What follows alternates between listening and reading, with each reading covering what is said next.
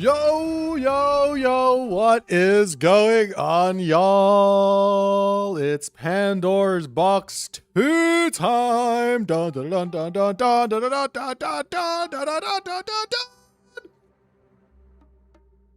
Yay, it's qualifiers. This is the only qualifier. We have one qualifier. Today, we have the craziness of what the qualifier day is. There are literally 64-ish games playing, or not 64, it's 32 games playing now in this little time slot. Then the next time slot's going to hit. Well, basically the players are just going to keep going as they can. The next time slot is going to hit, and then it's going to be 16 games playing, and then the next time slot is going to hit, and there will be 8 games playing, right? So 64 players down to 32, down to 16. Then tomorrow we will have the final 8 who are playing their preliminary main event round 1 games. We are going to be starting with none other than one of my favorite Age Mythology players in the entire world. His name is the Count Von Count, and he is actually going to be taking on an up-and-comer called Yanfrey. So that's going to be our first little cheeky game here. So that should be some fun. There's many games to get through today. So hopefully we can get started quickly and it's going to be a good time. But this is going to be our first game of the day. How's everyone going? How you're feeling?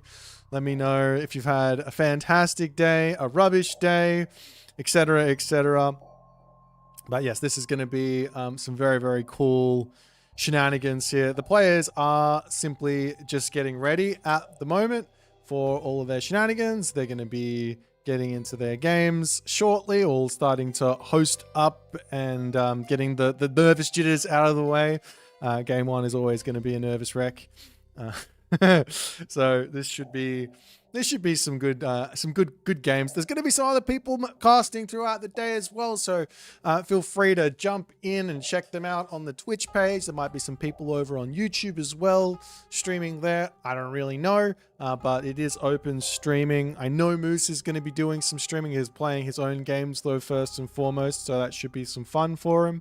But it's going to be a big day today and a bigger day tomorrow, and every single day from here on out. No, every single weekend from here on out. Saturday, Sunday is going to be a big one. We basically have every weekend 4 sets getting played. Well, basically from tomorrow until the end of March. So if you are an Age Mythology fan, if you are a competitive Age Mythology fan, if you're a competitive RTS fan, then this is going to be the place for you to be. So let's go. What a time to be. There is going to be, there will be some sort of special tab for Pandora's Box on AOM stats. I don't know what's happening with Jobot at the moment. I haven't been able to chat with him about the stuff, but this is the story that we're running with and all the other good stuff that comes with that. Okay. So let's let me just click this button and see if we are good to pop over to our next screen. I think we are. So let's jump over and check out their draft.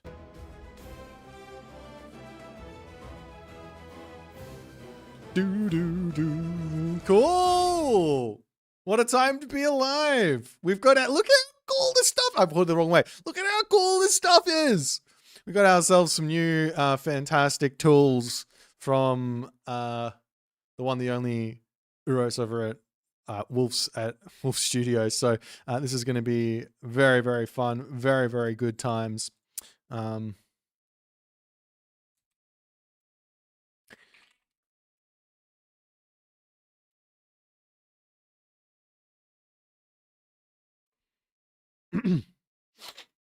Alrighty, so they're going to basically be playing on the map Atacama first and foremost. So that's going to be sick. We've got Set, Thor, Isis, Kronos for the Count Von Count. Yanfrey's picked up Uranus, Zeus, Loki, and Demeter.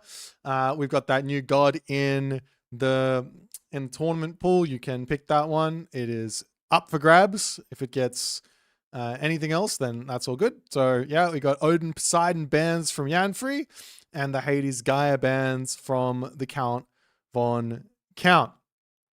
Okay, we'll go through the pick band sequence for this tournament because it is different from Champions League, which is our previous tournament. We kind of shake things up every single tournament. This one is effectively, we do the map picks. They are all brand new maps, custom made maps specifically for this tournament. They are coming from Legacy, coming from Age of Empires 4, coming from Age of Empires 2, and a whole bunch of different places. So there's some maps you will be recognizing if you're coming from a different age of game. But they're inside the Age of Mythology universe, so they play very, very different, obviously. That's number one. As we go through the pick ban process, effectively, both players ban a map that they don't want to play on. Then they're going to pick a map that they want to play on, and then they will be banning out maps until there's one map remaining, and that's going to be the first map that they play on. So for this case here, we had Budapest and Dry Arabia as the first picks. Gorge and Socotra were their first bans, and then Atacama ends up being the only map left after all the bans come through. Then there was two bans from the players. Two bans from the players, and then they start picking. It goes count, volume, count, or the player one picks their first god, player two picks two gods, player one picks two gods, player two picks two gods, player one picks a god. Something like that. I can't remember. But yes, that's the story. Our first matchup is going to be a spicy one, however, as I can confirm here that Yanfrey, it is his first ever Age of Mythology Retold tournament. So I'm pretty excited for him. He's up against an incredibly strong opponent. That's the way the cookie crumbles. There are no weak players in these tournaments. There are only weak hearts and strong minds. That's all that's going on here. But yeah, that's the story I'm running with. Thor versus Uranus on Atacama to kick this one off. What is Atacama? Atacama is, if you know the map Key, which I'm sure you guys are going to be somewhat familiar with, it's effectively Key, but much more concentrated in onto the wood angle. The wood angle, what does that mean? On Key, all the wood is in the middle, right? On Atacama, all the wood is in the middle. But there is like a whole bunch of like straggler trees kind of pushed around on Key. It doesn't end up being super about the middle of the map. Atacama will really matter about those wood stubs, in my opinion. And it's a very, very nice open map with lots of good hunts, and it does promote that aggressive sort of style. And there are some very, very, well, this is a very, very aggressive god here from Yanfrey in this game. Very, very aggressive god, Uranus. Thor can be played aggressive. You can go aggressive with Thor if you want. But more than likely, you see the Dwarven Armory opening. There is an angle for doing something like a forest fire type idea. You could go for that forest fire and you can start locking off the backside of the wood, and then you can start looking for those raids onto everything where that's concerned. And yeah, there's going to be, I think the really exciting part about Pandora's Box 2 is the map pool. That's the really, for me, it's the map pool. Very, very different types of games to be played here. And yeah, it's going to be very, very interesting. Just waiting for Yanfrey to get into the game at the moment. Am I the only one who hears electric sounds? Ooh. I'm not sure about electric sounds. If there's any sound issues going on right now, please let me know before we get going. I'm not sure if I'm actually going to be able to fix anything. None for you? Okay. All good? Fantastic. Love it. We're going to be casting the games live up until the end. And then if there's time, at the end of the stream, we'll go back and watch some other series that get played from recorded games. Which reminds me, we do need a recorded game thing here. Let me just ping Danny.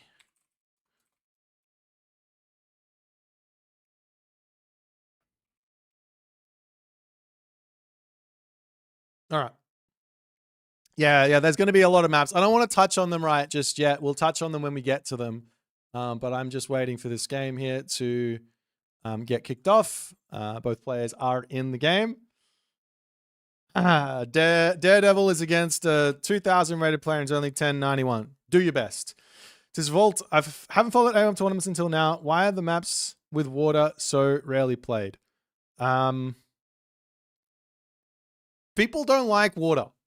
Just in general. I don't want to get into it too much. I was reading a Reddit thread today about from Age of Empires 2 saying kind of a similar thing. Just people don't like water. Some people do. Don't get me wrong. Some people really do like the water element in Age of Empires and Age mythology, but other people not so much. So that's the story there. That is the story. It's a very different type of game in my opinion. But yeah. Let's see how we're going with this game. Says that they're in there. Let me just have a quick look and see what's happening in their chat. They are in game, I think, so we should be getting started fairly shortly. I can't remember what the delay is, so we do have to wait for them after they hit go. Oh, I think I shouldn't have done that. Okay, that's fine, but let me try this. All right, that's better. Okay. I don't really have much else to say apart from this game's going to be pretty wild, I think.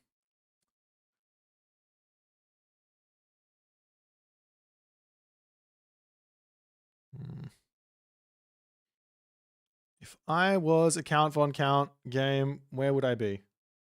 That's what I'm looking for. You're against Nerdology? No, that's going to be a tough game. Do your best.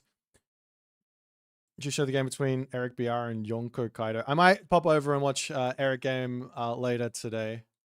For sure, but we're starting off with this one. Hold on one second.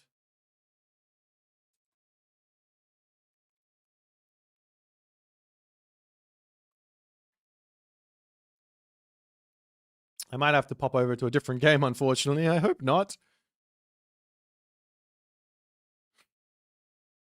Did the Mister give a reason for withdrawing for the tournament? The reason is real life circumstances changing. That's the reason that I have.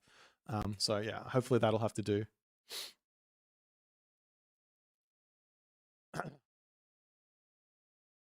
Okay. They're rehosting. Okay, that's why.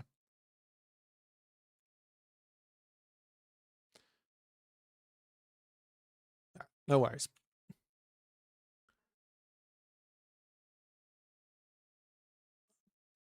Twitch chat is not the place to ask if you have tournament related questions. We have an admin, we have a Discord. Please ask there. The map is called, the mod is called Pandoras Box 2 maps. Oh, all the information is in the Discord. All right.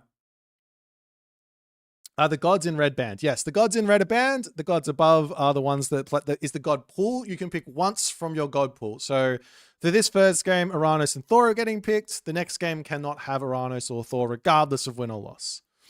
Who are the big dogs in this tournament? Well, we could go over the bracket just a little bit here. So the way that this bracket works is there's 4 pools of players.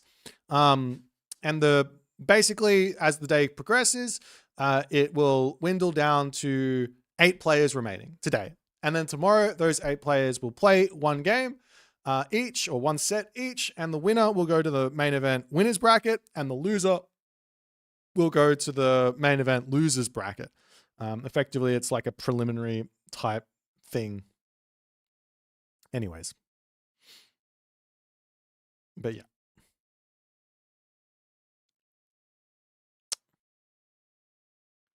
Alrighty.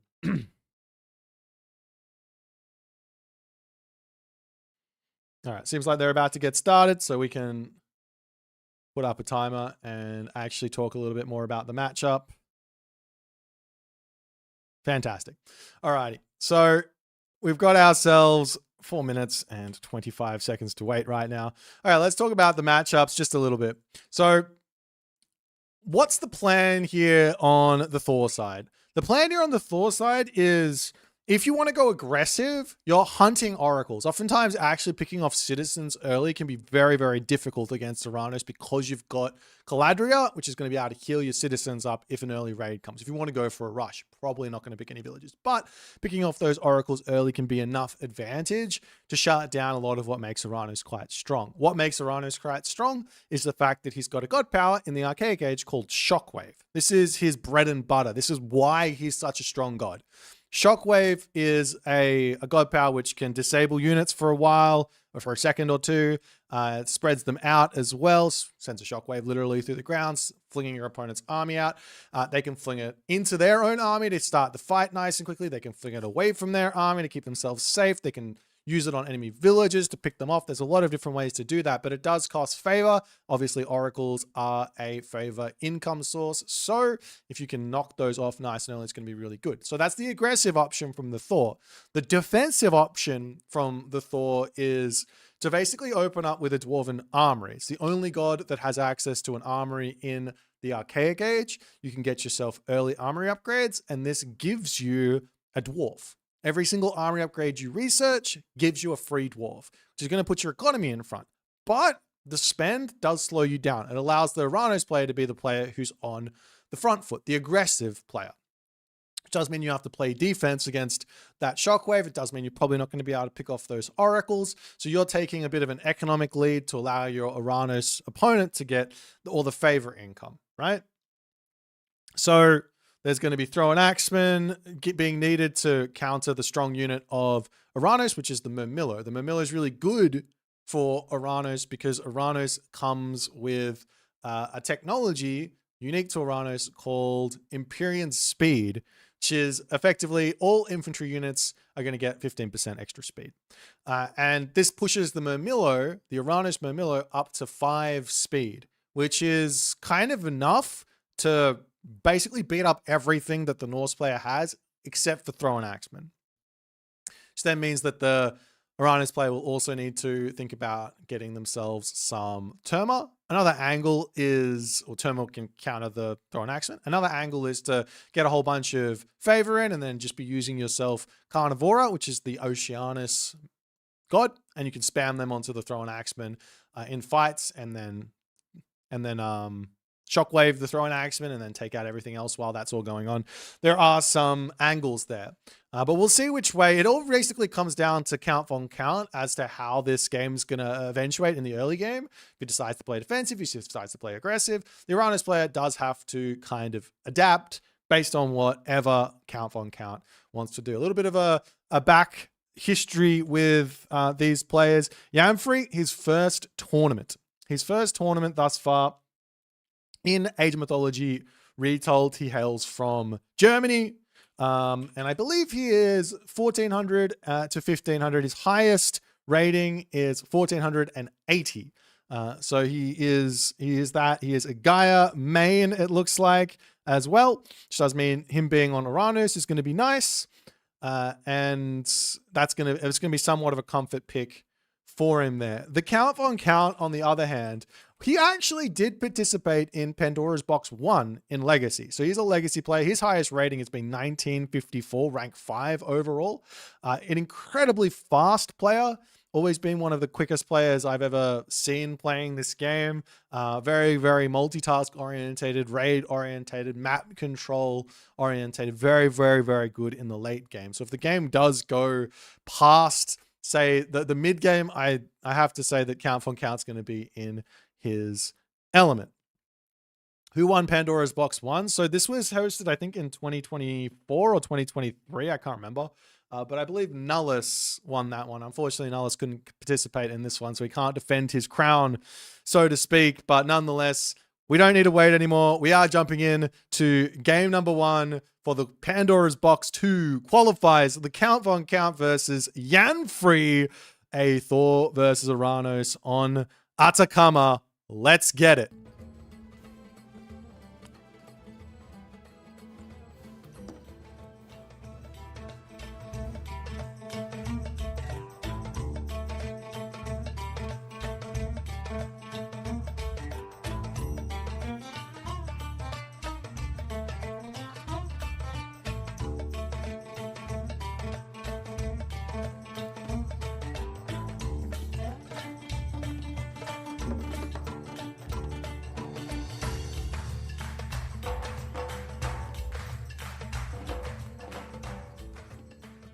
And here we go, ladies and gentlemen, in the left-hand corner of the map, playing as the blue Thor.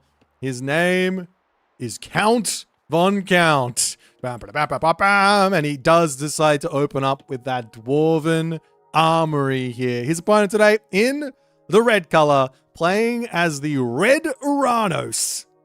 Playing as the Red Uranus. That doesn't make sense, but that's fine. His name is Yanfrey, and yes, he is at the bottom side of the map. The map is Atacama. Let's have a little look-see around this one. Take a look at the main base. One forest with a very small amount of trees. Over here, another forest with a very small amount of trees. Yes, there are some random forests spread out across the map that you might be able to go and grab, but there's really not much over there. All the rest of the forests spread into the middle of the map. So there is going to be a very, very real difficulty to grab wood on this map past a certain point. If we come over here and check out some relics, we do have ourselves the Sharon's Obol. This one's going to be making the villagers return part of their cost upon dying. I know that because it says that. At the top of the map over here, we have the Fetters of Fenrir. This one's going to be increasing the villagers' attack by a little bit. Over onto this side, we have the Nine-Tailed Fox Charm, which this is a really, really big relic here for any type of Prometheus angle, because it's going to be able to heal up those Prometheans. It's impossible to heal them up in otherwise. So very, very nice relic there if Yanfrey wants to go that Prometheus route. And onto the bottom side of the map, there is the Black Lotus, which is going to make villagers farm faster. In order to, we'll just keep on going on. I guess on this map as well, you do start with a whole bunch of zebra in your base here. There's also some food spawns. Gold's going to be scattered all across the map as well. There's a couple of little ponds, nice little ponds where the hippos are hanging out. You can come and eat food from and enjoy that too. And in fact, we are going to be seeing the Prometheus here from Yanfrey. Not a crazy fast advance by any stretch of the imagination, but a decently quick advance here. He's going to be able to get going. Picking Prometheus over Oceanus here, I would say is slightly off meta. Why do I say slightly off meta? The reason is that Thor is arguably the strongest of the Norse with using the Hersa. You can go Freya, you can go Forseti. Both gods are going to lead to a boost to your Hersa, whether that be in speed with Hall of Thanes or HP in the technology Sesrumnir, which comes from Freya, the other minor god from Thor. So, if Yanfrey does decide to go into a Promethean angle here with his Prometheus, which is very real, a very, very strong strategy normally, Count Von Count's going to have a really, really nice time dealing with it by just playing for as many Prometheans as he wants. However, we're seeing something very spicy here from Yanfrey. This is incredibly spicy. The spice in this is, I think Yanfrey wants to go for a fast second town center. Now, normally, I would say maybe don't do this versus Norse. But versus Thor and a Thor player who's gone for an early armory, oftentimes a second talent center is going to catch the Thor player off guard. Because if we take a quick look at what the Thor player has scouted, he has not scouted anything. All he cares about is getting through this early game and not taking any damage. So oftentimes you don't send a unit out. You don't get that scouting information in, and you can get caught out here. As Yanfrey pops in, he's going to get his town center up. He's got his sky passage over here, so the villagers are going to get this one up very, very quickly. He doesn't have himself the economic guild, nor having himself the unique technology through Prometheus called Theft of Fire, which boosts heroes' build and gather rate. Doesn't have that one. Doesn't matter though. The town center is going to be finishing up very, very quickly. And this town center is what we call in the business of best town centers ever, absolutely stonking. He's got double elephant behind it. He can drag those under the town center. He's got double hippos over here as well that are going to be super easy to eat. And he's got hunt on the front of the town center with a gold mine. This is as good as it gets for Yanfrey in terms of playing a defensive game. Now, Count Von Count, even if he spots the town center, may not understand exactly how good that town center is just from spotting it. And he might decide to go for a crazy all-in, of which Yanfrey should be able to find some defense and should be able to survive this sort of a situation. But the question is, will Count see this? Will Count make a correct decision here? Or will Count put himself in a very difficult position, strategically speaking, and have to outplay to find the win? Little cheeky walls coming up as well. Love that from Yanfrey. Gonna absolutely lock off the map here, getting up another wall on this position. Just throwing down his military buildings now. They've got the military barracks and the counter barracks. One really nice way to play on 2TC versus Thor is to get yourself out some early Caraballister and Catapulties. You don't really need to be worrying about much else, as Count is moving over to the town center here. And it's looking like he is going to be going for a blind second town center. Now, this is incredibly risky normally, because Yanfrey, he doesn't know what, Count doesn't know what Yanfrey's doing. Like, of course, you can make a little bit of a guess, and oftentimes Age of Mythology players at the top level do like to guess. If the Uranus player hasn't attacked me yet, chances are he's doing something funky. In this case, Count guesses correctly. Yanfrey does go for the town center. It's fine. So Count gets the town center up. There is a world here, however, where Yanfrey isn't going for a second town center. He's actually going for a Promethean all-in, of which would make this town center incredibly difficult to defend. Incredibly difficult to defend. We'll have to wait and see right now, because this is a completely different situation. We've got some units coming out, more walls coming up from Yanfrey. This is super wild to see from an Uranus player. Generally, they don't go for that many walls. But one thing, as we see First Blood, looks like it might be coming over to Yanfrey here. He just needs to get a couple more smacks off. First Blood over to the underdog in this one as he picks off a Berserk. The wall's coming up for Count, however, as he is getting prepared to play the most defensive game he possibly can. But Yanfrey going to pull back for the time being. You see some more Termite coming out, just starting to build up. Yanfrey has not yet understood that he's playing against the second Townsend. He doesn't know that it's 2TC versus 2TC. He doesn't have to be aggressive here, really. But what he does need is he needs to grab this Theft of Fire Tech.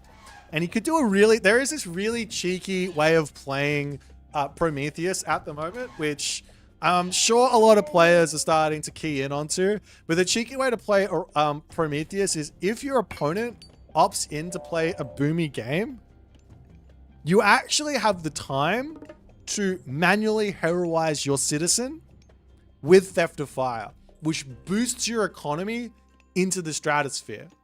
Now, of course, if you do that and your opponent then decides to hit you with some sort of timing inside of that situation, then, well, that's sad. You might have a difficult time defending.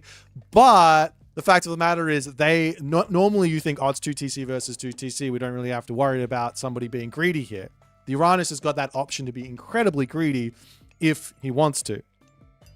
But for the moment, Yanfrey fully walled up. He's only got the 3 oracles, unfortunately, and these 2 are overlapping. Not ideal. You want to have them basically not close to any of the other ones. And there's plenty of room down the bottom to start massing up oracles and starting to look for a huge amount of favor for the mid game. Count Von Count, on the other hand here, he does kind of not need to worry about a whole lot of stuff. One of the big power points for Thor against Atlantean is getting to the heroic age, getting a hill fort down, and unlocking the Huskal. Up onto the top of the map, however, Count Von Count is being so incredibly risky with this gold mine, as Yanfrey is coming through. He's got himself a pack of Terma in onto these villages, and now a little bit of economic damage to come in onto Count von Count is going to be brutal as one dwarf goes down.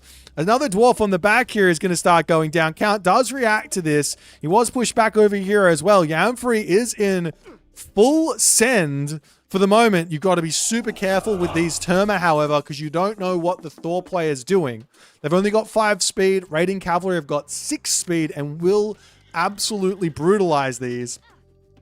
As the villager here dodging arrows beautifully, will be able to get back home. But Count takes a little bit of damage. He is going up to the heroic age, decides to go through Bragi. I wouldn't say it's an incorrect decision or anything. It's totally fine to go through Bragi, but one of the main win cons for Thor in this matchup is often just staying alive and staying close, economically speaking. If you stay close on the economy, then your army is going to be able to carry you through, and you're probably going to be able to find a nice win, which often means that if you go for Skadi, you get access to Frost, helps you stay alive in those critical moments. Bragi, on the other hand, can just help you outright win. So there is that angle here for the Count von Count to go for. However, the reason maybe we don't see Bragi all too often is that Hyperion is a very, very common pick for Uranus in this matchup. That's the god which comes with chaos. But Yanfrey goes for Thea here. So he's going to be getting himself the Dryads. He's going to be getting himself the Hesperid's Tree. But he's not going to have that Chaos. So now Bragi gets its full value in this matchup. Bragi gets its full value in this matchup. So we'll see how things are going to go. But Yanfrey's just, both players are just playing nice and defensive. They just don't care. They're just like, let's just set everything up. It's totally fine. Let's have a little eco check here. Oftentimes, this is where some of the big differences in players can come. Theftifier now coming through, Shaftmine coming in as well. One of the secrets to booming with Atlantean is because they get their citizens or their villagers in faster than the other civs, getting your economic upgrades in as fast as possible can help boost that advantage you have even more. Just because you've got more stuff out to make things happen.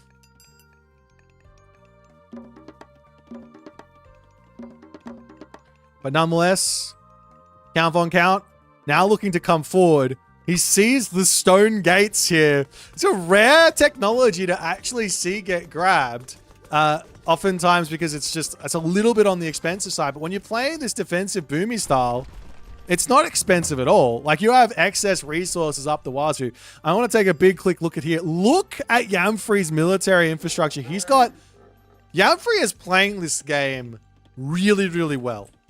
Really, really well. He's got good military infrastructure. His economic upgrades are coming through. He's got a really, really strong army. However, inputting no pressure onto Count, even though he's in front in score right now, in front of economy right now, in front of military, he's not taking advantage of this. Right now, he needs to actually fight. He just allowed Count to get this town center set up in the middle of the map. He needs to fight. Reasons being is because he's way in front on military. He's got the economy to support producing even more units out. But the longer he waits, the more powerful the Count von Count army is going to get, the bigger it's going to get. And the harder it's going to be for Yanfrey to actually win a fight. As we do see up onto the top side here, this battle boar getting caught out. A random berserker to try and sneak through here for some sneaky side build or something like that. As a battle boar will go down over here. Meanwhile, up onto the top side, trying to push through. There's not any real serious units here for Yanfrey anymore, as his Contarios are out of position.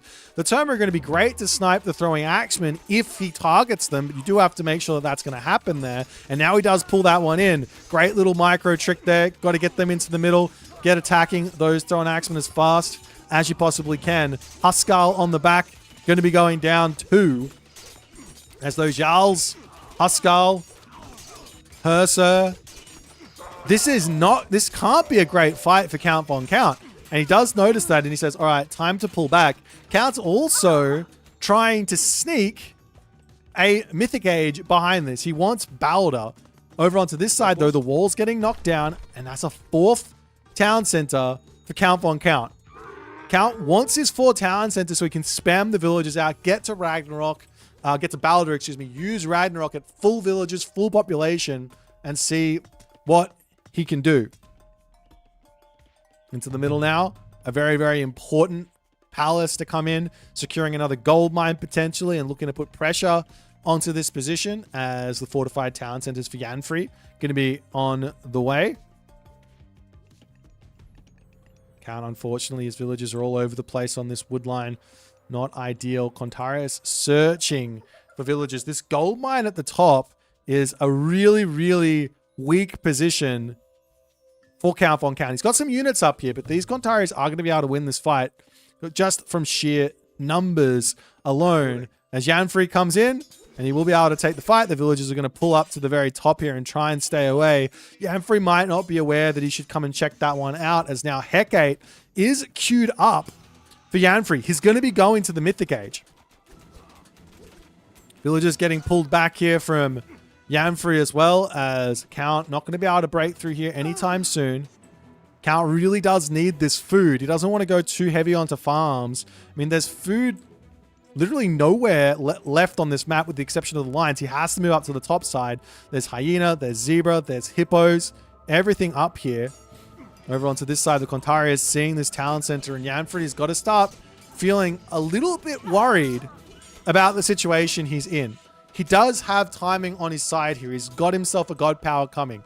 The Tartarian Gate in the main base, perhaps, of Count von Count could be enough to really make Count's life very, very difficult here.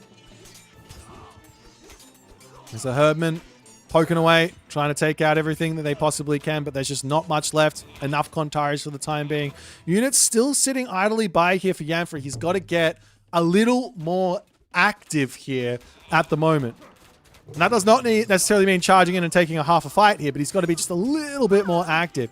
Now, one really interesting way for Yanfrey to actually be playing this would be to fill up this back area with a whole bunch of oracles and then be looking to get a third Hesperids tree in and then be able to have himself 15 Hesperids, 15 Dryads, so the Hesperids tree, 15 Dryads, and then he might be able to have an incredibly strong late game army that he can build. Of course, Ragnarok is going to be able to take out the Dryads, but you're going to be able to go into Fanatics and deal with that stuff as well. As a couple of destroyers coming up onto the top side, is Yanfrey going to attempt to break through this town center. Hits himself the Mythic Age, but I'm yet to see any red dots flying into the main base of Count von Count. So he's not going to be dropping that Tartarian Gate anytime soon. Count von Count is stretched incredibly thin at the moment, as he's got very little in the way of military.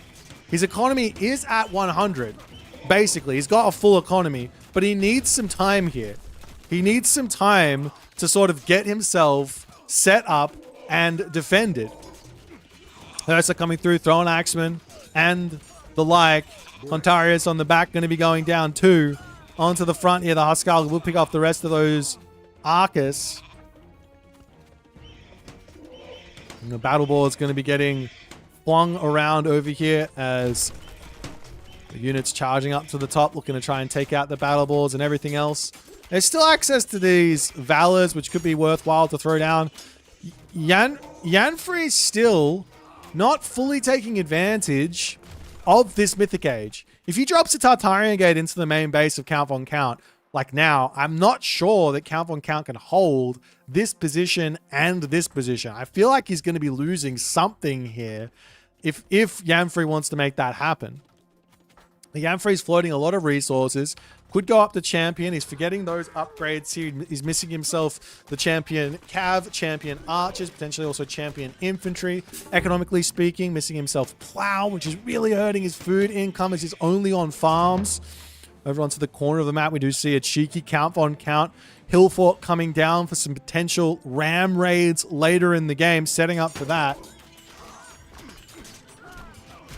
Is the portable ram going to be trying to break through all of this? Yanfrey a little bit lost at the moment, but he has sent the Qualifiers into the main base. Going to be looking for that Tartarian Gate. Decides to drop it onto the Dwarven Armory there.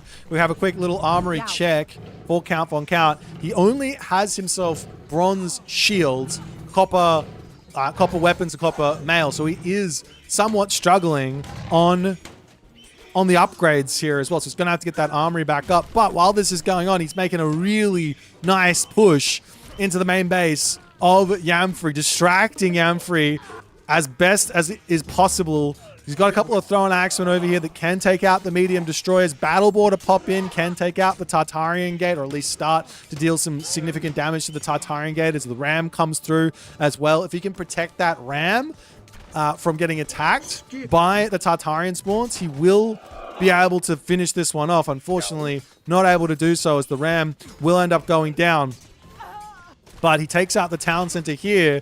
Yanfrey, while trying to deal with all of this, losing the palace. Does he have another palace on the map? He does have two, so he could get some fire siphons in to try and siege through this position. Over onto this side, the Berserk's coming in, going to be sniping a couple of citizens. This is hurting Yanfrey in a big way as the side portable ram raids with Berserks flooding into the main base, getting huge value. I should also point out that Count does have himself the Bragi technology, something about Valhalla. What is it? Call of Valhalla, which does give him 0.5 favor per Berserk death. So he's going to get a lot of extra favor with those raids. Now dealt with the Tartarian gate. Yanfrey's dealt with that pushed back as he's going to get his town center back up slowly. But Yanfrey now has to come up to the top side and deal with this side build, which allows Count Von Count to get back into a completely perfect position to deal with everything. So Yanfrey is distracted. Count Von Count's side build is going to die. That's fine. Count Von Count's going to be able to get himself up to full pop. He's nearly able to go to the Mythic Age. I'm not sure about the Ragnarok in this position. However, the reason I'm not sure about it is just because Yanfrey has access to Fanatics. He's only got the one gold mine at the top as well, and no trade route started. He's now starting the market, so there is a world where a Ragnarok Flaming Weapons is going to win this game right on its head here. But it's a risk. And in a tournament setting, do you want to take that type of risk? We'll see what Count Von Count's going to do. He's got himself up the markets in the top corner. He hasn't started a trade route himself. Oftentimes when you click Ragnarok, it's really nice to have 10 to 15 ox caravans just going so that when your villages all get turned into rag heroes, you're going to be able to have at least some income to maybe produce some fire giants or something after. Onto the bottom side of the map, the Rams continuing to push through here. The shockwave coming down from Yanfrey at the moment as some more units to start popping in here. The llama caravans coming through as well. If he loses this town center, life gets very tough. Of course, he can put a marker down the bottom and go to the top town center as well. But he's still taking his time to break this out. Look at this from Count. Whether or not Count's going to get spotted with these Berserks is the big question. There's a big bit of blackness in that corner there that he can use to hide. But Count does manage to break the town center again. Yanfrey now making his way over here. Portable ram going to go down. The tree, the Hesperus tree does get stolen, so he can make some dryads if he wants to. But still no trade route actually started from Count. It's making me a little bit nervous about what his decision is moving forward here. As Count is yet again deciding to hit this top position as the army has moved away. It's all moved down to the bottom. This is what I was talking about early game. Like, this is what Count does so obscenely well. Comes up here, he's just like hitting this spot non-stop. He's hitting the left spot non-stop. He's on the top side as well with a hill fort breaking through. Now he's into the Mythic Age and he can start getting himself fire giants. He's going in for the Dwarven Auger so that his portable rams can do even more damage. The citizens falling over here. No gold income for the moment now for Yanfrey as he has to get back over onto this spot to clean up these longhouses. In fact, if Count can just move this ram over here and get onto the palace, it's going to be a completely done game here for Yanfrey. Though Yanfrey might he might be able to push in and just grab this gold mine. Just walk forward, grab this gold mine, sit on this spot. Doesn't have to care about the side spot all too much. Get a palace up, get a fire siphon in, rotate the map a little bit. Might be a way to go. This Count's going to slowly start chopping down these Arcus with his Huskar. He's very much struggling for population here, though. Both players are looking like they're struggling for an army in this game. This Count's going to pull back for the time being. Up onto the top side here. Fortified Town Center from Yanfrey will be ending up going down. And Yanfrey is just not able to keep up with Count at the moment. I don't know. It's got nothing to do with the macro at this side. It's just, where is the army? What's happening with these units and all the other good stuff. Another really important thing here that either player could be doing at the moment, this is where this is really going to start mattering, is a hill fort in the middle of the map. Sneak in here, hill fort here, shut off the wood from either player could be absolutely lights out in this moment for either player. A couple of citizens do manage to get back onto the gold tier. Unfortunately for Yanfrey, his gold gathering days are looking a little bleak, though he does have himself a slight trade route started. If we have a quick little look at what he's got going, he's got 9 llama caravans for the moment. His Count setting up towers over here. Still trying to pump out the units and everything else. I should remind you guys at this point that this first round is best of 3. So it's lose 2 games and you're out in this first round. After the first round, we go to best of 5. As the Dryad raid into the middle of the map. Oftentimes when someone does this, you go, well, screw it, I'll just click Ragnarok here. At least I'll kill off the Dryads all immediately. But that would be somewhat of a bait here. You do not want to click Rag at this point. I don't think there's not enough behind this all. You take a look at what Count's doing. He's just building the Ox Caravans. He's from 1 market. He's got 7 out. So a few more to come through, and he's going to feel comfortable to click the button, I think. As the Berserks yet again popping up to the top. Count is literally just unrelenting with this attack here. Just never stopping, just continuing up here. And Yanfrey just can't get that gold mine to save his life. A couple of goaded to come through. Going to be able to take out the Lampedi and the Stymphalian birds and the Dryads and all the other good stuff.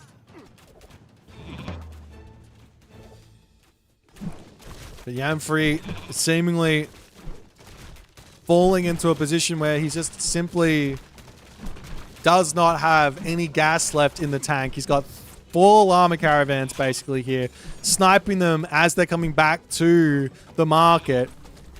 Count is slowly creeping up to full population. The one technology I'd love for him to grab here, he does have it pre-queued, is engineers. This is your most important technology when it comes down to your siege efficiency. Your opponent can oftentimes just grab themselves masons and architects, and the siege can feel a little underwhelming. With that engineers, it does become very strong yet again. But in that moment there, Yanfrey does tap out, and the Count von Count manages to survive game number 1. There were moments in this game where Yanfrey was looking absolutely unstoppable.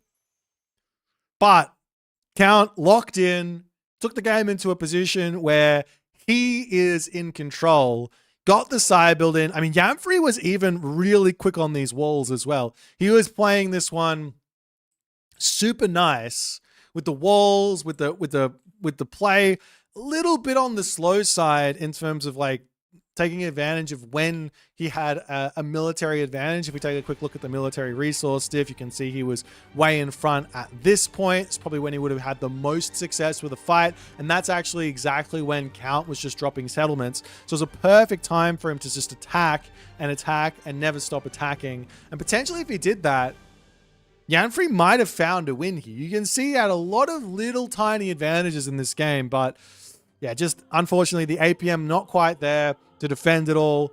He's got access to those sky passages. Unfortunately, didn't really use them. He could have been popping up to the top, breaking this down, popping back over here, defending this, and he would have been okay. But live and learn. That is game number 1, ladies and gentlemen. We'll jump back over to the draft and see what these guys are going to pick for game number 2.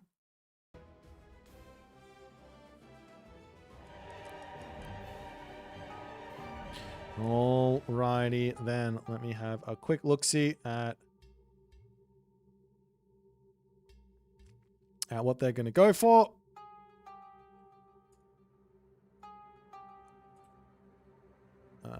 Hold on 1 second. That is incorrect. Okay,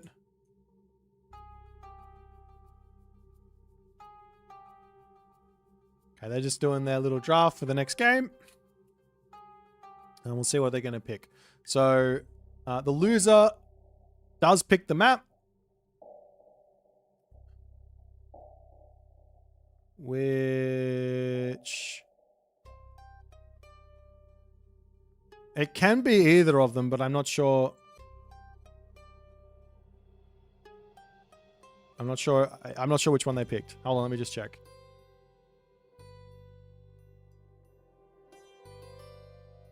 So at the moment, they can pick from Budapest or Dry Arabia. Budapest is a really fun one because it's got the side water and the left water as well. I imagine we're going to see Dry Arabia here from Yanfrey.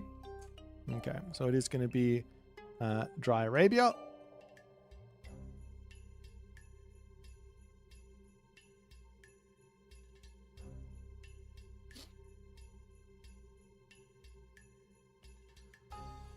So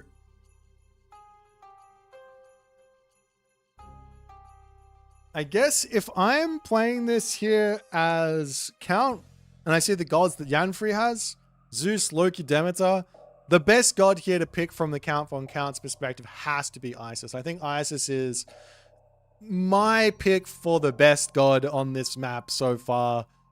If I had to pick one, I think Isis is really, really good on this map.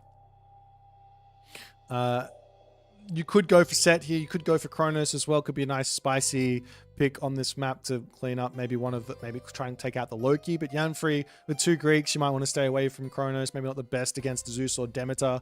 But yeah, Isis sounds incredibly good versus Zeus, Loki, and Demeter here. If I'm Yanfrey, I'm probably thinking Demeter on this map, to be honest. I think Demeter maybe has a chance against the Isis with some nice defensive play. And it looks like it's going to be a Zeus versus Isis. So we did call the Isis one correct. Zeus is a difficult god to play in this matchup, but there are some ways through it. So, for example, you've got yourself access to centaur type ideas. You've got yourself access to early hero attacks, which can work nicely with the newly and improved Olympian parentage, which can also be really, really strong. But we'll have to wait and see which way Yanfrey wants to go. The Count von Count, I know he loves his Anubites. I know he loves his Anubis. There is the Bast option as well for Isis. However, yeah, that's the thing. We could probably go through some of the maps now as we're going to be waiting. I know you guys are pretty excited about some of these. We're obviously not going to see them all in this series, and maybe not even today, but they will start coming through into the main event, I'm sure. We've got Hideout. You can kind of take a little look-see on it. You're basically spawning in a little position like this, and there's a forest that separates you, a little bite taken out of a circular forest. Very, very fun map. Frozen Continent is there afterwards, which is a map you're basically on a little icy island to some degree, huge icy island, and on the outside of that snow is going to be a frozen lake, which you can traverse, you can walk, and there's going to be some fishing spots throughout the ice. Basically, you can get yourself 2 fish from each spot. Now we've got Haywire, which is one of our most spicy maps in the pool. This one you spawn really close to each other, and there is a back exit if you can break through it. So Forest Fire, Wither, Shifting Sands, Underworld, those types of things can get you away from your opponent. Otherwise, you spawn really close and you have to sort of fight to get to the side of the map, to get your villagers to move out to the outside, to get some access to more resources. Yeah.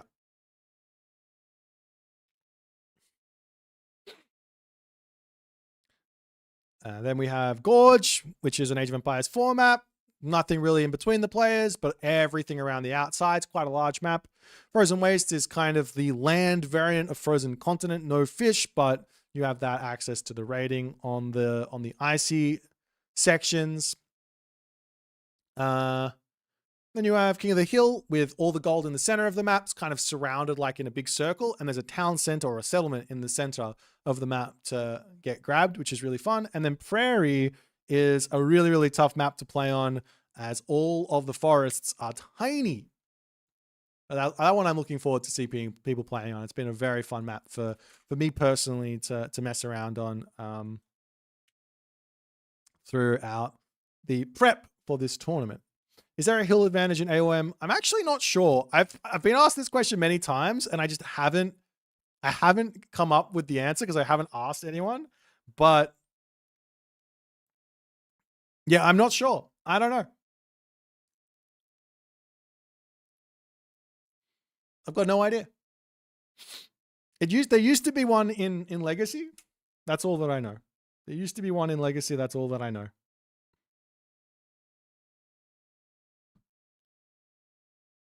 There's not one in retail. There we go. I'll trust Loggy.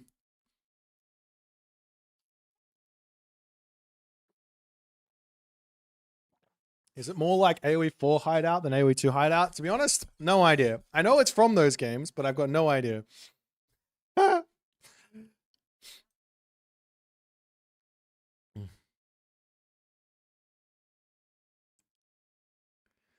Anyways, we got ourselves just a little bit longer to wait here. We can talk a little bit about this matchup. There's a couple of things to avoid here for the Zeus. You really don't want to go into a 2 town center fight here. You don't want to allow the ISIS player a second town center without them fighting for it. Because if they can get that second town center, then they're going to be able to basically get a really, really nice position on the map. And they're gonna be able to get a lot of resources. There's a couple of like cheesy offbeat ways to catch your opponent out, your ISIS opponent out. For example, Minotaur strats can be really, really strong if you hide the fact that you're building Minotaur. It's very, very difficult to do and pull this off. But if your opponent doesn't spot the Minotaur coming and they think you're doing something like something normal, you can catch them out. You can absolutely destroy them inside of those kind of 2 TC fast mythic type ideas.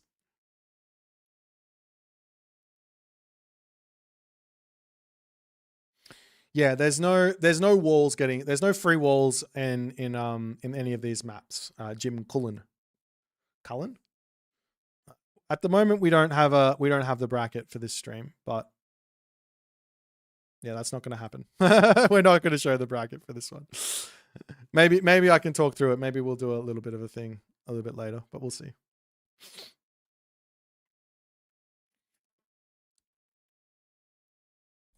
We are just a little bit away from this. What's like the other like kind of cool way to play this matchup is to go for mass centaur and things like that.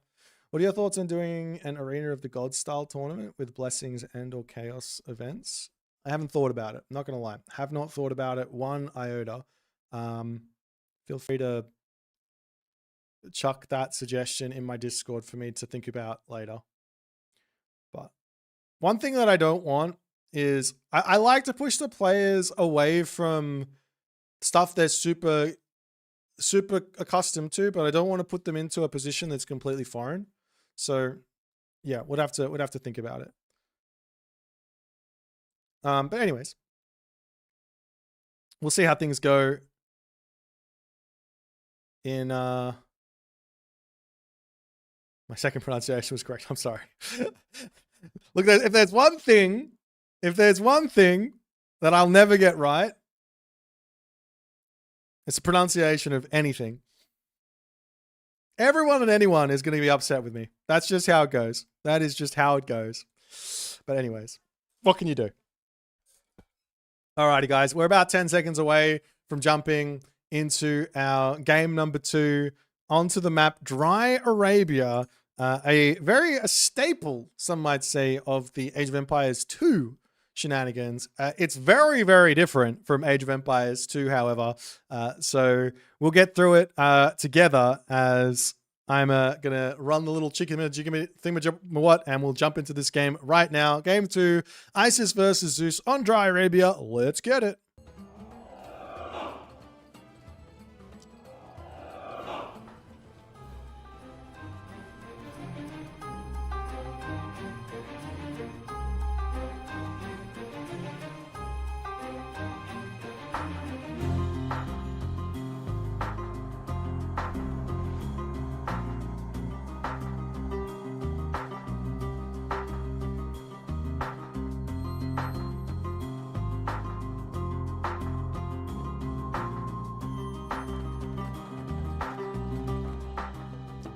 All right, ladies and gentlemen, game number 2 here. Count Von Count does manage to get through the first game without too many problems. I'll say that I think he got through it.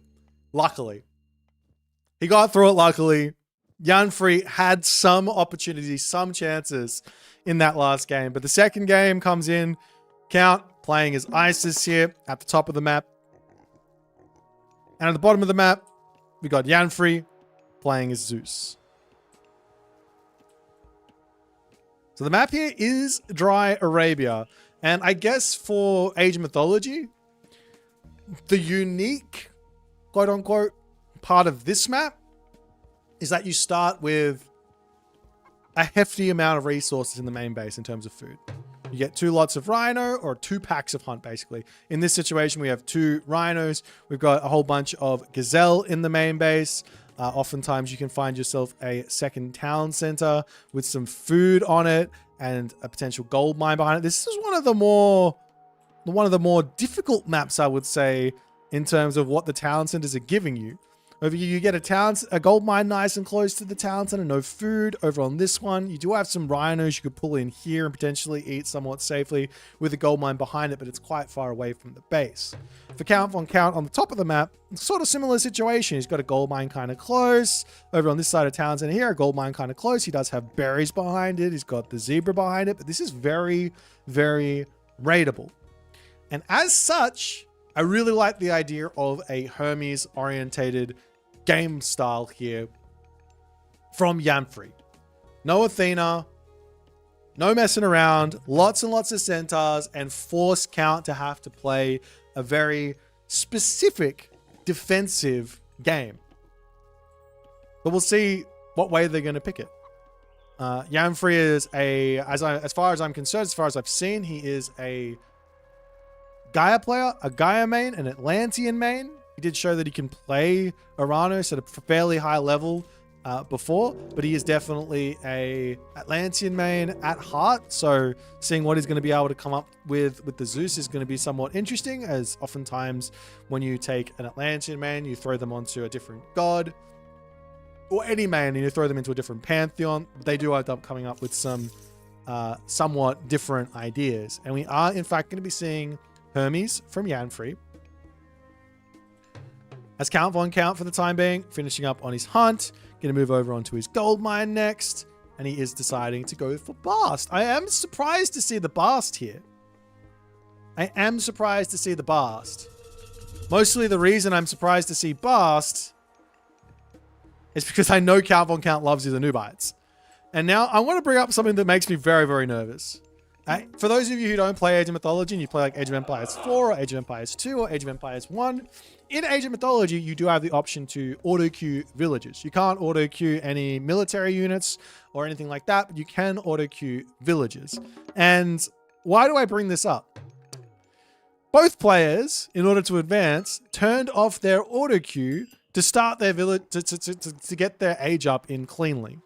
However, Yanfrey here, due to nerves or something, has forgotten to turn his auto-queue villages back on. And this... What about AoE 3? Other AoE 3 AoE 3 players do have auto-queue on villages with one of the sieves, I remember. And this can be devastating. However, Yanfrey, luckily, he only has about 15 seconds of idle time on those villages. He gets that started.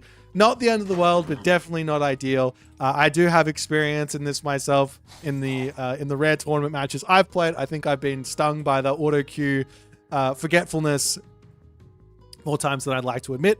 But the centaur comes through. There is the priest over here checking things out, and Count does decide to shoot up the town center in the middle of the map. Now, this is obviously an amazing town center. He's got back food, berries, zebra, a little wall here, a little wall across here. He's got a gold mine here as well. Absolutely amazing. However, if Yanfrey can get aggressive enough here, he should be able to get some significant damage onto Count Von Count. Count at the moment is being absolutely... He's throwing all caution to the wind. He does not care. He's just like, oh, I'll just sit in the middle. If he comes, he comes. I have to run, right? Doesn't have any obelisks up on the front. Can't see anything. He's dropping a barracks here as well. Yanfrey needs to be looking for raids here. He's charging around the side with his centaur, looking to maybe hit this food here. Makes sense for his opponent to be going there, but that's not the case just yet. The villagers over here going to be coming over onto the granary. Priest and Sphinx in an amazing defensive position for the time being. Over onto this side, the Katoskabos slowly going to be taking down that obelisk there. As the villagers going to get that healing off. Some spearmen to come through to be somewhat of a defense. And a cheeky little monument to the soldiers on that second town center as well. As Yanfrey, unfortunately, in this early stage of the game, has not managed to get any significant amount of damage done. Which basically means that Count Von Count he's grabbed all the food here. He's completely safe. He's got priests coming out. He hasn't been hit off this gold mine, so he's been able to get even more priests coming through.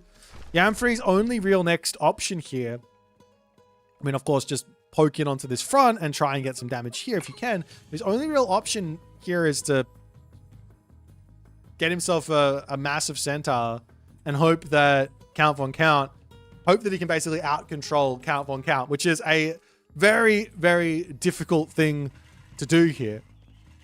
But we'll see if it's going to be possible as the centaur charging in for the time being here. That Hippias there standing, tanking. Good retreat from Count. Keeps his spearmen all alive there. He's going to be able to heal them back up as well with the priest. Great defense. Snipes the Hippias, keeps everything alive. And Yanfrey's got to pull back as a couple of archery ranges, military academies coming down as well. Does he have an armory? There is an armory for Yanfrey, so he is trying to get to the heroic age. So, to me, this looks like Yanfrey is going to be going for some form of all-in on this position. He wants his Toxotes, he wants his hoplites, he wants his units, and he's going to just go for a big fat bronze and try and make something happen here. As this Hippias has been beating away at this tower for God knows how long. 420 damage on that Hippias there, as this tower will remain alive, as the spearman can say, "Get out of here, Mr. Hippias." The other units will come over here and say, "Excuse me, leave my Hippias alone." So now we've got ourselves the ads of Wet Wat Wet. We've got ourselves the husbandry coming through. Sobek as well going to be coming in for Count Von Count.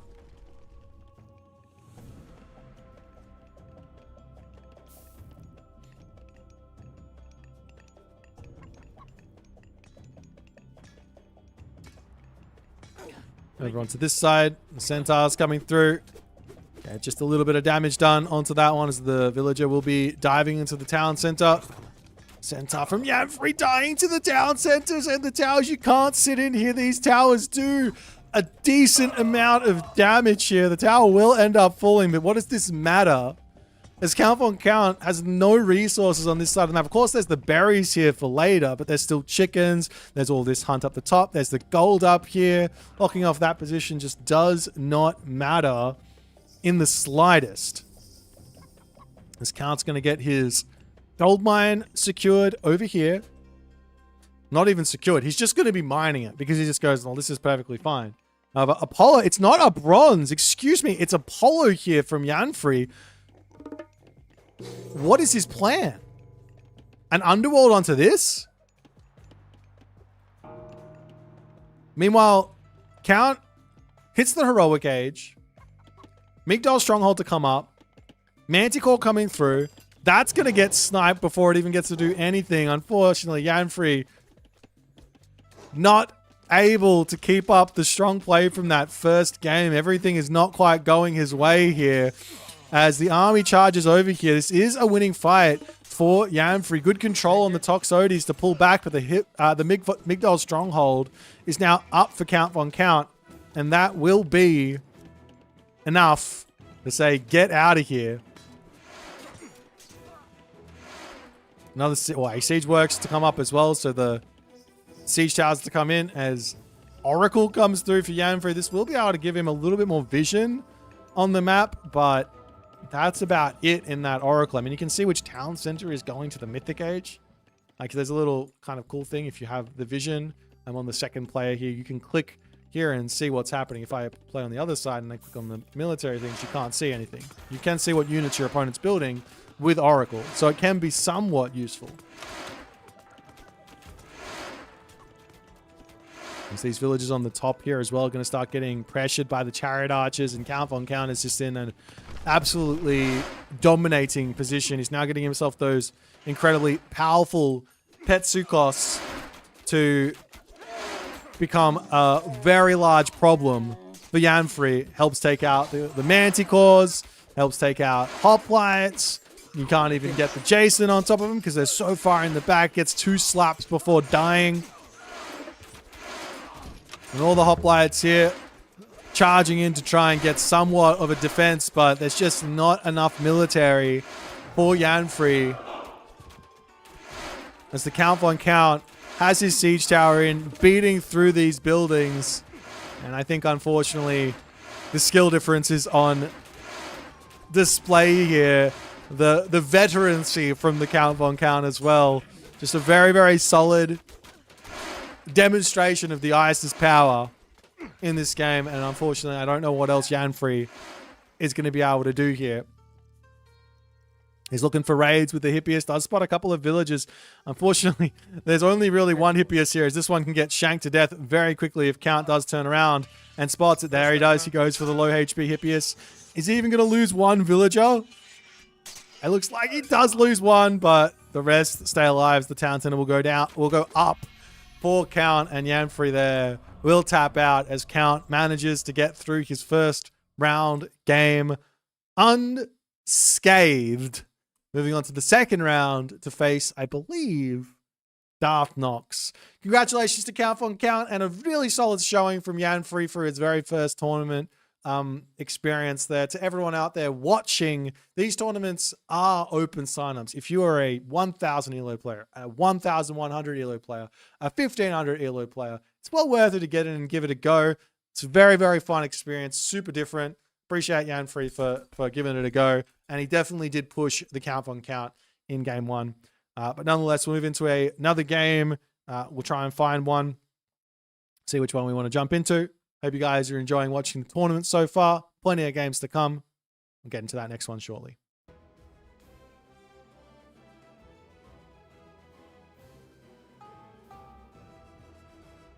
Alrighty. I should be able to find a little cheeky something here. We do have, obviously, the Count Von Count versus Darth Nox, which can start fairly shortly. But I'm seeing this game here, and I want to watch it. We've got ourselves Narcotic versus Kyber. So I'm going to attempt to set this one up quickly and see if we can jump into that.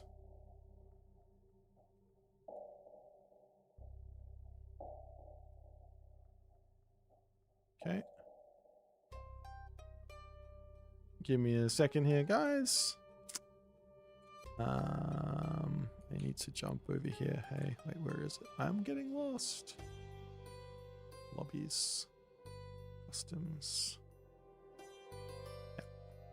We will jump into this game. Cyber versus Narcotic. Which is the exact same matchup, actually. We don't have much waiting around because they're actually already in the game. So we'll jump straight into it. No sense in not. Alrighty. Give me a hot second here. I think I might be watching, someone else might be watching this. I don't care. Alright. Narcotic and Kyber off to the races here. The They are on the map. Which map are they on? Prairie. They're on the map Prairie. So let's jump into Prairie for game number 1 between these two players.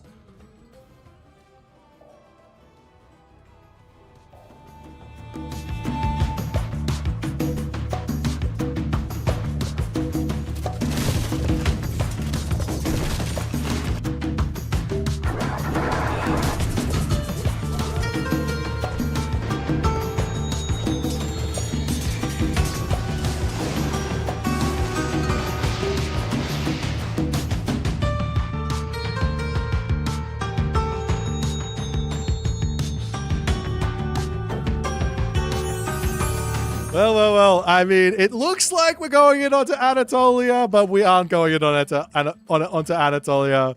Our prairie map is not correct. Our prairie map is not correct. I'm sorry. It's incorrect. We'll fix it up for later. We're on the map. I can't keep it together. Keep it professional, guys. In the left-hand corner of the map, spawning as the blue Susanoo. I thought it was Zeus, but it is not. It is Narcotic. Dun, dun, dun, dun, dun, dun, dun, dun, dun, dun. In the right-hand corner of the map, in the red color, playing as Isis, his name is Kyber. Alrighty, ladies and gentlemen. The map is Prairie, and now we get to talk about this. We've got ourselves the tiny amounts of wood. The tiny amounts of wood on this map. I love this. This is where things get super interesting because it's like you have to be super on top of your wood gathering. You've got to make sure you don't put too many villages on one wood line. Of course, it's really, really nice to play a god like Susanoo, or like Japanese, like Egyptian, because you don't have to pay for your deposits, like Atlantean as well, right? Like Norse, you don't have to pay for your wood deposits. Of course, a god like China or like Greek is going to struggle a little bit more because every single one of these palm trees needs another 50 wood to start grabbing them. But there's plenty of gods with very, very low costed storehouses to be very powerful on this map or not even too hurt by this. But nonetheless, we'll see how things are going to go.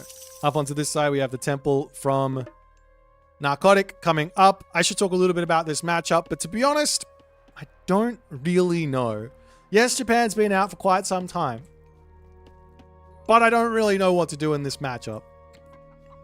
I just do random stuff. Now, I'm not going to lie. I do random stuff when I'm playing as Susanoo. So I'll talk about the random stuff that I've tried with Susanoo here. So you do have access to a pretty scary strategy inside of Minakatatomi, which is your access to the one Yudo. This unit on launch, everyone thought was quite weak. And I'm so glad that it didn't get buffed in any single way because it is incredibly powerful. However, we're not going to be seeing it because we are going to be seeing the Inari Okami here from Narcotic. I want to go in onto the one Yudo for just a little bit. The big, secret, scary part about the one Yudo is whether or not you're actually building one Yudo. You don't have to. You can go for Minakatatomi, enjoy the food income that comes from the boosted food gather rate from the unique technologies, and you can choose to go for one Yudo. You can choose to go for something else, but it is very, very strong. You can break through a position super easily if your opponent doesn't pay attention. However, we're not seeing that anyways. We're going to be seeing Bast. We're going to be seeing Inari Okami Kyber here, mining out that back gold mine. I should also point out on this map, Prairie, there's 2 gold mines in the main base. However, one is only 1,500 gold. Normally, you start with a medium gold mine in your main base at 3,000 gold. But in this situation, it's a 1,500 gold mine and a 3,000. You get 4,500 gold in your main base. As we see Kyber opting into a very, very interesting strategy here. He's dropping the village center inside of his main base. So he is right on top of the gold mine. He can get himself herdables on top of the village center and empower both the village center and eat the goats here as well. So that's an option. But there's really not that much food in this main base. There's 5 chickens. There's some goats. He will be running out of resources here. He wants to go for a fast heroic here. As the armory gets dropped down up onto the top here, the kitsune will get spotted as the priests throw their first little projectile across at the poor, helpless, defenseless kitsune. It will be running away. It's going to get back to safety there. But so far, Narcotic, not aware of what's going on just yet. He's out in the middle of the map enjoying his hunt in the main base here. He does drop himself a stable. He's got himself the guardhouse as well. Going to start pumping these things out. And we see an armory on the back here from Narcotic as he might be thinking for somewhat of a fast heroic. He doesn't know what his opponent's doing. Kaiba could be going for a cheese for all Narcotic knows.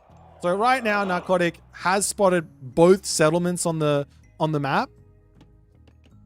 So he knows his opponent isn't on 2 TC, but he doesn't know about the village center. And these village center strats are really all about just denying vision of the village center for as long as you can and then hitting whatever timing you want to hit. So we'll see how it goes. This is going to be very spicy. We see the Crushing Waves pre-queued, Wisdom of the Nine pre-queued. We've got the Kitsune coming through as well. And then also Sacred Cats and all the other good stuff. There's Kaiba just throwing up some walls. There is also another zebra here. He wants to lure that in. He could send a priest over and knock that. Only does 2.2 damage on the attack. So it will survive with 6 HP. Actually, it's right next to a granary. It's not, it does not matter. For some reason, I thought this was the granary. Don't ask me why. We're getting old. It is what it is.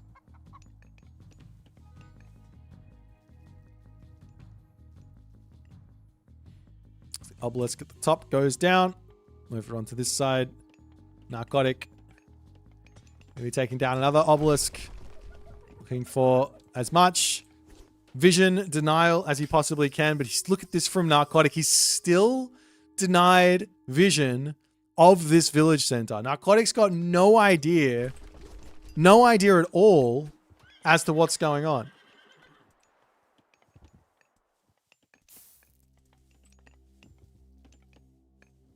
Which is like, okay, if Narcotic had scouted this straight away, what would he have done? And is that going to be different to what he would have, what he's doing now? I think the answer is somewhat a resounding yes. If Narcotic had spotted that town center, or that village center, he might have gone for a town center himself. He might have done a fast heroic, like a very quick fast heroic, not built anything and gone straight in onto some sort of mass myth unit sort of push. A lot of different ideas. He could have gone for a huge amount of Miko straight away to give him a massive amount of favor so he can spam god powers.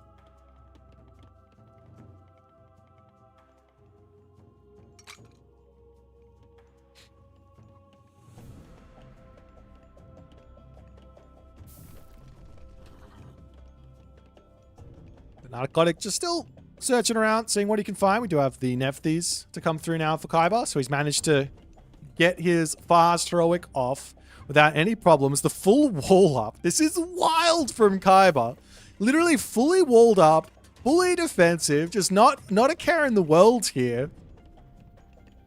He's got his watchtowers in as well, so that makes it even more difficult to get in here. The villagers are going to be opening up his wall, and he has to re-wall this as he comes up to the top to throw this wall up. It's up to over onto the right side as well. More walls coming down. It is an expensive sort of play here to get this much defense in.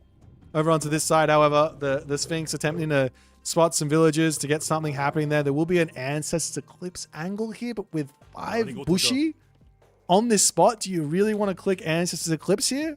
He drops down and then he drops down directly on top of those Bushi, and the Bushi are going to be able to snipe every one of those minions, including the Sphinx. I don't think it's going to be a single villager, maybe one villager falling for this double god power usage here. As the Bushi are going to be running, the units come back here for Narcotic to try and be somewhat of a blocker, as Narcotic, I mean, I would say he completely prepped and outplayed this. He hits the second age himself, has decided to go through Raijin here.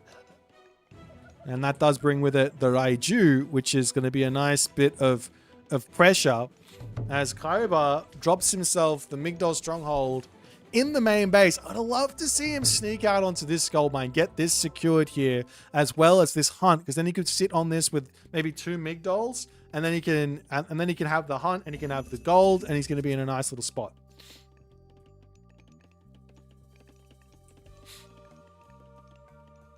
But that being said, Kaiba, the position he's in is so good here. Just on the fact that Narcotic doesn't know Kaiba is 2 town centers, or 1.75 town centers. The village center only produces units or villages as fast as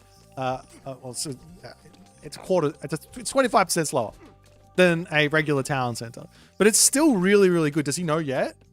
Now he's spotted the village center. And effectively here, Narcotic is in it all in. He has to get damage done here. It's 26 villages to 49. That's a big, big problem. Chariot archers coming in, sniping a Bushi there, as the Bushi will be pulled back. Got to be careful with those chariot archers. They are incredibly difficult to deal with as Japan, because you don't have a dedicated counter archer outside of the shinobi, which is a great unit if you can catch your opponent out. But if there's walls there, it's never gonna happen. The chariot archer is gonna be very, very safe. However, the problem for Kaiba is he's running out of gold. He's run out of food. He's dropping farms. He's going to run out of wood as well. Sooner or later, has to move out of this defensive position. And Narcotic's army, for the moment, is gigantic. Kaiba going to move forward here.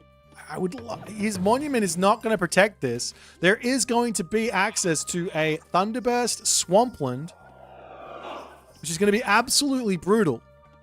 As Kaiba pops out, does get spotted there. There goes the Kusanagi. Hit all of those villages. He'll be able to pick off 1 or 2 here, as he also is going to manage to get a couple of priest snipages as well.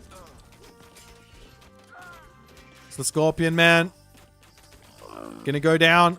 Chariot archers slowly getting damage done. The thing that Kaiba needs to do is maybe, one, he's got to put a market down.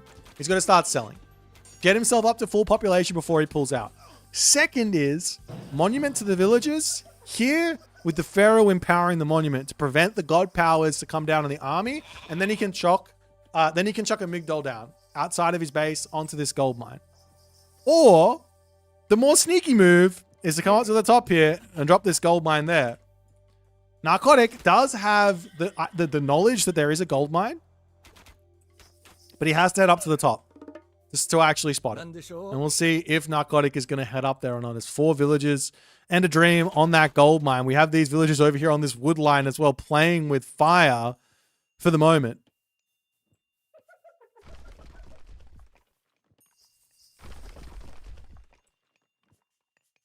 There's now the medium Yumi horse archers also to start coming through. And those Naginata Riders are on the way, and they will spot the villagers as Kaiba not able to quite get what he wants here. However, the distraction over here is going to allow him potentially to sneak over onto this side. As Kaiba going to attempt to put a Migdol stronghold down on this position, there is still going to be Thunderdome, Swampland, and a very, very difficult defense for Kaiba. Kaiba needs to put a monument down on this position. It is not ideal to not do that.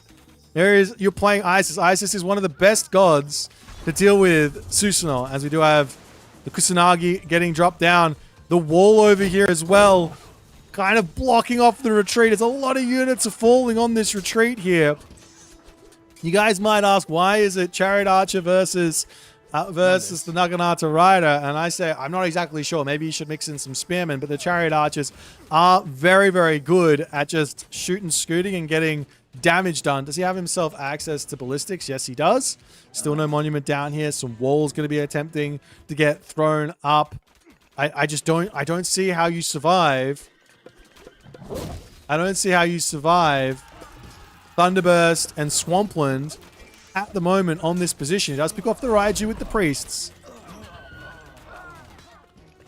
The army is going to move up now. Heavy Cav comes through, or Heavy comes through, as the Swampland will simply get dropped down and zone the Chariot Archers off, allowing the Naginata Riders to take out this Migdol stronghold and all the villagers inside of it. There's 20 villagers there. The villagers can run over the Swampland, though, as they will make it back into the main base. Kaiba now sneaking the gold mines all across the map.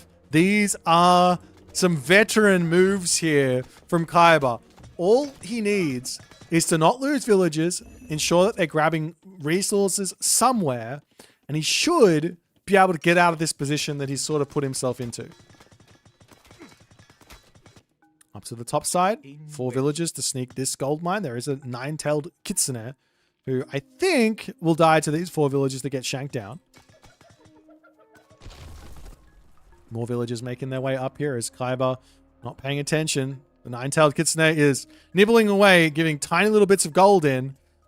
You'll see the walls coming up on this side as well, keeping the army and the army away from the bottom side of the map as the Chariot Archers can continue to just get little pokes done over here. I'd love to see Narcotic just dropping a town center or something now. He's got plenty of units, a big advantage. Kaiba needs to put a mining camp up here. He did lose that one.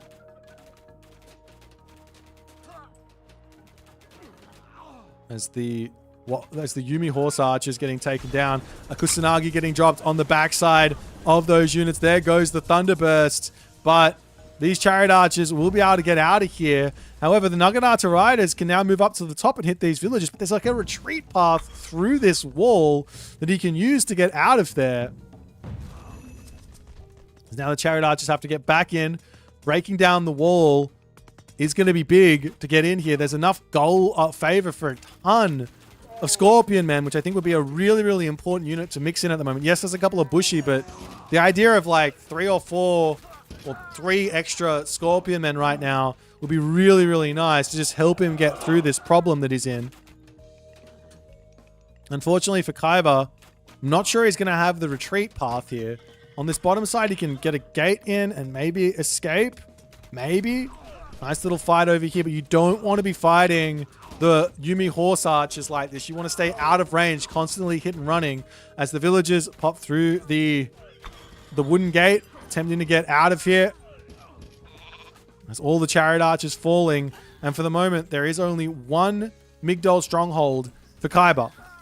As all the villagers on the retreat here will end up falling. And even though all the villagers die, Kaiba still has a villager lead in this game. The only problem is he does not have any military.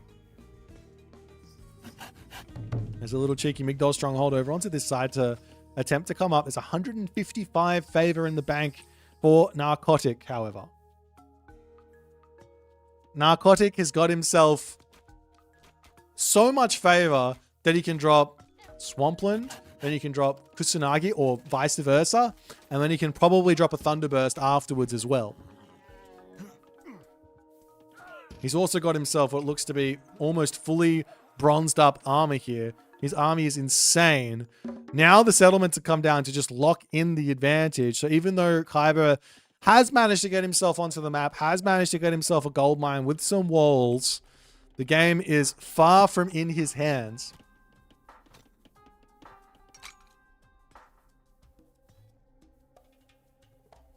Camel Ride is going to be coming through for Kaiba as well.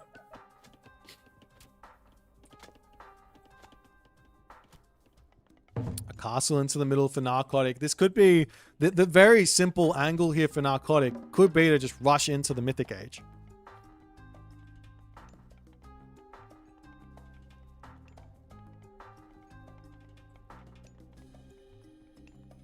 If he gets to the Mythic Age, it doesn't really matter which one that he picks. He can get himself out some nice siege with the Asura, You can go in for the Shinigami, as well as the... I keep on forgetting things at the moment. My brain is not working. And he goes Watatsumi, so he is going to be going for those Shinigami, but also the Storm to come through and just take everyone out. Dragon Typhoon. There we go. It's come to me. The Dragon Typhoon. He's just about to be able to afford that. There's another Kusanagi getting dropped down. Not the best placement there. Those Camel Riders are quite fast, so you're not really ever going to be able to hit them with that Kusanagi.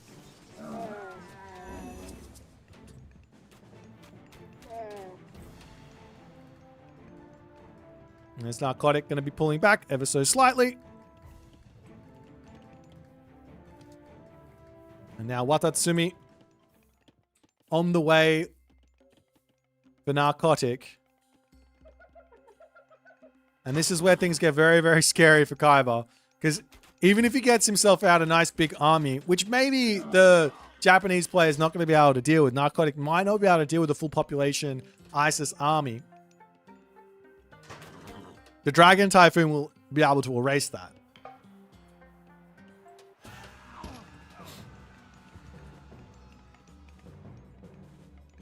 But nonetheless, I mean, Kaiba, credit where credit's due. He's back over onto this side. The wall's coming back up. He's got himself still a villager lead. Even though it's 2 town centers now versus the 1.75 town centers. The villager lead is still cooking. The Camel Riders charging forward. These units do win this fight, even though the Naginata Riders have got this unique technology, which gives them a bonus versus cavalry at Sashimon or Bataman. Even though that's in, the Camel Riders will still win these fights. You do really need to be mixing in Yadi's Spearman here as Susanoo. However, the Thunderdome does get shot down. Unfortunately, no usage of the Swampland before. He could have afforded to do both, which would have been absolutely brutal. But Kaiba, just on the outskirts of the Thunderdome, does manage to get out of there and is going to be heading back into the main base. Has to get away from that Susanoo army now. He's going to keep on pumping out Camel Rider, Chariot Archer. Getting up through Thoth here is going to be huge as well for Kaiba. So while Narcotic can kind of erase the Kaiba army with his Dragon Typhoon to some degree, Meteor as well can erase the Narcotic army. So it can end up being a very, very close situation here.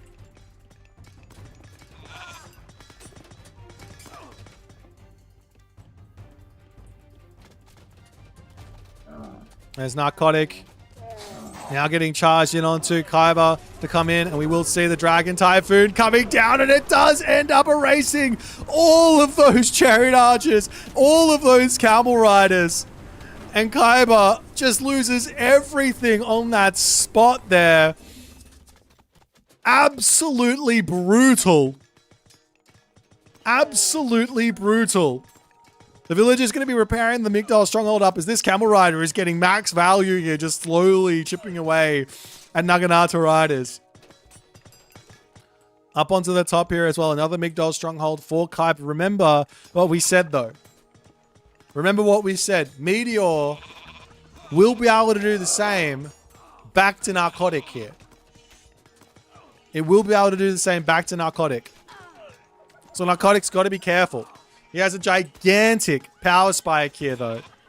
The Shinigami to come through can come in and fear all these villagers. Never mind. I don't even know how this got power, how this unique ability works. But the army coming in, Migdal Stronghold looks like it will end up falling eventually here, unless Kaiba can get in and defend all of this. There is a way to sort of maybe escape with these villages again. Maybe you can sneak through here and come over onto this gold mine. You don't really want to be alerting your opponent that you're over there just yet. Remember, Narcotic, he's got no idea what's happening on that gold mine. Zero idea at all. As the Camel Riders managing to take this fight somehow, some way, Kaiba is keeping this game very, very close. As the Onmyoji to start coming through.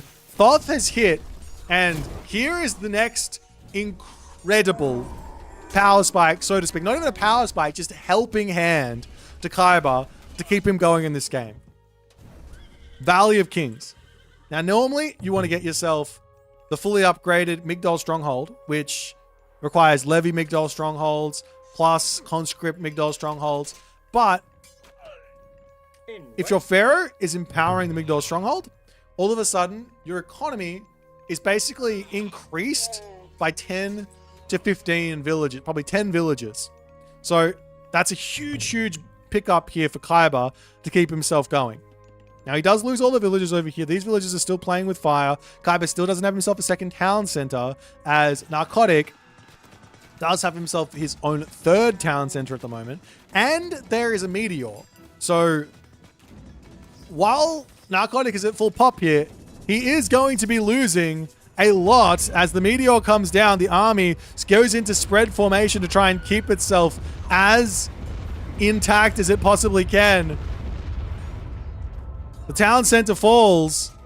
There's still an army remaining, but does not look like much on this position at all. The Khyber going to pull back for the time being. He desperately needs himself some town centers because he's now going to hit full pop, and the value of the king's effectiveness does obviously stop working when you're at full population. You definitely need population. It's kind of difficult to remember to do this, but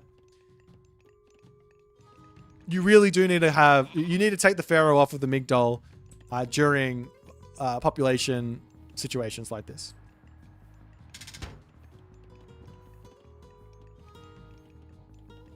So now Khyber gonna move down to the bottom side.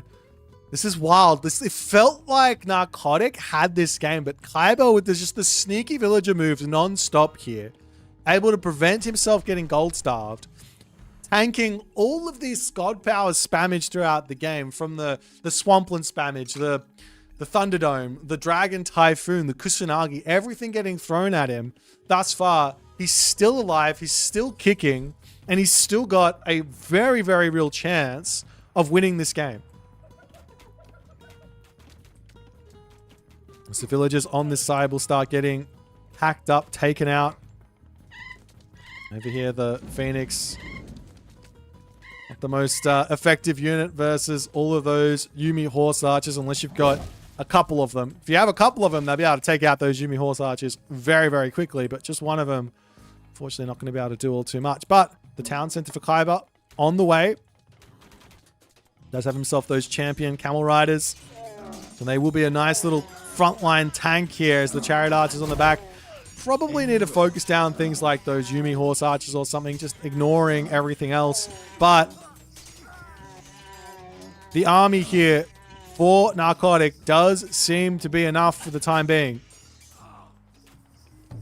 As Khyber comes onto the back, going to get that Migdol stronghold going. Ourselves the Iron Mail on the way for Khyber as well. Little cheeky walls coming up over onto this side as the Oyumi poking in here, doing what it can.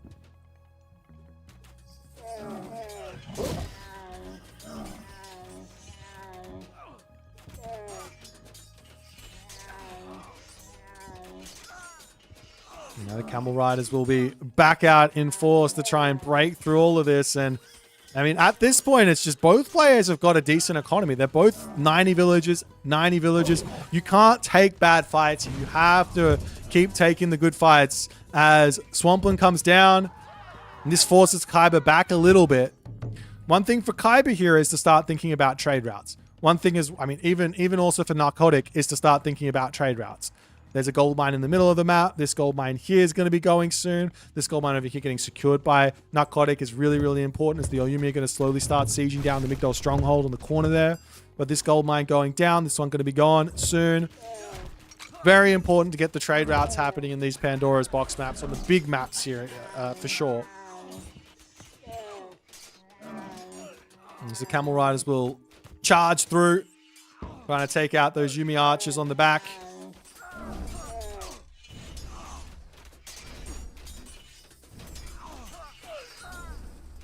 The Onmyoji getting some good damage done, but it will get immediately taken out. And it's looking like Narcotic is struggling a little bit to keep his army going. Still doesn't have himself the asymmetrical bows, which is a huge damage boost for those Yumi Horse Archers. 25%. A huge bonus. And the Yumi push over here is going to be doing a lot of damage, but now the catapult's starting to come out, and we'll see if Narcotic can convert this position. He doesn't have any tangible advantages. That's the problem. 0 tangible advantages. The only advantage that he's got is maybe just armory upgrades at the moment. Kaiba, nope, not even armory upgrades. I think Kaiba, even though Narcotic has the score lead, I think Kaiba is just winning at the moment.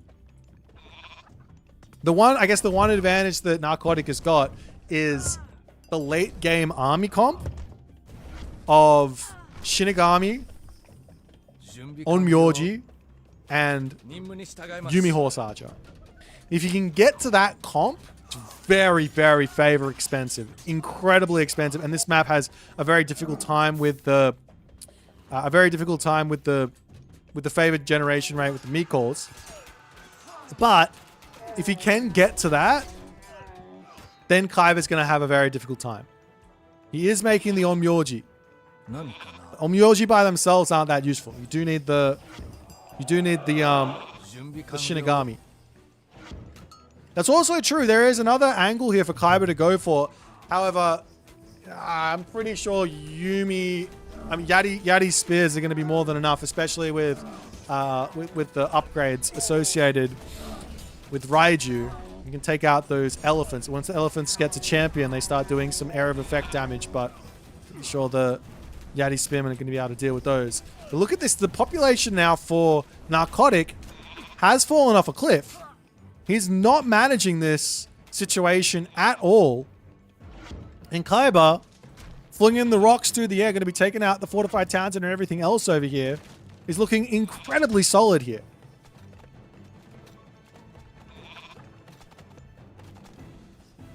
Villagers coming in to shank down the catapult. The actual question, however, is what gold mines...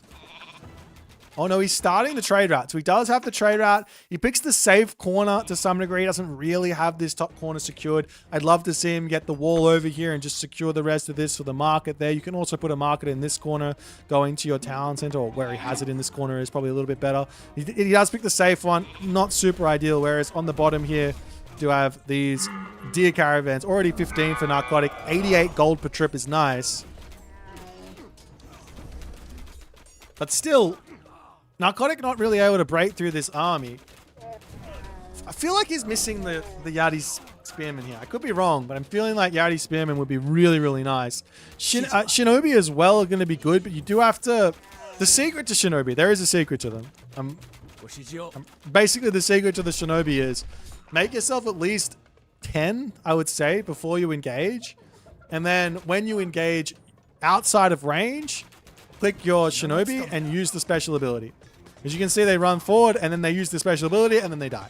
So you have to put some effort into using the Shinobi, otherwise it doesn't quite work. As the siege tower is coming down to the bottom corner of the map, Kaiba taking villagers out. Going to be able to take out the corner and stop the gold from getting mined, as well as the trade route. As Kaiba can take this corner and start trading to the town center here, which would be beautiful for him. But Narcotic is managing to get himself back up to full population. Same too for Kaiba, though. Kaiba's got just a little bit longer to go here. Still pumping out those double Migdol units as well. But maybe things can get a little bit difficult for Kaiba here if he does end up losing this fight, because then he's going to lose all of this situation. Does Narcotic have another market up? Yes, he does on this corner. Not the end of the world. His trade route will continue along here. Quick little check here of the damage differential. 17.1 to 12.8. So yeah, these Yumi, and they have bonus damage versus the Chariot Archers as well. So these Yumi Horse Archers are really, really good versus the Chariot Archers. We do have a cheeky little Ancestors to come in. But the Chariot Archers can win out so long as you continue to shoot and scoot. So Kaiba continuing Chariot Archers here does make some sense. The other angle is just going to Slingers, which should be able to take out the Yumi Horse Archers, I think. Could be wrong.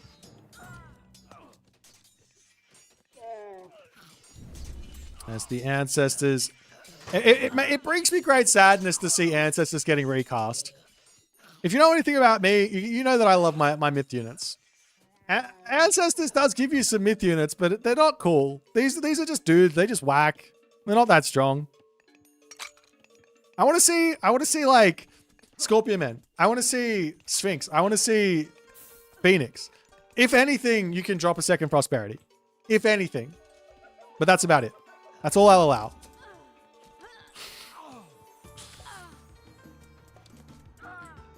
Ten Shinobi is 40 pop. Yeah, but it kills off all of the chariot archers. But the point is, you can't just send 2 Shinobi in. You need a bunch. And then you pick off all the chariot archers and you're good. That's the point.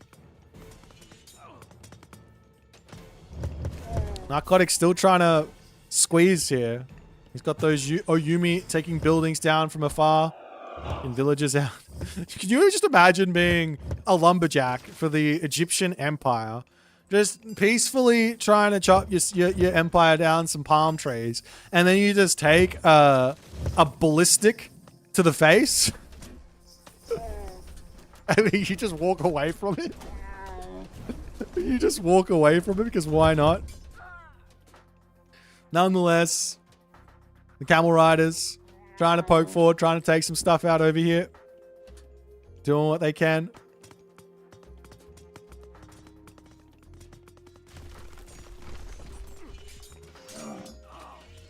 And Kaiba to set just walls up everywhere at this sort of the point. You want to be locking off as much of the map as you possibly can. Diving the main base at this point might not be the best of ideas. Narcotic just refusing to make anything other than Naginata Rider Yumi Horse Archer and I guess a couple of Oyumi here. And he does have some Shinobi in the mix, but where are the Yati Spearmen?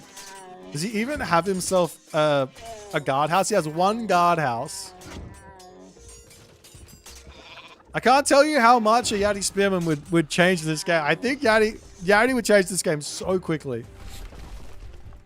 Because Kaiba doesn't even have a barracks down. He has to research 3 technologies to start making axemen that are going to be anywhere effective here. He's got to get medium axemen, heavy axemen, champion axemen to deal with Yati. Whereas Narcotic can just make these tech switches no problems.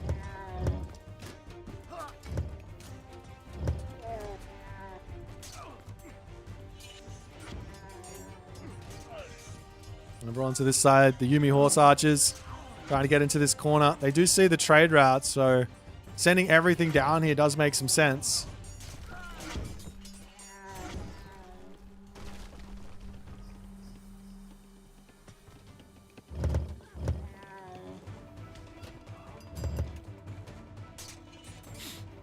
But Narcotic will have to pull back. He's still not quite able to do much. He's now dropped back down on the population. He's only got himself... he's got himself 10 stables. Did he just place them down? Oh, there he goes. Realizing he needs some more population or some more production here. He doesn't have himself the levy either. That's hurting. Super important to get all those upgrades. On the side of Kaiba, he does have himself conscripts already. So all of his Migdols are working incredibly well for him. Into you. Up to the top, the camel riders hitting villages on the wood lines, causing problems after problems after problems. There's a random Kusanagi to come down. Not going to be that big of a deal here as the catapults sieging in from afar. Kaiba is just 250 population of pure camel rider at the moment. He doesn't even need chariot archers. Why build a chariot archer if your opponent's not going to build any Yati spearmen? Like, you don't need them. Just build camels. Camel catapult. Now the town center going to start getting sieged. That'll make it even more difficult for Narcotic. Narcotic is trading to this town center, but he loses out on this town center. He loses out on some extra population. Houses falling, as well as Narcotic has to keep pumping them back up. Struggling for resources left, right, and center here. Narcotic is trying to break through on this side. It's the Migdol stronghold. He's got all of his building upgrades at the moment. On the side of Narcotic, he's missing architects, but these buildings are going down fast. Siege engineers are in, and I think Kaiba is looking like he will be managing to find a game 1 win in this best of 5 for the qualifiers. Narcotic taps out, and an insane hold into a conversion here by Kaiba. The sneaky villagers strike again down the bottom of the map. He somehow manages to find a win here in this game out of nowhere. Somehow he manages to bring this one back. I don't know how, I don't know why, I don't know where, but he does manage to do it. Well played to Kaiba. Let's jump over to the draft and see what they're going to pick for game number 2. We are a little bit behind schedule, or not schedule, a little bit behind their game, so they're probably already starting their next game. So let's jump in and see what it's going to be.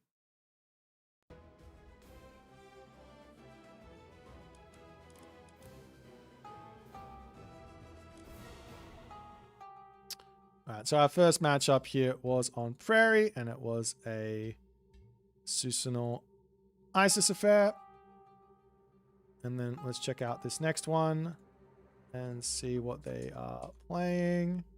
Looks like we're going in onto the map Haywire. Wonderful. A little bit of Haywire, and it's going to be a Amaterasu versus Hades game on Haywire.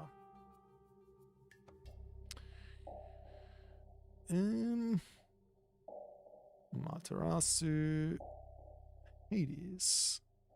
Save. Okay.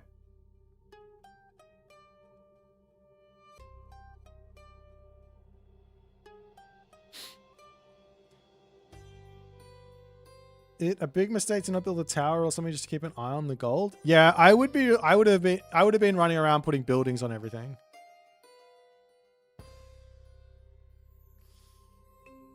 Hold on 1 second. I just need to check something. Otherwise, everything is going to be funky here. Give me 1 quick second. I'm pretty sure this was all working for me before.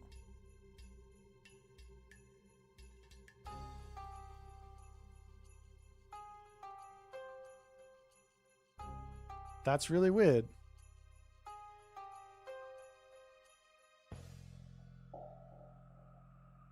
Okay, anyways, let's just click here. Let's go over to... which one are we going in onto? We're going in onto Haywire. Okay. Should be working. Super strange. Alright. Let me find their game. Are they already in it? Give me a second. Systems... Cyber narcotic.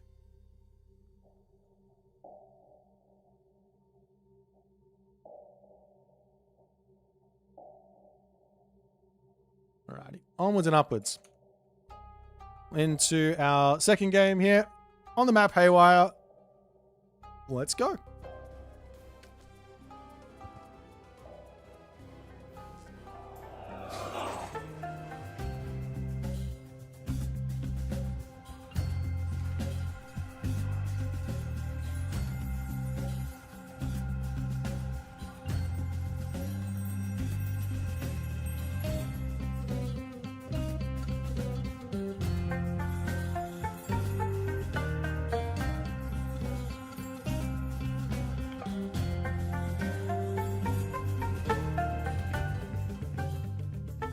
Alrighty, here we go, ladies and gentlemen. It's game number 2 in the left-hand corner of the map. Currently down 0-1 in this best of 5 for the second round of the qualifiers. This is the round of 32. You got to get past the round of 16 to make it to day 2 here. Narcotic spawning as the blue Amaterasu.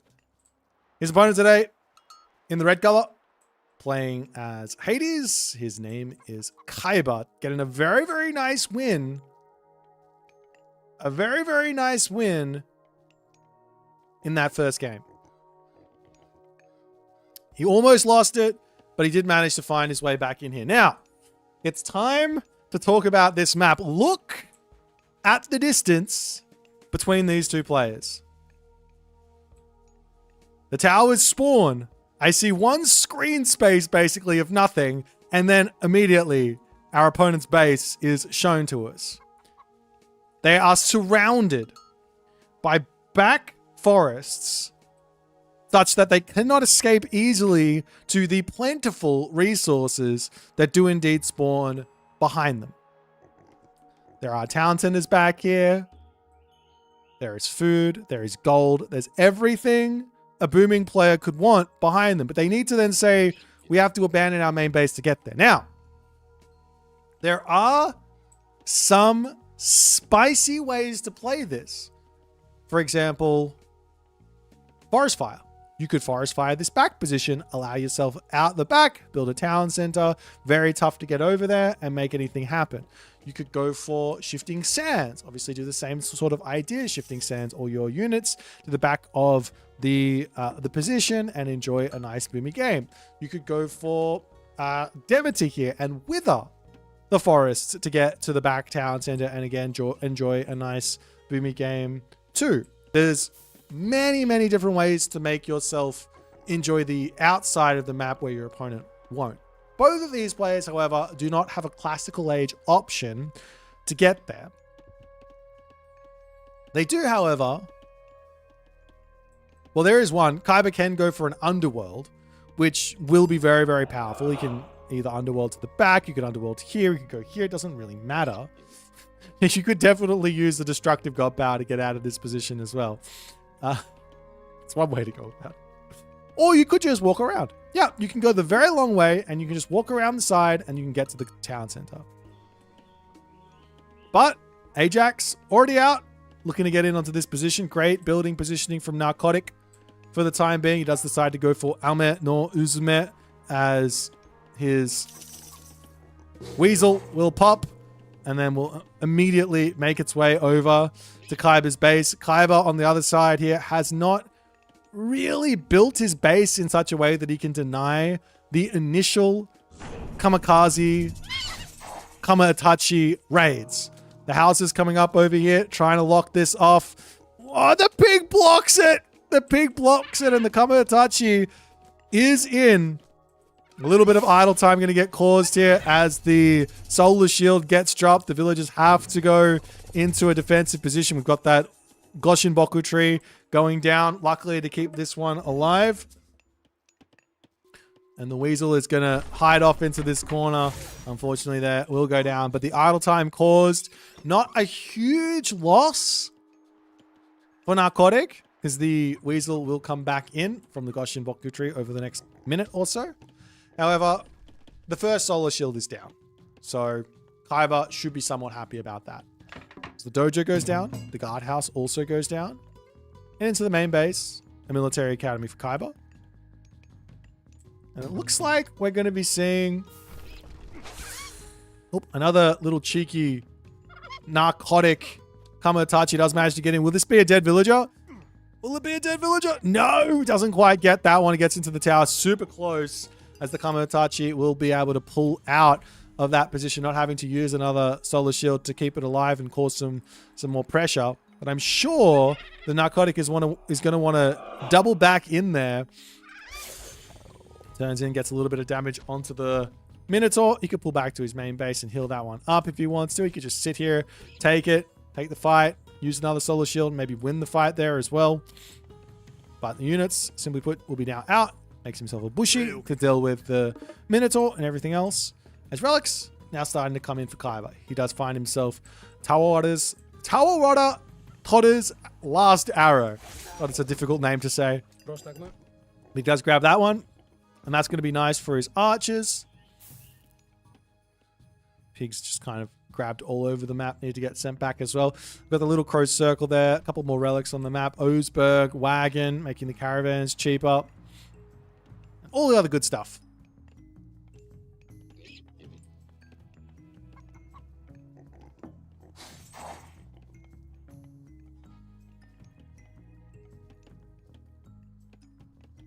Now the guardhouse up for Narcotic. And the game will slowly move forward. Funnily enough, they're right next to each other, but it's just the tension. The tension in the air is palpable. The tension in the air is palpable.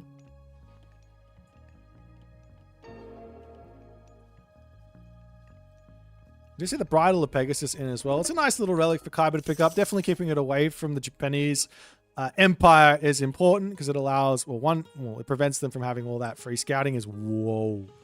Narcotic gets spotted on the move to the food over here. What was that movement from Narcotic, though?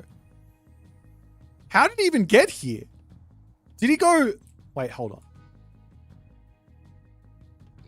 Did he literally walk all the way around this way to get to here? That is a very, very, very long movement. But he will at least have himself some extra food that his opponent is not going to have access to. I mean, I would have expected him to come to this position, eat the deers here first. Of course, that's nice, right? And then you can slowly start moving around the map. You eat the deer, you eat the lion, then you walk over here, eat the berries, and you come over here and eat the food there. But nonetheless, Narcotic attempting to cause some real problems here in this main base. There's obviously going to be more solar shields that can be dropped down. You can also bring a Miko forward and start healing up some of this damage that the Sentinel is doing. As he's popping the hoplites. You do have watchtowers to come through as well.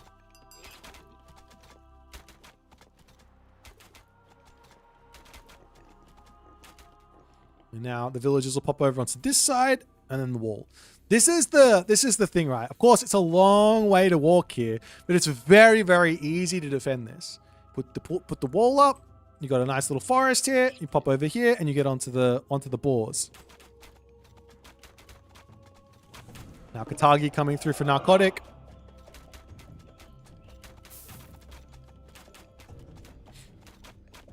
Over here we see the walls coming up on this side as well from Narcotic, as he needs to put the wall up on this side as well. I'll lock that all off. He will be able to figure that out, I think. So both players are managing to expand out. There's not... This most likely is going to turn into a pretty long game, I think. The way that I've experienced this map thus far is either A, someone takes the escape route out to the back and then it ends up being a weird 2 town center versus 1 town center map. Or B, it ends up being a really, really aggressive one where you're just trying to fight for the second gold mine. I haven't experienced this type where the players go quickly for a outside movement here. Now, Narcotic is over here smacking this wall with the Kamatachi, but the Achilles can just make its way over here and kill this with a really easy escape route through the wooden wall as well. But Aphrodite comes in. Now, Khyber has got access to Peltast, Hypaspis, Prodromus. He can make those if he wants. Little cheeky walls coming up over here as well from Khyber, just to make sure that once the weasel gets through here, it's not going to be able to chase around. But sorry, there's another weasel waiting, as Narcotic is all over Khyber for the moment. Maybe not. Maybe not. Maybe he sees him, and he does see him, and that will be a dead villager here. Of course, there is also the solar shield that can get dropped at any moment as well. Another wall has to go up. Oh, God. Khyber has found himself in a very, very difficult spot. I guess he can chop wood down. Of course, the other option into the back position is to literally just chop through the forest. There is maybe, I don't know. Well, there's 5 trees here to get through, maybe. 5 or 6 trees to actually make your way through after you've chopped a couple down. So you could, you could focus on that and trying to get through as fast as possible. The villagers managing to keep themselves alive here for the time being. Fortress up on this side as Khyber's managing to slowly push out. And we do have, yet again, Raijin from Narcotic. I must say, as a Matarasu, I much, much prefer Hachiman in this matchup for the Tengu, and on this map for the Tengu, because you can move around the walls, you can jump over the walls, you can hit those villagers on the back, no problems. Not only that, as Amaterasu, you've got access to the solar shield, so you can drop that on your Tengu, and you can actually take out the one hero that might be there as well without any sort of worries.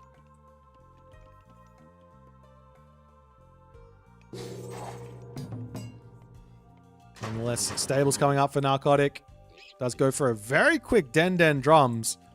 Funnily enough, the Den Drums is generally a tech I don't see very often for Amaterasu, but it does kind of make sense because it's going to make that Solar Shield and subsequent casts quite cheap. Can the Tengu jump over the thick? No, I can't go over this much, but he can jump over like a wall like this easily. As the villagers do manage to get over onto this side, the wall back up. We'll have a little bit of gold here, no problems. Unfortunately, no food, as Kaiba has had to start farming. He's got berries and things like that, but at the moment, it's looking like it's mostly just going to be peltasts. Kaiba definitely struggling for resources here, as I think Narcotic has gotten the better of it here. He unfortunately has not actually walled this off. There is a... It looks like it's just a gate that's left open here, but he has forgotten to finish this wall off. It's able to. 15 gold. That's all he needs to spend, but it's sitting there. This Narcotic drops himself that Solar Shield to heal up his Kamotachi, trying to knock down the wall. All these peltasts are going to be really, really nice to take out the Yumi archers there.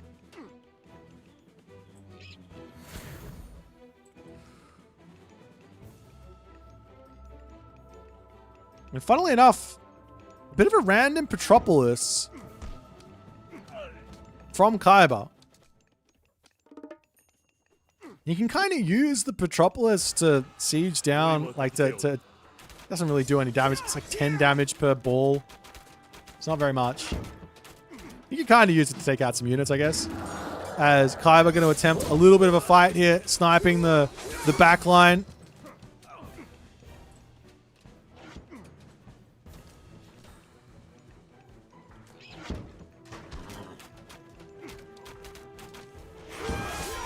Curse gets dropped down. A couple of pigs going to be sitting here. And we'll see.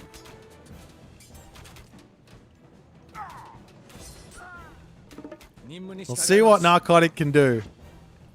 Kaiba, on the other hand, he just has to play... I mean, he basically just has to play defense, which is why I'm looking at this going, why is he building Petropolis? Of course, this forces Narcotic to stay in the heroic age, but... Whoa, the wall creep from Kaiba. I mean, is this going to work, though? Wall creep forward. Then you can start sieging your opponent's main base, effectively from your own base, to some degree. But Narcotic says, I've just got myself such an overwhelming military advantage here and a god power. Let's go for it. He's got no siege. He's got a butt ton of samurai. And all of these units suffering a huge amount of damage from the Thunderdome there. Look at that. They're all on 1 HP for these Kaiba Peltas. Another Sentinels come down. It might be worth it to restoration these back up to full HP. I wouldn't mind seeing some Toxodis as they're now starting to come through for Kaiba. Toxodi, the pacifist, with a handful of Peltas does make some sense. All of these Peltas are going to die in one special from the Raiju there. You've got to be so careful. Meanwhile, over on this side, I'd love to see Narcotic just walling off this side so there's no escape. But then again, Kaiba is going to be able to make his way through this wall, this back wood line sooner or later here. Hephaestus is pre-queued. Kaiba is playing with fire here. As the castle will come up, that's going to be Oyumi. Oyumi going to be able to siege.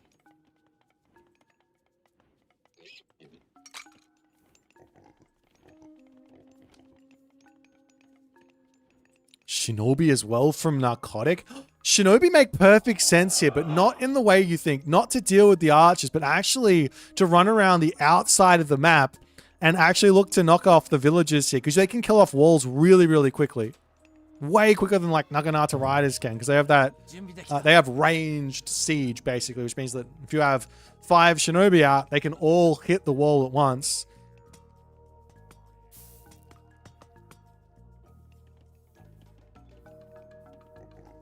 At the moment as well, Narcotic at full population. He really should be looking to actually make some trades so he keeps on getting villages. At the moment, Kaiba is catching up on any sort of lost villages that he had earlier. And while he's not got any military, he's going to get to the Mythic Age and life's going to get very tough for Narcotic very, very quickly. 준비 완료. So Narcotic looks onto the bottom, picks off a ball. I'm going to get through on this side as well, see if you can take out the villagers there. Meanwhile, Kaiba continues his plan. His plan is get the walls and start sieging the main base. Peltas going to get little bits of damage done. You have to remember as well, these Peltas have got that, it's not much, but they got 0.2 divine damage per attack. Well, it's not nothing. The Naginata Riders come over here. They're going to bash down the wooden gate. Third tier of Bushido does come through, so it's all heavy upgraded units now. Hephaestus is moments away. Kaiba could buy his way there. As Curse does get dropped down for a second time. As Kaiba is just trying to hold Narcotic at bay here. The second town center for Narcotic on the back is up though. But Narcotic needs food. He's very short on it. He's got tons of gold, tons of favor. He could make a whole bunch of Raiju here if he wants to, but realistically he just needs food. But luckily he's got all the food in the world to just get grabbed. As, oh, the villagers do make a sneak away, but they get spotted. And all the villagers on the backside here have been dealt with. As this back wood line is getting closer and closer to being opened up. But Narcotic already effectively has access to the back position here.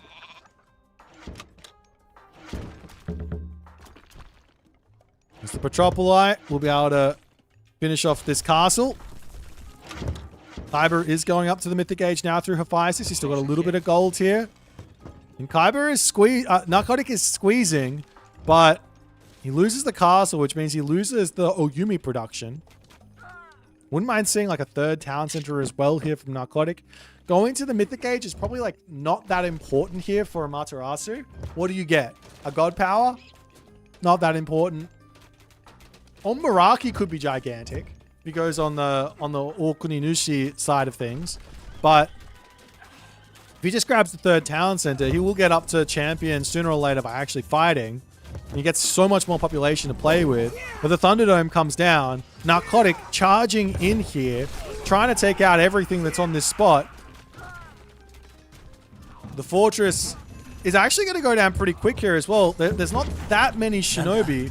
There's 4. But with the help of the Oyumi there as well, it's going to do a lot of damage to this. Does Kaiba have his building upgrades? No masons in. So the villagers will pull back. He's still got the gold mine in the main base here, but there's just no military for Kaiba. And remember that military was all low HP as well from the first Thunderdome. I keep on saying that. It's called Thunderburst. From the first Thunderburst. Still has restoration in the bank. How many sentinels do you want, Kaiba? He's got 14 sentinels around this position. How much damage have they done? 3,300. Slowly going to be going down to the siege, however. As the Plenty Vault gets dropped. Kaiba in full turtle mode.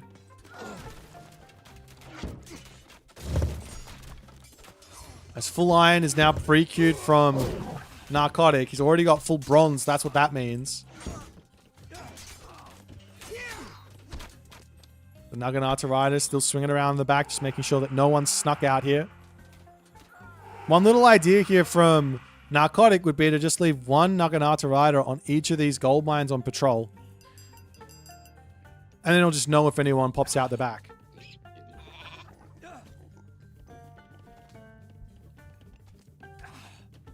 Meanwhile, Narcotic does actually have himself his third town center.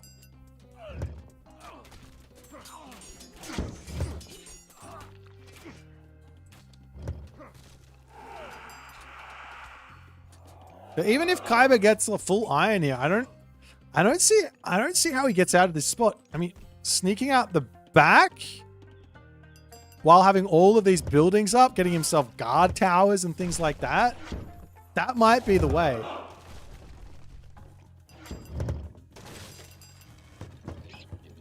But, I mean, Kaiba needs something. I don't know what he needs, but he needs something. And soon, you have to imagine that Narcotic's economy will kick into overdrive. He's got 3 town centers, 66 villages to 49. Yes, there's a Plenty Vault, so 66 villages to 59 in terms of the actual income. Plus Vaults of Erebus, so I guess you've got a tiny villager lead for Narcotic.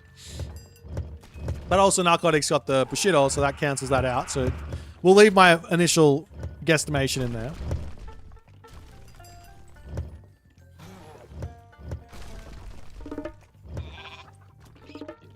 But I guess the problem is if Narcotic just gets Mythicate, it doesn't matter which god he goes, he's going to have a god power to break through all this. He's got either Thunderburst again with Orkaninushi, or he's going to have the Divine Slash, undodgeable god power, to break through this stuff.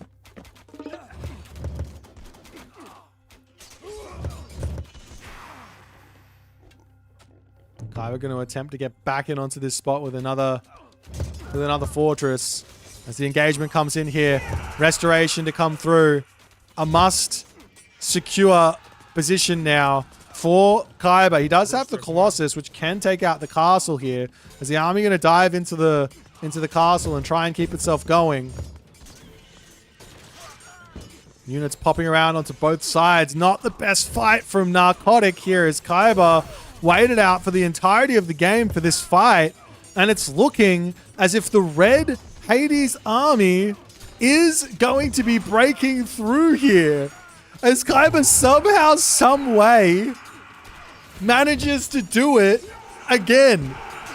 The second time in this series, Kaiba comes back from the dead. Narcotic in literally full control comes back from the dead. His army is ridiculously far in front. He's got a huge siege weapon in the Colossus. He gets himself this gold mine with only 2,700 gold left in it, but that's enough.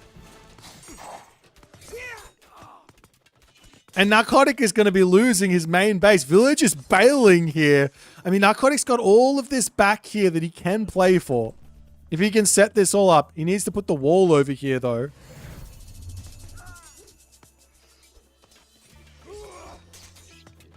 How does Kaiba keep doing this? How does he keep getting away with this? He's on one town center. His economy is looking perfectly fine. He's got enough resources in the bank for another restoration when it comes off cooldown.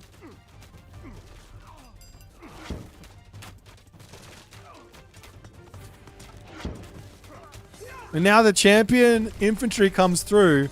The building's falling. A Petropolis or two to come out for Kaiba as well.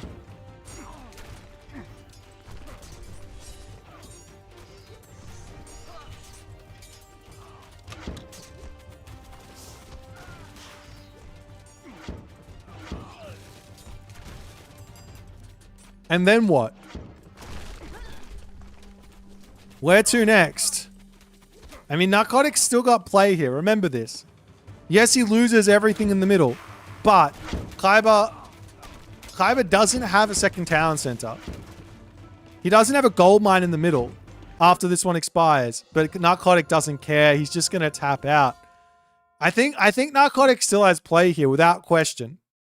Without question, Narcotic still has play. He's got 83 villages to 61. He's got this back position to come into. He can put farms down. He can rebuild everything back out.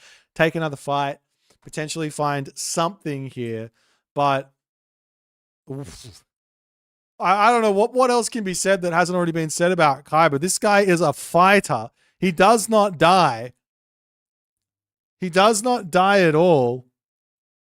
What a game. What a defense. Somehow, someway, I mean, Narcotic here, he had half of his army, not half of his army, he had a decent amount of his army on this backside, just preventing stuff from happening. The actual fight happening here, I mean, he lost it. He was way in front, but he lost it mostly due to his units not really getting onto the right position to take the fight in the first place. He garrisoned through the castle. He probably could have retreated back, sacked the castle, and then came in and taken a proper fight afterwards. But he was kind of all mangled underneath the castle with the forest here as well. It just didn't quite work out for him.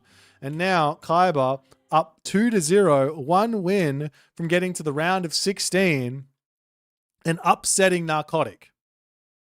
Let's jump back over to the drafting stage and see what they're going to pick for game number 3.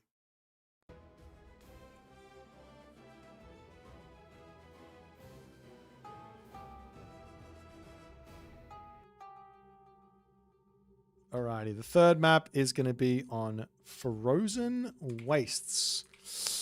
A throwback to the legacy days. A throwback to the legacy days indeed. So onto the map Frozen Wastes. The players are yet to pick their gods.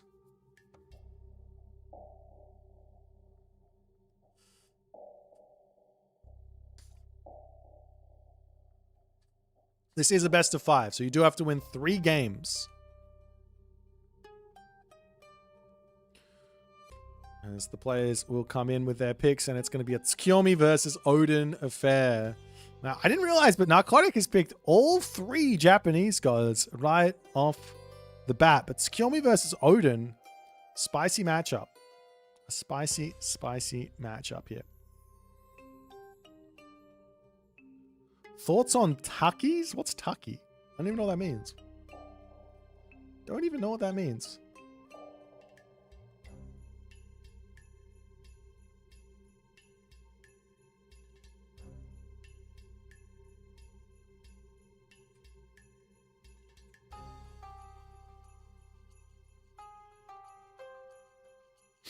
Alrighty, let's have a quick cheeky look. Just need to make sure that this is working here. First and foremost, Frozen Waste should be. Yep. Hopefully we don't just bug out on that one again. That was weird, but it is what it is. And Kyber versus Narcotic have already kicked off. We just have to wait out their timer. And see what's going to happen there. Okay, we got ourselves 40. All right. We can talk a little bit about this matchup, but I mean,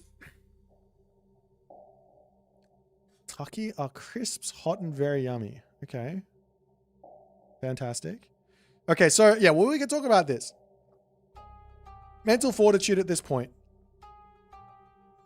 The mental fortitude at this point being down 0-2 in a best of 5. You cannot lose again. You cannot lose again. No more losing is allowed on the side of Narcotic. He has a really strong god in Tsukiyomi, however. But he is up against Odin, who, while might not be the most popular high win rate god at the top of the ladder at the moment, is a god that we have seen have some success versus Tsukiyomi. The ideas of opening with Berserks and getting Lone Wanderer in order to shut down early Cav ideas is possible. It is on the map Frozen Wastes, so there is somewhat of a unique part of Frozen Wastes which involves the players needing to move out of their base quite early. You don't start with that much hunt in the main base. Unlike a normal map where you get something like 1,200 to 1,400 food, I can't exactly remember, hunt. On Frozen Wastes, it's something like 1,000 or 900, not 900, 1,000 food from memory. I can't remember. Maybe 5 caribou. Anyways, Odin gets to great hunt that. So he's going to have a big advantage not needing to move out of his base while his opponent does to go get that second hunt. He's going to be able to put some pressure on that and force some interesting decisions out of the Tsukiyomi. So yeah, there will be some spice here, I'd say. There will be some spice. So we'll have to wait and see how it's going to go. But nonetheless, have you guys been watching yourself as well? There's some other people casting the tournament at the moment. Let me give a shout out to some other people who are giving the tournament a bit of a look. We've got Forks casting away. We've got I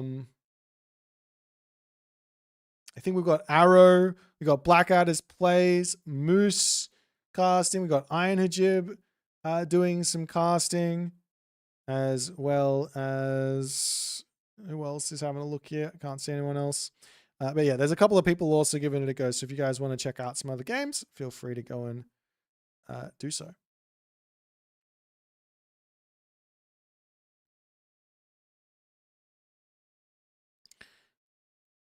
But also hang out here while you do that. You're not allowed to leave this stream. You have to leave the stream open the entirety of the day. That's part of the contractual obligation you have in being an Age of Mythology fan.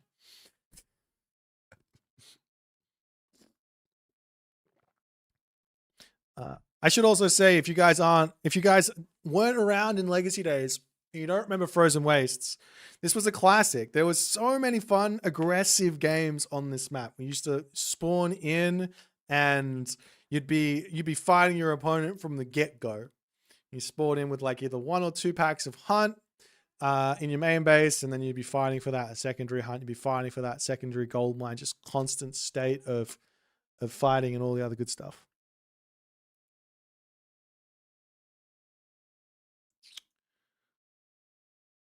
I added best effort matching. Hang on, how do I read this? I added best effort matching for drafts to the lobbies page for tournament matches. It'll work on a go forward basis. But you can see it in action for the Motoba Zook match. Okay. This is an aggressive match. Yes. This is an aggressive map. I'll have to check it out.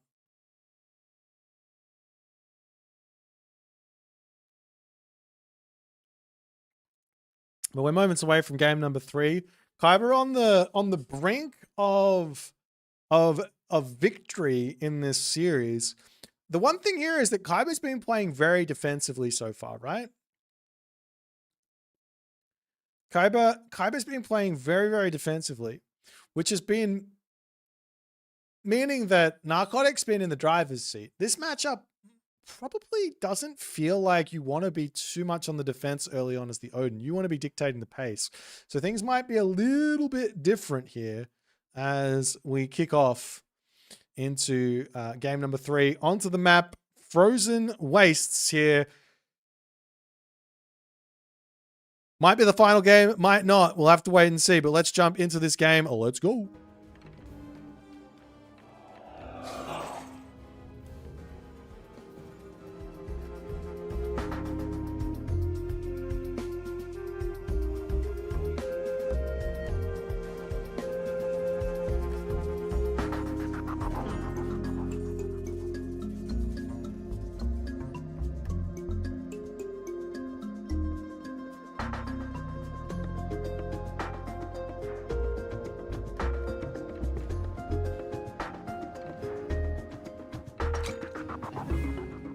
All right, ladies and gentlemen, the right-hand corner of the map, spawning as the blue Tsukiyomi, it is Narcotic. And his opponent today in the left-hand corner of the map, playing as the red Odin, his name is Kyber.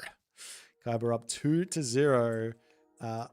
Technically upsetting Narcotic at the moment. These guys, I should have said it at the start of the game, but they are very closely matched.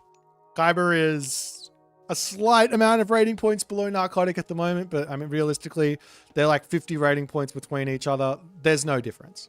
They're very, very close on the ladder. But Kyber's just been playing an immaculate series thus far. Super solid, super defensive, super calm, cool, collected. Narcotic's been getting advantages every single game, though. So he's got to be kicking himself. That's got to be more painful on the mental than anything else. When you find yourself an advantage in a game and then you can't convert that advantage because your opponent did something tricky to get through it. So for example, in the first game, he snuck some gold. In the second game, he left his home gold mine there for much later to allow him to actually enjoy that mythic age and then build an army and push back out. Then obviously Narcotic not taking a good fight. If he took a good fight, probably would have been in a good spot. Nonetheless, that's going to do a toll on the Narcotic mental here. However, you have to take a deep breath and get through this. You've got to reset mentally. Take the knowledge that you have been playing well to get a good position and then just be like, all right, we just got to convert here. We are on swap the overlay. Excuse me. I totally forgot to do that. My bad. Oh, well, that someone did it for me. Someone definitely did it for me. No, they didn't. There we go. Perfect. Thank you, guys. All right. So this map here, Frozen Wastes, the kind of unique part about this map is that the outside is ice. The outside is ice. So this is traversable terrain. You can walk on this, but you can't build on it. So an Odin player, a Tsukiyomi player, they can go around the outside and poke into the main base and get some really, really good pressure. The other thing is all the gold mines are around the outside. So defending these gold mines is somewhat of an art form. If I grab this Berserk here and I show you, you can not really build a wall outside here. It's not possible. It's too close to the gold mine and you can't build walls on the ice. You can, however, he's got no wood. You can, however, this guy's got no wood as well. I can't show you because neither player. You can, however, build your lumber camps over here as well on this area. It's saying it's red, but it shouldn't be. So you can get over there and you can build some stuff, buildings to lock off that outside and then wall off around the other side. So you can lock those off, but oftentimes it's just a very, very messy mid game. Just going to be somewhat fun. But I'm really, really liking this opening from Kaiba. Really defending this wood line, gold mine here as well. Just super, super defensive and in a good spot. Up onto the top, Narcotic's going to be dropping himself a stable to open up.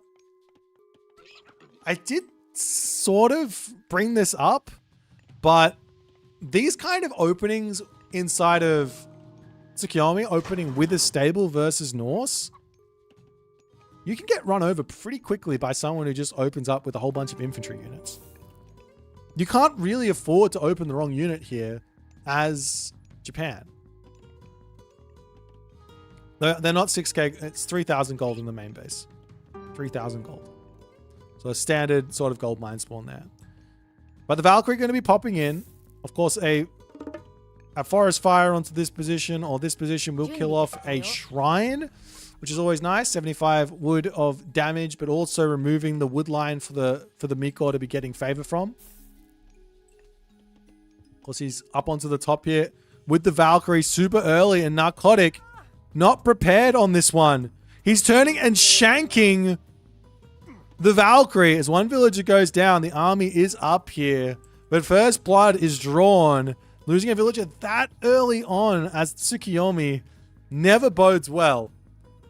Walls coming up already for Kaiba over here, as he does realize chasing these Naginata riders across the map is going to be somewhat difficult. Good control from Narcotic. He's got to keep those Kitsune in a nice control.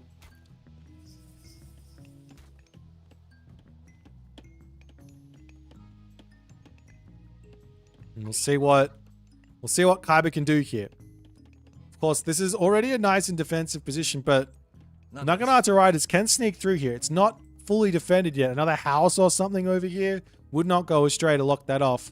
Of course, there's also the chickens over here as the Narcotic Naginata rider is going to charge in.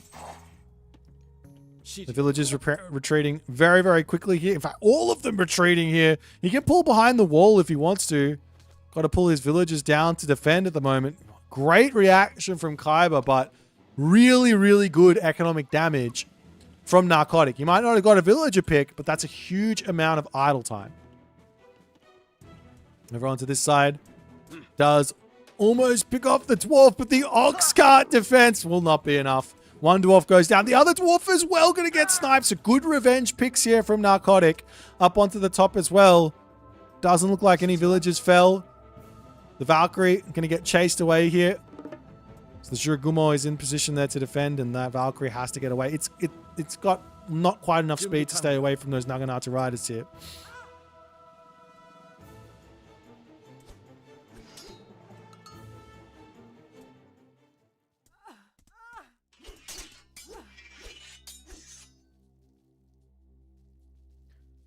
Kaiba manages to defend so far, and he's going to start mixing in some of those beautiful, beautiful herdmen into the army. Very close game. No disaster just yet. Losing one villager here, one villager there.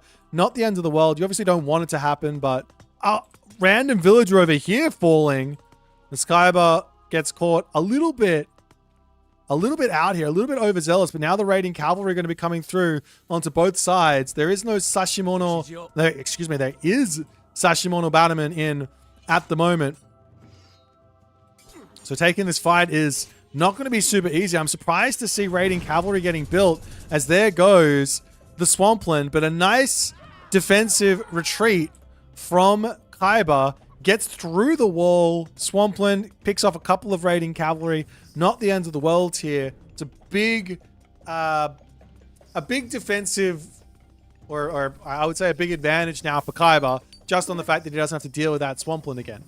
Unless, of course, Narcotic gets to another 100 favor and then clicks it again. Is it worth to lose Cav if you pick Vills? I mean, you have to think about it like this. One villager is worth around about 60 resources a minute. If I lose one Cav, the Cav is worth somewhere between 90 and 120 resources, depending on what the Cav is. So if you pick off one villager and lose one Cav, it takes about a minute or two to pay it off, and then you're in the lead. So if you lose two, then it's going to take 2 minutes or 4 minutes or whatever, and then you're in the lead. So yes, it can be worth it to pick off one villager, lose one raiding cavalry. The Valkyrie coming through up onto the top side. No villagers over here. There are villagers onto this top side. Valkyrie raids are some of the most brutal raids because you can't just turn around and shank the Valks. 3 Valkyrie, pick 1 villager there, chasing the rest down. Narcotic here just searching for anything to attack, but Khyber is well and truly safe inside his base. There's another Narcotic villager going to be going down. Another one over here going to be going down. Does he get it? Yes, he does. The villagers pulling into the tower there as well, into the town center. The main base isn't even like a defensive position either here, right? Like he could forest fire this. Maybe you want to save it for something else, as the wall's coming up over onto this side. Ideas of getting onto this hunt and this gold mine. Meanwhile, also Narcotic on this gold mine there as well. The very least, one Valkyrie will most likely get picked off here as it gets surrounded. So while a whole bunch of villagers got sniped, a Valkyrie kill comes back to our little conversation before. 3 or 4 villager kills for a Valkyrie. Super worth on the side of Khyber. He would have liked not to lose any, but he doesn't yet have himself thundering hooves, so he can't move as fast as those 6.3 speed Naginata riders. Oh, I like this little move though. Pull back up to the top, go back around the ice, and then hit the gold mine again. Narcotic villager. Look, it is what it is. I think never mind. Some walls coming up. You can see, look at this. You can get the walls in. Perfect. And then he puts the longhouse down to lock this off. And then potentially another wall over to here to lock that off. And then he should be safe to come onto this gold mine and leave the position his opponent's going to have to actually knock down some walls to get some raids in.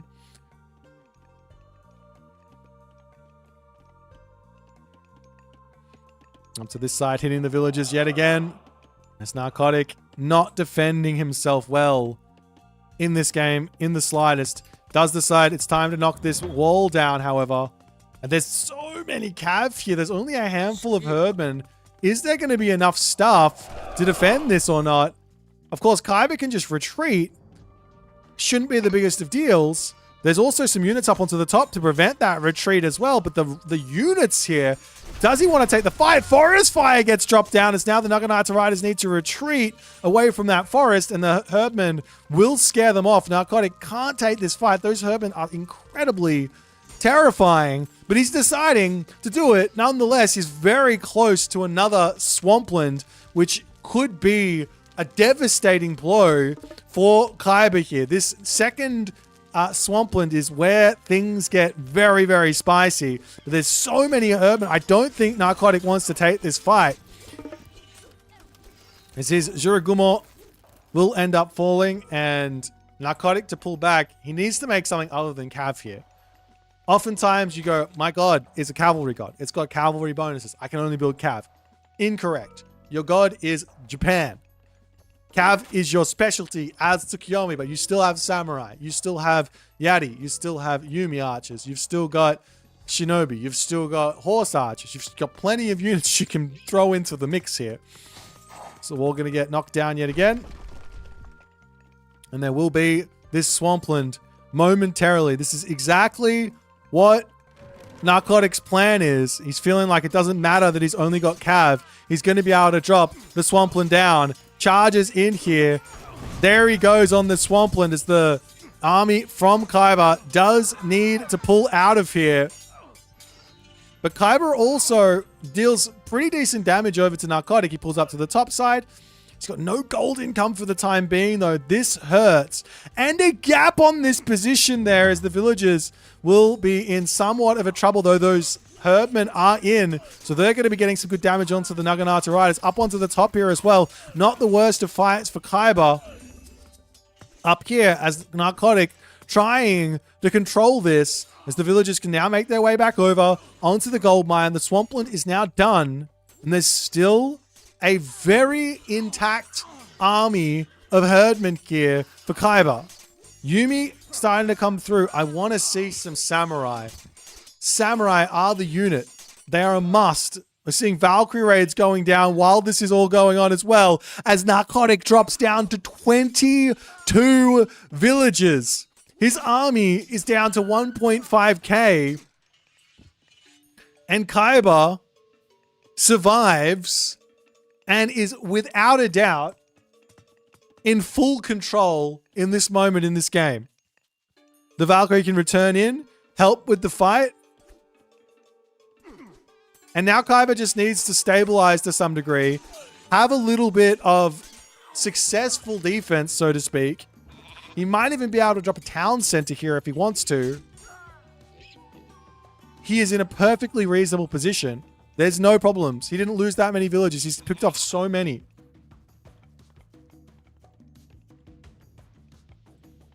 Now walls coming up for Narcotic. I'll show you the build. Put a stable here, and then you wall over here. No problems. No problems. So he can defend these positions if he wants to. But he's not. And Kaiba is unrelenting with these Valkyrie raids. Coming through here, sees the villagers on the gold mine. Now after more villager kills, there are some units in to defend, however. One villager goes down. Two villagers go down. You have to remember these are also 6.6 speed Valkyrie now, which are going to be able to get away from those Naginata riders. He snipes the Kitsune as well to allow him to actually escape. 6.6 speed versus 6 speed is a win there as the Naginata riders trying to bash into the main base of Kaiba here.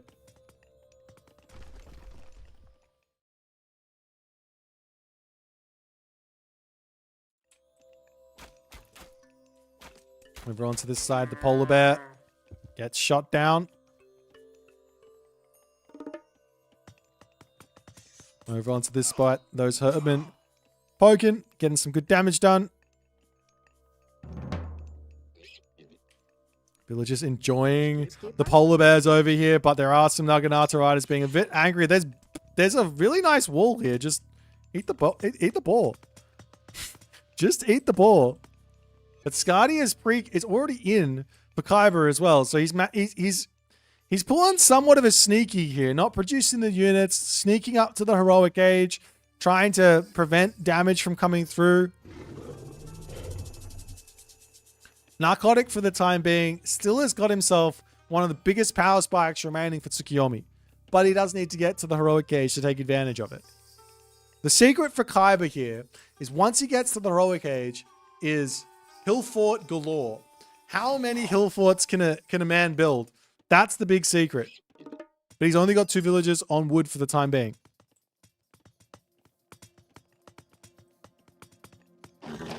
It's the Great Hall from Kaiba. Gonna get knocked down. Heroic Age in. Frost Giant out. Another Valkyrie coming through. He can heal up the Valkyrie and keep going here. He can get himself more units. He does send some Herdmen into the meat grinder here. Yes, they are the counter to the Naginata Rider, but 4 Herdmen versus a pack of Naginata Rider is not going to win those sorts of fights. A couple of villagers do manage to get picked off. The way back into this game for Narcotic is to level the villager difference. The Bushi in position to defend here. Love it. Great defense. He's also got the Miko in that can also heal up. All the other good stuff there. It's the Naginata Rider say, maybe I can take this fight. Maybe I can't. Does lose one there before pulling back ever so slightly and then taking the fight again. Hello? He's going to lose everything on that spot. A little bit of a problem over here and over here. Maybe trying to just do a little bit too much in this game. Huntress Axe, heavy cavalry coming through. It's more of this map is starting to get walled up. More and more we're starting to see Norse players understanding how important this is. But Khyber, at this point, does finally get caught out. And this could be the revenge fire that Narcotic needs to level the game. He's just picked off 5 villages. He's leveled the villager differential. Of course, there is still the heroic age that needs to come in, so there is a little bit of an advantage there for Khyber still. As the wall gets broken down. And Narcotic sneaking in here. Dwarves will have to pull out. The villagers on this wood line have to move to something else. He's not paying attention here. Now, heavy Naginata riders on top of these defenseless dwarves finally pulling away from this position. Where are the red units? Inside the main base, the Valkyrie going for villagers here, searching for everything they can Heavy herdmen are in, but surely he can fight this. He's got to take that fight. He's got to deal with these units here. Up onto the top side, the Miko will not be enough to win these fights here. The Valkyrie going to pick off so many villagers yet again. As Narcotic managed to level things, it's going to still be an issue. More villagers falling. Up onto the top side, the bushy numbers are starting to look very scary. And where has Khyber's army gone to? He's got no army left. You could frost the back line and maybe pick off the front line there. Bushy versus Herdman. I mean, they don't have any bonus versus the Herdman, but they are doing pierce damage, so they will be able to actually soft counter the Herdman at the very least. As I say that, maybe the Herdman actually win the straight up engagement. I don't think so. Maybe 6.3 versus 6.8. That's kind of close. It's kind of close. I think they've got more HP though. 96. No, they don't. I think the Herdman actually do win in the straight up engagement, if not close. But of course, they're range units, so they should never be having a straight up engagement, should they?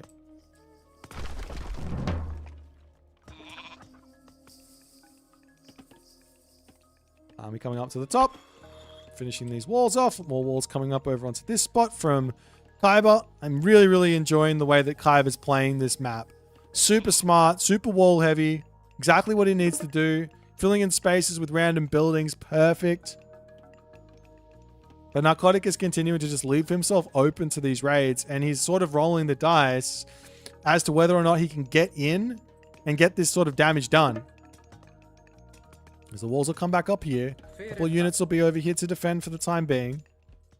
I mean, there's still berries over here that he could potentially go and grab. He's putting some farms down in the main base. Big difficulty for Khyber here is literally food income. As the Valkyrie are searching yet again for more villagers to pick off. Another villager over here to get spotted as the Khyber Valks will run through. He does see that one villager. Going to split up, pick this one, pick that one. There's constant raids from Khyber in this game. This Narcotic loses another 4 villagers here. These Valkyrie are just being absolute menaces to Narcotic here. But Narcotic's at full pop. So it doesn't like... Here's the weird thing about Japan.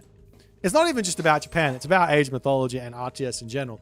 I don't need an economy if my army... Never mind, my army's just going to run straight in here, and then we have to take this fight. He does manage to surround the Herdmen, but those Herdmen are going to absolutely dominate. There's the Frost coming through. A hill fort to come down. Wall over here. I'll finish my thought. Wait, what did he drop that on? On the armory? On the stable? Hello? Huh? He put the new moon on the stable just to get a couple more Naginata riders out. But here's the thing. I was trying to say, Narcotic's army is so big that he can just take any fight he wants, but of course Frost comes down, walls come through, another hill fort to come in onto this backside, and all of a sudden Narcotic is not going to be able to do anything. He's stuck in here. He does get, I mean, he can open this up and run to some degree. He's trying to pick off those units. I still can't believe he's still making Naginata riders. His opponent is full herdman. If you had like 5 samurai in the army, all of a sudden, all of those herdmen are essentially useless. But fighting now underneath 2 hill forts and the entirety of the front line to get massacred there. Narcotic loses everything. The Valkyrie returned back in onto the fight, and Kaiba is so far in front in this game.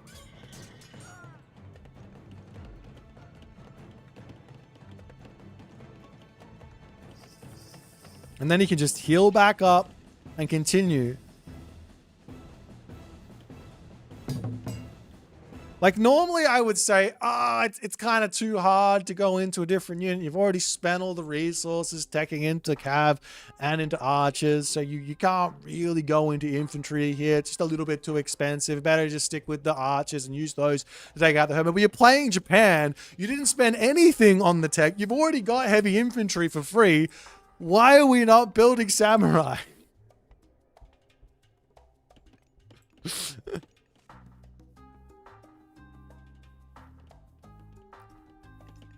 Now a town center up from Kaiba to solidify the advantage a little bit more.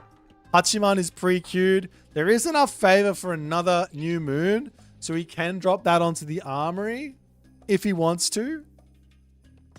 Little cheeky raids down the bottom, getting met with some Valkyrie.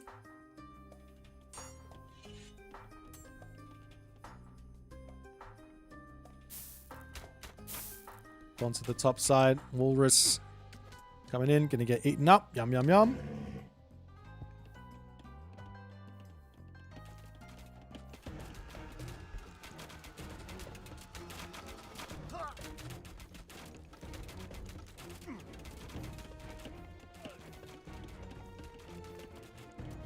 So walls coming up over here as well. Naginata Rider trying to bash its way in onto this side and get in. Hachiman will be in. I mean, okay. The one thing I can think of here that can kind of bring Narcotic back into this game is either A, somehow, some way getting to the Mythic Age without dying and then making mass Omuraki. That might be enough to take out the Odin, because Odin doesn't have a great response to that unit, just in general. Or B, going into a whole bunch of Tengu here. And then using those to deal with, like, just be an absolute menace to Kaiba. The Valkyrie just continuing to take villages out. Of course, you can almost guarantee that Narcotic is going to put the new moon onto the armory as he gets himself copper shields, copper weapons, and ballistics, which doesn't really help him that much here. In fact, Kaiba's already got himself bronze weapons coming in. He's already got bronze mail. Needs to get himself some copper shields and bronze shields as well, but he's going to be able to catch up on that armor very, very quickly.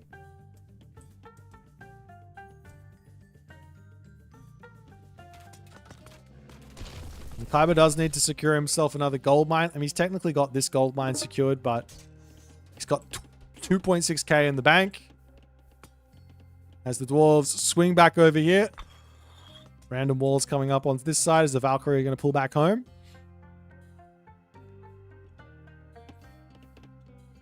I would love to see, I mean, of course, Kaiba's just trying to get to the Mythic Age here, so it makes sense, but I would love to see this tech getting grabbed. This is a tech which I think a lot of players are forgetting about. Very, very strong technology. Stone walls can really slow these raids down a ton. An absolute ton.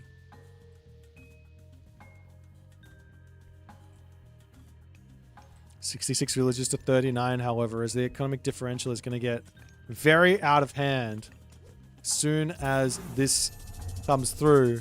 As the Shogun comes in from Narcotic. Kaiba getting more walls up, still playing the defensive game. I said he was going to be on the offense in this game, but it turns out he's not actually on the offense. He's just on the raid while still playing defense nonstop.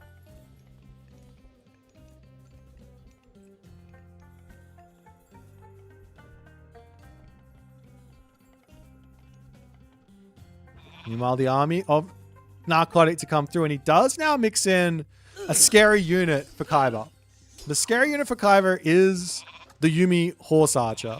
He doesn't have any defense for this unit at the moment. He's got no Cav. He's got no Huskal out. He is going to the Mythic Age. He doesn't really need to fight, but he does need to be securing another gold mine. He's about to be out of gold over here. I could very much see Narcotic winning this game just because Kaiba doesn't have the units that he needs to deal with this tech switch from Narcotic. I say tech switch, it's kind of barely a tech switch. He's still building horse. It's just a horse with a bow. Kaiba pulling over here to try and get this hill fort up. This army needs to move around here and hit this as fast as possible. A hill fort is going to be a nice help to defend this. He spots over onto this side, sees the empty gold mine. He didn't see the hill fort going up as the Kitsune comes in, pokes down. Did Narcotic see the gold mine? I think he has now spotted that the dwarves are over there as the Hachiman, Narcotic. No, he doesn't have the technology, and it's now coming in. Golden Kite, 40 seconds. It takes a while. That's going to be his answer for the Shield Maiden Valkyrie to some degree. As Narcotic is sieging away at the Great Halls, he needs to take his army and actually fight this.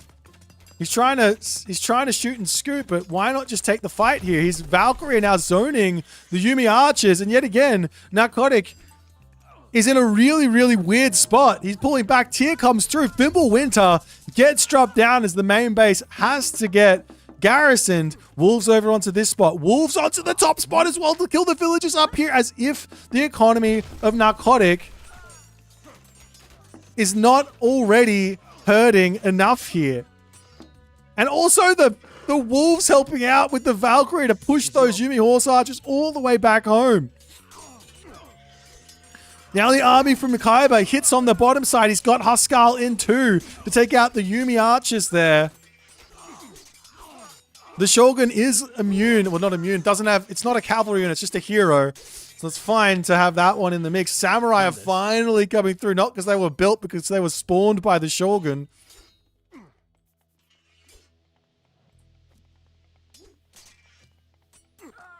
Now Kaiba gets himself champion upgrades, and he's just in such an insanely good position. Farms coming up onto this side in the perfect box there with the ox cart to help out.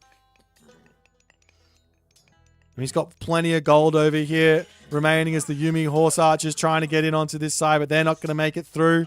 Kaiba's going to slowly be able to move forward here and grab this town center, slowly take more and more and more of the map. Narcotic, to get himself up the castle on the top, he's got 40 villagers and a dream. He's got 5 villagers on the farms. There's no way for him to win this amount of Norse units here. And he taps out. And Kaiba, looking incredibly solid, manages to 3-0 Narcotic. Playing incredibly well the entirety of the way. Really, really well played from Kaiba. I don't know what else to say. Like, perfect pullbacks, great defense during the power spikes at Tsukiyomi, great counter raids while the power spikes were coming along so that he was dealing damage while receiving damage. Just like a beautifully orchestrated Odin game here from Kaiba. That's all it was. A 3-0. Kaiba goes on to the round of 16 now. Round of 16? The round of 32? The round of 16? Kaiba goes on to the round of 16 here. He has one more best of 5 to win to get in to day 2. We'll see if he can. Unfortunately, that is the end of Narcotics tournament run here for the Pandora's Box 2. $10,000 tournament here. Let's jump back over to the main menu and see who we're going to cast next.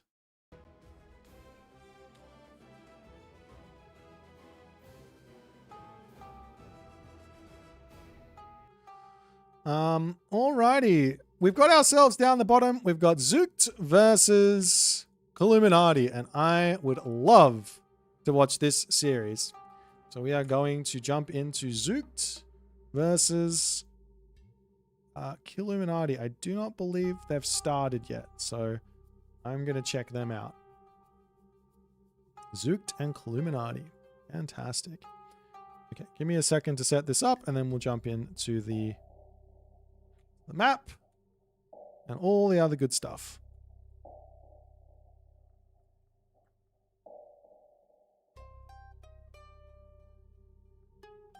Who's on top? I think it's Illuminati on top. Hold on. No, Zoot is on top. Zoot. Illuminati. Alrighty, I think we're good to have a little cheeky look here. Let's go.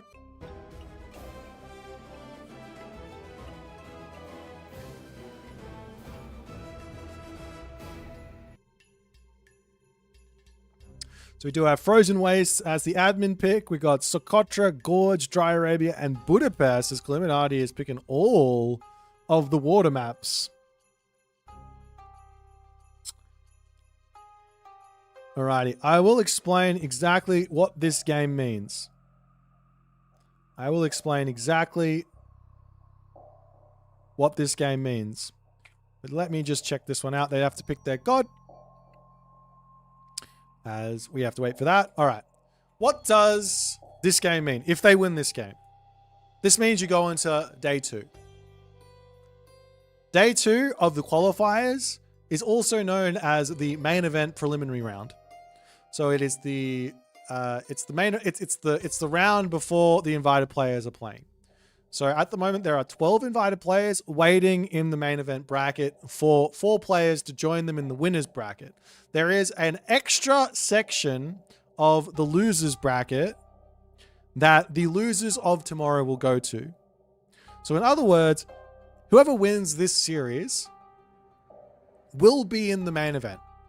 Whether they're in the winners bracket or the losers bracket depends on their results tomorrow.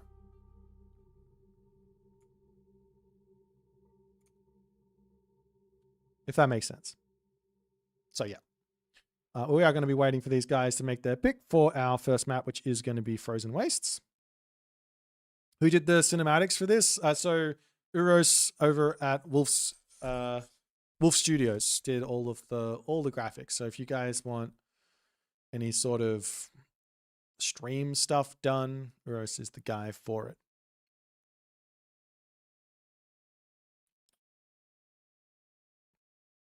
We should have a little talk here on the gods. We got Zook. We got the bans here. Illuminati banning out Gaia and Kronos. Makes sense. Zook bans out Tsukiyomi and Set. Set being one of Illuminati's best gods. But does give Illuminati the Isis as the first pick there from him. As Zook grabs himself the Uranus. Uranus a fantastic god against Isis though. But that doesn't necessarily mean we're going to see Uranus versus Isis. Then I have the Hades grab for Illuminati. Zook grabs Amaterasu Thor. Then Illuminati grabs himself the Ra and Susanoo. And then the Noir Loki from Zook. Poseidon, Zeus from Illuminati. And then finally Fushi from Zook.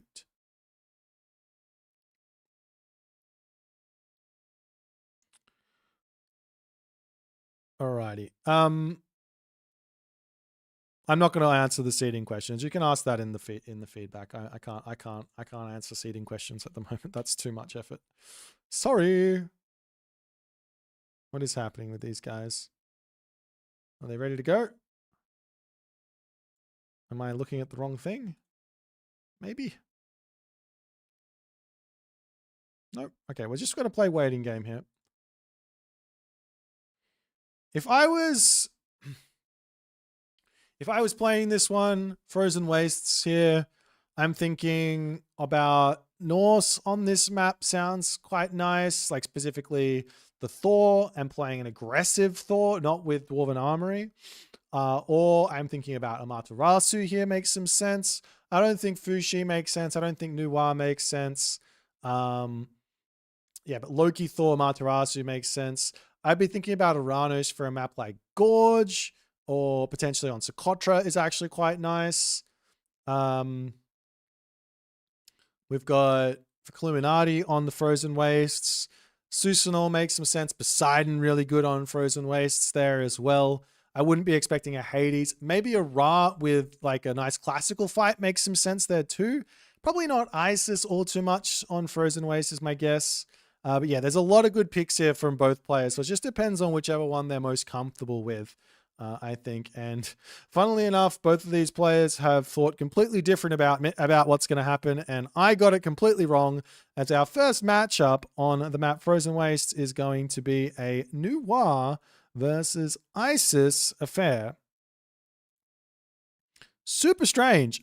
I would have expected to see Noir on a map like Socotra. That's what I would have expected to see.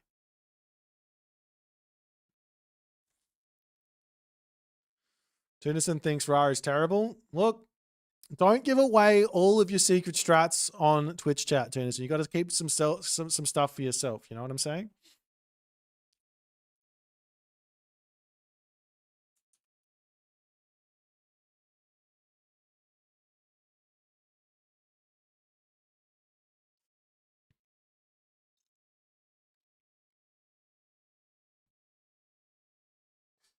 Alrighty. Oh, I need to change my title. I haven't been changing my title.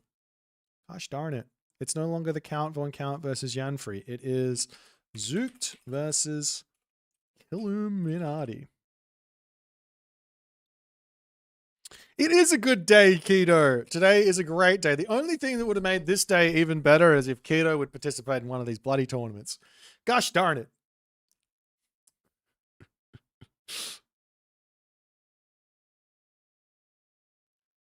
I hope you're all having a fantastic time hanging out with me for the Pandora's Box. I'm so excited to see just how deep the strategy goes, how deep the tournament goes, and all the ideas that come up as we get further and further in here. We've got some incredible talent waiting in the main bracket. So for everyone who's just hanging out and is kind of new and not really sure what's going on with this tournament, every weekend from this weekend to the end of March is going to be, after today, is going to be 4 sets of games. We're going to see 4 sets of games every single weekend. So Saturday, Sunday, 4 sets of games until the end of the tournament. The final weekend of March will be the semifinals and the grand finals, of which there's going to be 3 games, 3 sets on each of those days, but it's best of 7 and then a best of 9 for the grand finals with a potential bracket reset, best of 5. What that means is if the loser does manage to win the best of 9 against the player who hasn't lost a game yet, they will then have to play another best of 5. So it's a ton of games for them to play on that grand final day. But hey, they are here to entertain us. That's how it works. They are here to entertain us. Right? You all agree?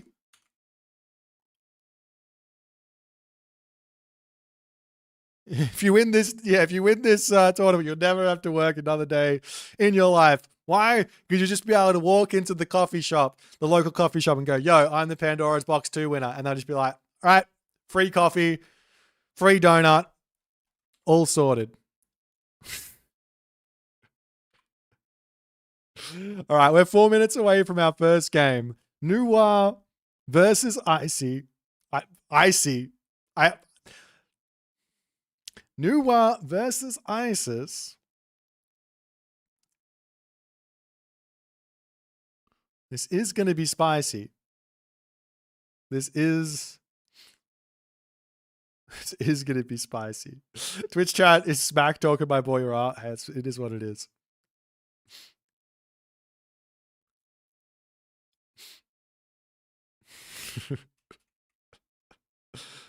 I'm super excited. This is going to be a really, really fun match. After this match, wait, has Eric already made it? Has he already qualified?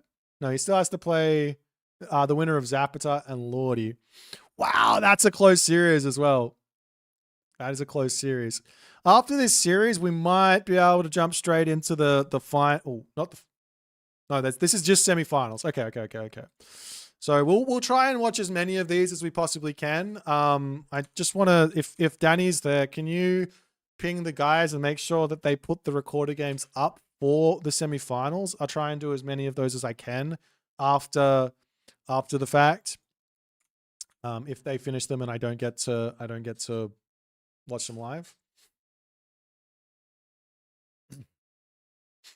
Yeah, no Demeter is a bit of a surprise. I was talking with the great the Mister the other day, and we both believe that Demeter is hidden best god in the game.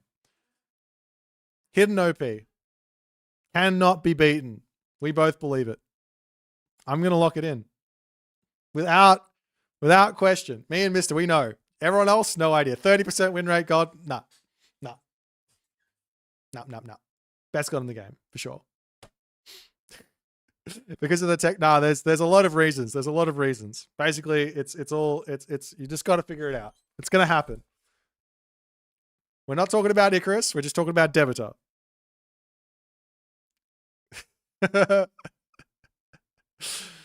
Oh dear. Alrighty. Okay, so we could talk about this matchup a little bit. I actually don't really know how this one is going to shape up. I don't know what the strategies are. Of course, Isis's sort of terrifying strat you want to prevent the Isis from doing is the 2 town center fast mythic. This is a strategy you don't want to face if you can help it. How do you not face it? Well, early game pressure, pressuring them in the heroic age, make sure they do something, hit them really hard in the heroic age, to prevent them getting to the mythic age, preventing them getting onto a second gold mine, super important. Things like that to prevent that mythic age from coming through is super key to this matchup. But Nuwa is one of those kind of defensive gods. Now, there is a fairly powerful, I would say, how do I put this? There's a fairly powerful classical fight that can catch the Egyptian players off guard, but it does depend on map spawn and things like that. Of course, this is Frozen Waste, so it does make some sense. And if you can get the map control as Nuwa on Frozen Waste, you just have to set up on the sides of the map to get the gold control. So set up with military camps and building yourself those tower attachments as well. So that is a way to go. Isn't Uranus the best god in the game? Of course, yes. Best god in the game. Only Uranus is the best god in the game, but Demeter has come in, so she's usurped Uranus. So you have Uranus is the best god in the game, and then Demeter is DLC privilege. Yeah. Sorry, my bad. Demeter, yeah. Why isn't Uranus being bad? I don't know. These guys don't know. They just don't know. They don't understand. Alrighty, guys. We're going in onto Frozen Wastes here. Second time for the day. Let's jump into it. Check it out. See how it's going. Zooked, Illuminati, Nuwa, Isis. The game is paused for some reason. Hang on. I don't want to jump in just yet if we're just going to jump into a pause. Let me just see what they're chatting about. Do not know. I'm going to sit here and wait. This is the mind games. Mind games.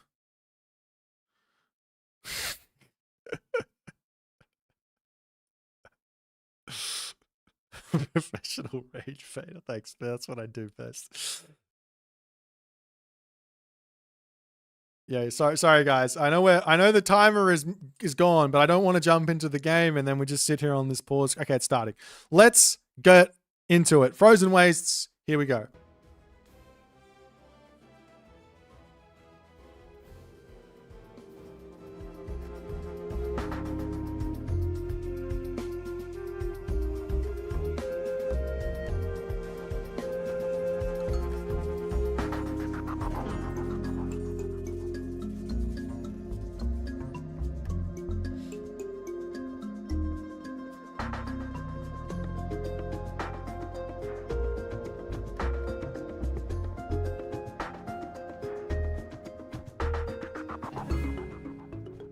And here we go, ladies and gentlemen, at the top of the map playing as the blue Nuwa. His name is Zooked.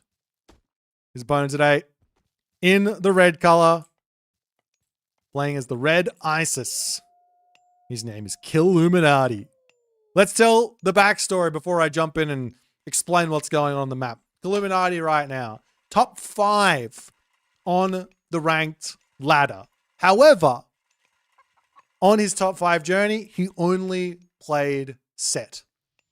His set is banned out. Does that mean anything?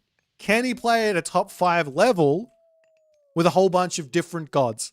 That's the big question. He's got Isis here, very, very similar to Set, but also very, very different as well. His opponent here, Zookt, a player who has performed incredibly well in qualifiers before. He's yet to make a main event, but he's often made it to the stage just before the main event and often lost 2-3. So he gets very, very deep in these qualifier runs, but he's just not quite managed to make a main event. The same is true for Illuminati. And guess what? You win this game, you're in the main event. You're in day 2. You still want to win day 2 and you want to get into the winner's bracket of the main event, but regardless of win or lose, you will be in the main event. So we'll see how it's going to go. We've got the Noir, we've got the Isis. Let's take a quick look at the map and see what we can see. Of course, it is Frozen Wastes. It is Frozen Wastes. So we've got gold mines popping up on the left side here. We've got the town center on this side as well, or settlement, I should say. More gold mines around the outside. Gold mines over here and here. Not the best of town centers here for Illuminati, I must say. Sometimes you can get lucky and get, say, the walrus where these berries are. You can grab this town center. You can drag the walrus underneath the town center. It can be very, very hard to punish an ISIS 2TC play there. I will say, however, that Frozen Waste it doesn't seem like the best of ISIS maps. The reason being is the lack of food in the main base. You've only got five caribou in the main base. So you're going to have to push out of your base. You're going to have to get yourself some more resources. So we might actually have to do some sort of weird classical fight. Meanwhile, Zookt, he's going Hull 2. His town center over here, obviously double gold mine. Also a similar type of problem here. He doesn't have the really nice secondary hunt. If he wants to go for a second town center, he can. He's got Hull 2. He's got the earth wall that he can drop down. But if Illuminati decides to go heavy one town center aggression, he can very easily knock that wall down.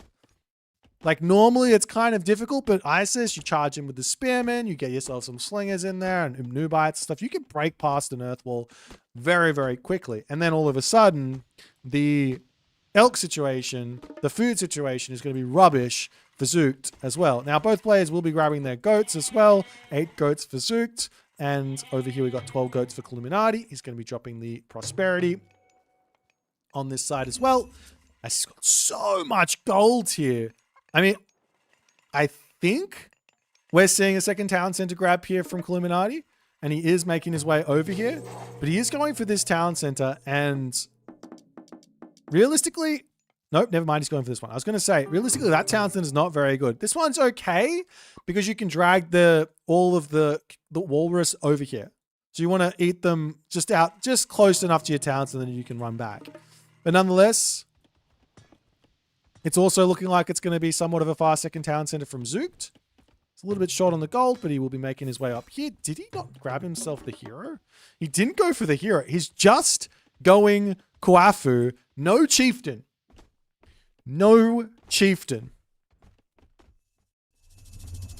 Plague of Serpents. This isn't an issue. We don't care about Plague of Serpents here if we're Zookt. Just ignore it. Build the thing. No problems. We do say over onto this side. A little bit of a pioneer harassment mission, but does not go all too well as they have to retreat. A little bit of HP done. No problems there as the clay peasants coming in. One villager getting sniped there, though, by the Anubite as Zookt somewhat... Well, not somewhat. He's made a really big mistake. Generally, you want to leave a handful of heroes here to defend against the Anubite. That's going to be a dead Quafu as well as Illuminati starts this game off with a gigantic, absolutely disgustingly large advantage. A Quafu kill, a peasant kill. Where are these pioneers? They're finally getting in. As I mean, there is the walrus over here that he's going to be wanting to eat. So much value here from Illuminati. So much value. Pioneers also falling to the serpents. Normally, I would have said this is not going to do much.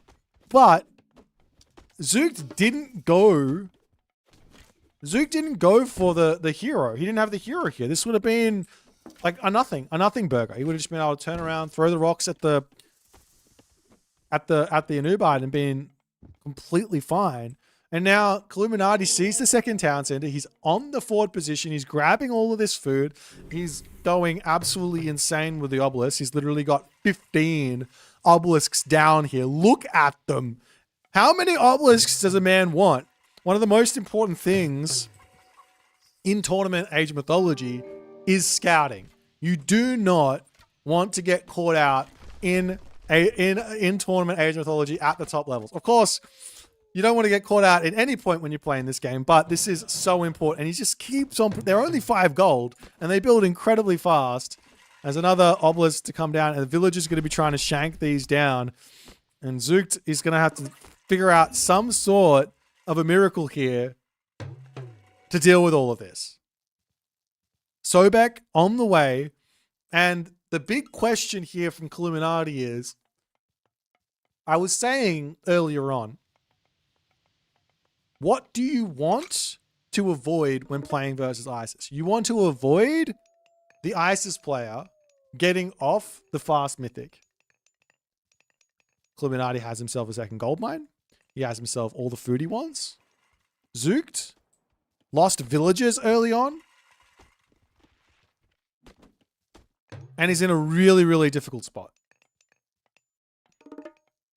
Third monument for Illuminati coming through for the monument to the priests. This is one of the most important parts of ISIS, I have to say, beyond all the other like small technical things that you just have to do. But this is one of those little mini things that people don't remember to do with ISIS and is so important. Grabbing this technology in the temple and going 3 monuments. Of course, if you don't have the technology, it doesn't matter. You've got Eclipse to do the same sort of deal. And you get yourself out a secondary prosperity. That's where ISIS is able to just take the advantage and just go really, really hard with it. So getting that second monument in while you're going to the heroic age, beautiful play.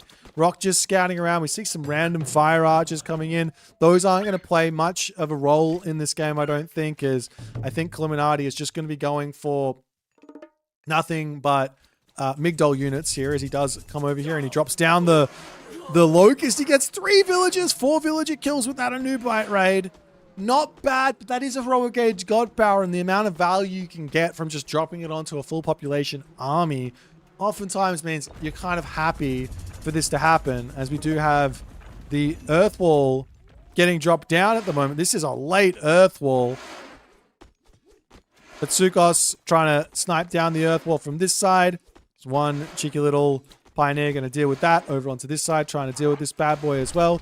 As Zook, he wants his heroic age. He's making nothing but Kwafu at the moment. Well, not nothing but Kwafu. Basically nothing but Kwafu at the moment. And Illuminati is well within his rights to just stop training units, stop getting upgrades. He's inside this position, so maybe he doesn't need to, but he could simply just go Mythic Age here. Now a couple of Halberdier have to get trained, and that's going to slow down Zook's heroic age even more. This is looking very, very tough for Zook. He's having a real rough time here. Camel Rider swings in, picks one villager off, pulling away.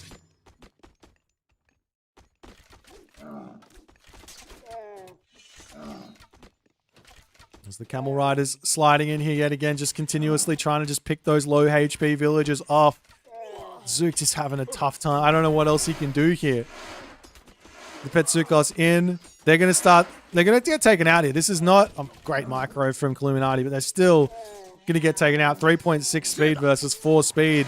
You don't even have to micro it from the side of Zook. You just chase down, pick them off, no problems. More Chariot Archers going down as Zook is I mean, he's doing a valiant effort to just stay alive here. Siege tower to roll in. I'd love to see the earth wall just getting beaten out by the siege tower. No need to keep on keeping on inside this position. It's Illuminati gonna say, all right, let's get up onto this spot. Migdol stronghold to enjoy that one there.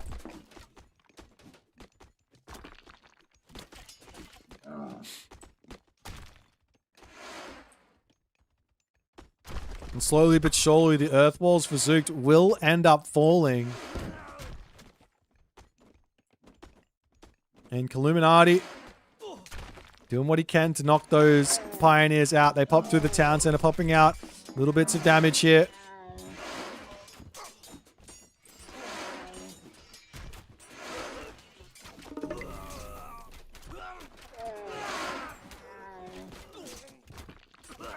All the Petsukas are dead here. I think maybe it wouldn't be a terrible idea to mix in some Axemen, but I don't think it matters. Like, I think Zooked is just in too difficult of a spot. Like, I mean, units are just gonna keep streaming in here, and once this Migdol is up, I don't even know what else you can do, because there's gonna be even more production in onto this spot. Over onto this side, a little cheeky obelisk to have a look on that gold mine there. As the town center now under siege from the siege tower. We've got advanced defenses, watchtowers coming through. The Qualifier to come in. Does he have the tech? No. Wait. No, he doesn't have the tech. Grab that tech and the Qualifier. They become very, very powerful. They become very, very powerful. Military camp to come through, but Zooked has just botched this game up a little bit too much, unfortunately, and Illuminati a very, very simple and quick victory. Unfortunately, you can't go for a second town center and not have your heroes. This is too much. This is too much. Unless you have the hero villager, the Quafu chieftain, it's just not going to work out for you, unfortunately. And Zooked there. A quick win for Illuminati, unfortunately. Zook will have to walk away from this game and say, okay, at least I don't have to deal with ISIS anymore. At least I don't have to deal with ISIS anymore. That's a big thing. Zook loses a god that, to be honest, not one of his priority picks. This is a god that's super far down on the draft list for Zooked. He's picked it up, plays it. He just has to take solace in the fact that ISIS is gone and now he can pick a different god and not have to worry about it. Let's jump back over to the draft and see what they're going to pick for the next game.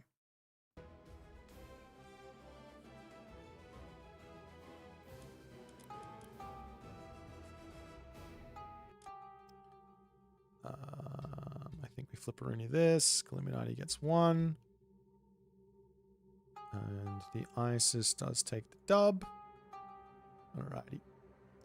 So our next map is going to be what? Dry Arabia.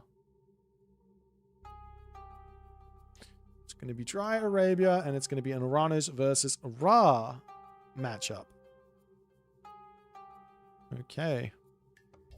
So this one here has to be where Zooked is going to be in his element. Dry Arabia is a nice defensive map, for sure. But this is where Zooked has to be feeling good. Without question.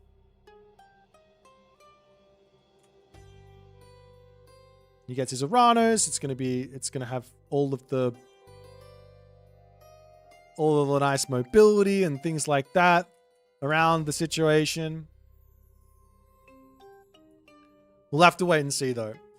I must say, I haven't seen a huge amount of Zook's Uranus. I've seen him play Gaia a ton, but Uranus and Gaia do play a little bit different. But we'll see. We got to wait just a little bit for the spectator thing to go down. Let me grab myself some water.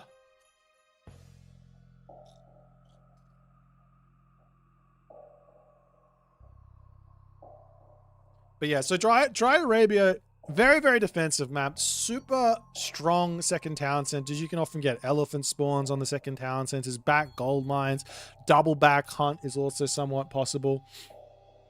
No coffee. I've already smashed it. It's well and truly in there. We are wide awake.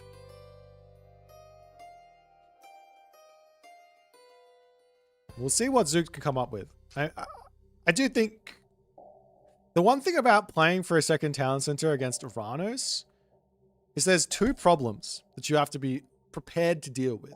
Problem number one is Oceanus Caladria, whereby I can literally just start attacking your town center with, I don't know, like 5 Murmillo. If I've got 2 Caladria out, or 2 or 3 Caladria out, the town center will never kill off any of my Murmillo. I can just heal them up. If you try and shoot my Caladria, I can just heal those up. And the town center will fall. So going for a naked town center against Oceanus, you've also got to make sure that you're playing defense with your military units as well. You have to go barracks units. So that's number one issue. The other issue is if you go 2TC, your opponent can also do a Prometheus sort of 2TC idea, or even a Prometheus 1 town center idea and just break you with pure Prometheans. In fact, that's also a perfectly reasonable way to play this, is just go for a mass Promethean thing. However, I do know that Illuminati is very, very good with his raw defense, with his raw sort of ideas. And nonetheless, we're not going to have to wait any longer. We will be having a watch here of what's happening. We're going in onto the map, Dry Arabia. Let's check it out. Boom, skitty, let's go.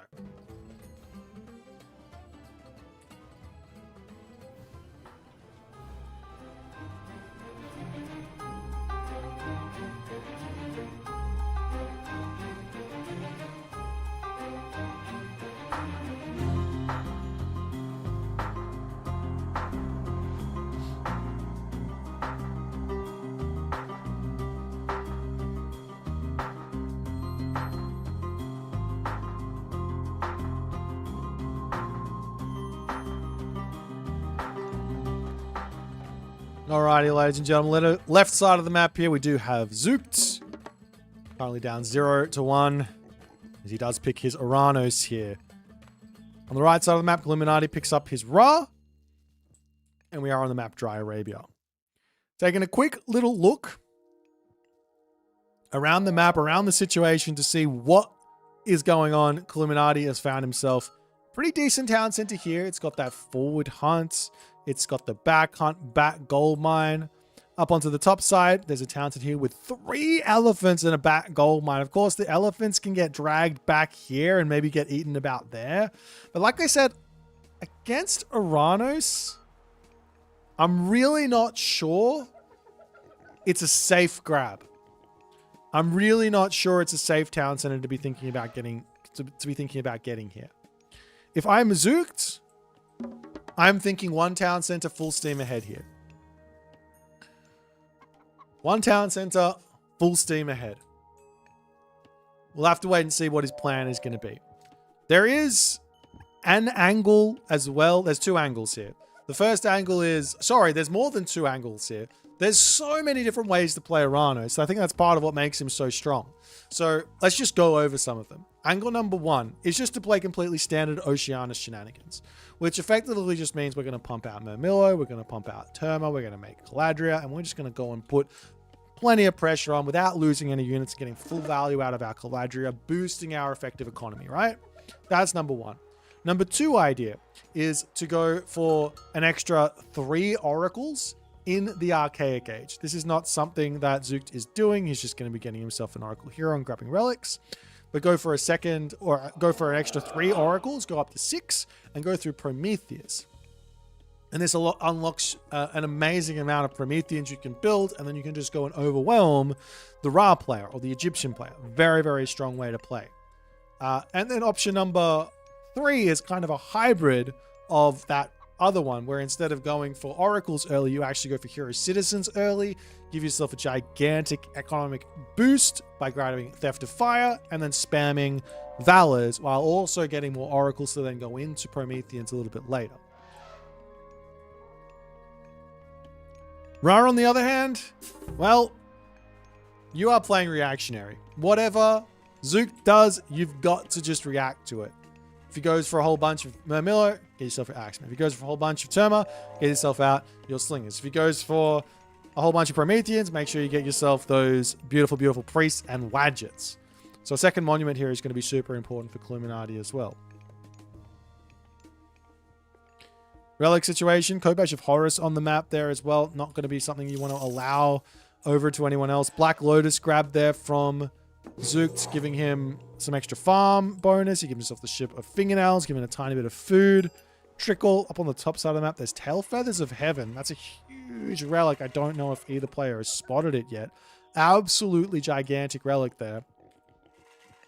As Illuminati is actually going to be grabbing a very quick Skin of the Rhino here, as this indicates to me that he's probably looking for the second town center. So he's going to have some super villagers so that if he has to fight off Murmillo, he will be able to do so. But the town center is going to come up. No question. But does it matter is the question. This is what my point was. If Zoogt goes early extra Caladria or two, never loses them to any priests or pharaohs, just controls them really well, he can simply just he basically can already be bashing the town center down because the town center can't out damage that Caladria here. He is grabbing his economic upgrades behind all of this. I don't know if I like that. You can grab the upgrades much later on. You just want to pump as many units out as you possibly can early on. We'll see what Illuminati is going to do. Obviously, he wants to drag those elephants. He's not going to eat them here. You shoot, you run back here. Maybe he will eat them there. Maybe you can drag them. Okay, never mind. He's going to eat them directly here as into the main base. Come the hero Murmillo. That's going to be a dead Wadget. That's a nice little win there for Zoogt early on. As long as he doesn't lose the... He doesn't lose it, okay. As long as he doesn't lose the Murmillo, he's all good. But a great pick there. Picks the Wadget off. That's got to be a good feeling. It does allow him to do a lot of stuff at the moment. He hasn't scouted this top town center going up. But he will be spending some time to knock down... He lost a Murmillo. No, anyways, he's going to spend some time to knock down this sentry tower as the Pharaoh comes over. Picking this off is nice because it allows him to maybe pick off these Zebra. As the Murmillo coming up to the top side. Watchtowers in as well as the Murmillo over here. Almost going down. A little bit of heal to come through. Is it going to be enough? Yes, it is. So he pulls back out. I'm not seeing that extra Caladria coming in, which is making me a little bit nervous about what's to come here. Not seeing any barracks coming up either. Oh, there's the barracks now for Illuminati. Realizing he does need to play some defense here. There is an angle to some degree here for Illuminati to just go for a heroic age. Because he's got such a good gold mine on the back, you're basically saying, come kill my second town center. I'll shifting sands away, back into my town center, and then I'll have my Migdal units to beat your units. So that can work. As the Murmillo coming up onto this side. Into you. Do have to also remember these laborers are supercharged with the Skin of the Rhino. As Illuminati going to attempt to get some heals in. Shockwave to come through. As the low HP villagers should go down. Picks off one. Going after a second one. A third one going to fall over onto this side as well. As Zook pulls back. And now there's the second Caladria. Little quick check here. I think it does 15 HP a second. Town Center does 23.5 damage a second. So you do need, like, I think you need 3 Caladrias to out DPS the Town Center. Maybe the Town Center with it getting empowered is enough, but... And you can also start wiggling them. Did you see Zook now pushing forward with the Sky Passage? I like these picks here from Zook to pick off the elephant, pick off the other elephant, and that's going to prevent them from getting grabbed too easily. And Zook finds himself Tail Feathers of Heaven. That's a huge pickup there for Zook. But the other thing here is that Illuminati still has food. He's got Zebra in the main base. He's got berries in the main base. And he's got a perfect gold mine. So after all is said and done, I think Illuminati, he's gone through the worst of it. He really has gone through the worst of it. And he might be able to just go to the heroic age now. Never mind. He's dropping 2 more barracks. He wants to stay in the classical age. And now Zook needs to think about heroic age himself, making some Satyr, and all the other good stuff that comes from that. Yeah, with Bite of the Shark, this relic gives... What is this? 0.25 divine damage over 3 seconds. And then this one gives 0.1 divine damage over 3 seconds. So it's just like a nice little... Just have a little bit more. Just have a little bit more damage. It's really nice. It's Illuminati with all the axemen in the world. Caraballas are going to start getting mixed in. So you can have a little bit of a poke. If you go Caraballas, you need Sky Passages. That's the secret there. There's also the Carnivora, which can get dropped down, which is going to make those axemen have to pull back. Little bits of damage onto the back line there as he gets a couple more kills. The axemen going to turn around. Good garrison micro there from Illuminati as he still has to play very, very slow, very, very defensive. An amazing Sky Passage on this right side from Zookt. Love that. In fact, I would really prefer him to pull through this Sky Passage and start mining this gold mine out. If you can get rid of that gold mine, then he can play for like 10 oracles and mass chaos ideas in order to try and get a gold staff on the next gold mine. Definitely a valid idea. A couple farms now coming down as well for Illuminati very early on. Does he have himself the upgrade? Yes, they are cheap. He does have it. Over onto this side, continuing to take these fights. He's got the numbers here. Yes, the Axemen beat those Murmillos, but there are Caraballas over here to help out, and the double Caladrias to heal everything up after the fact. As Illuminati has to pull back into the town center yet again. And Zookt can start thinking about hitting this position. Yes, good barracks here, good wall. Have to protect this gold mine at all costs.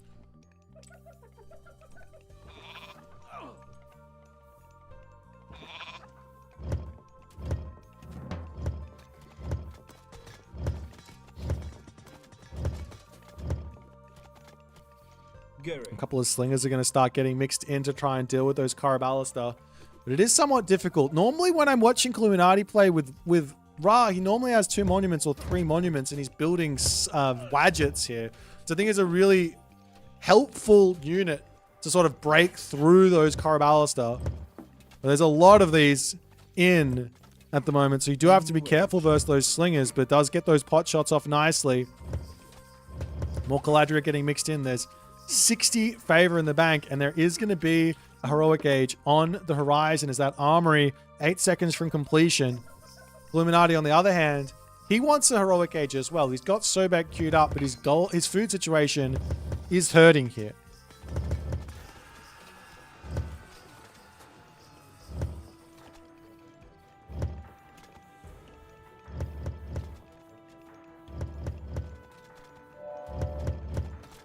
And from this 6 oracles now out, full map control. I'd love to see him just drop the oracles through the Sky Passage over here, grab the vision, take a look at what Zookt's map looks like. He sees basically all of it.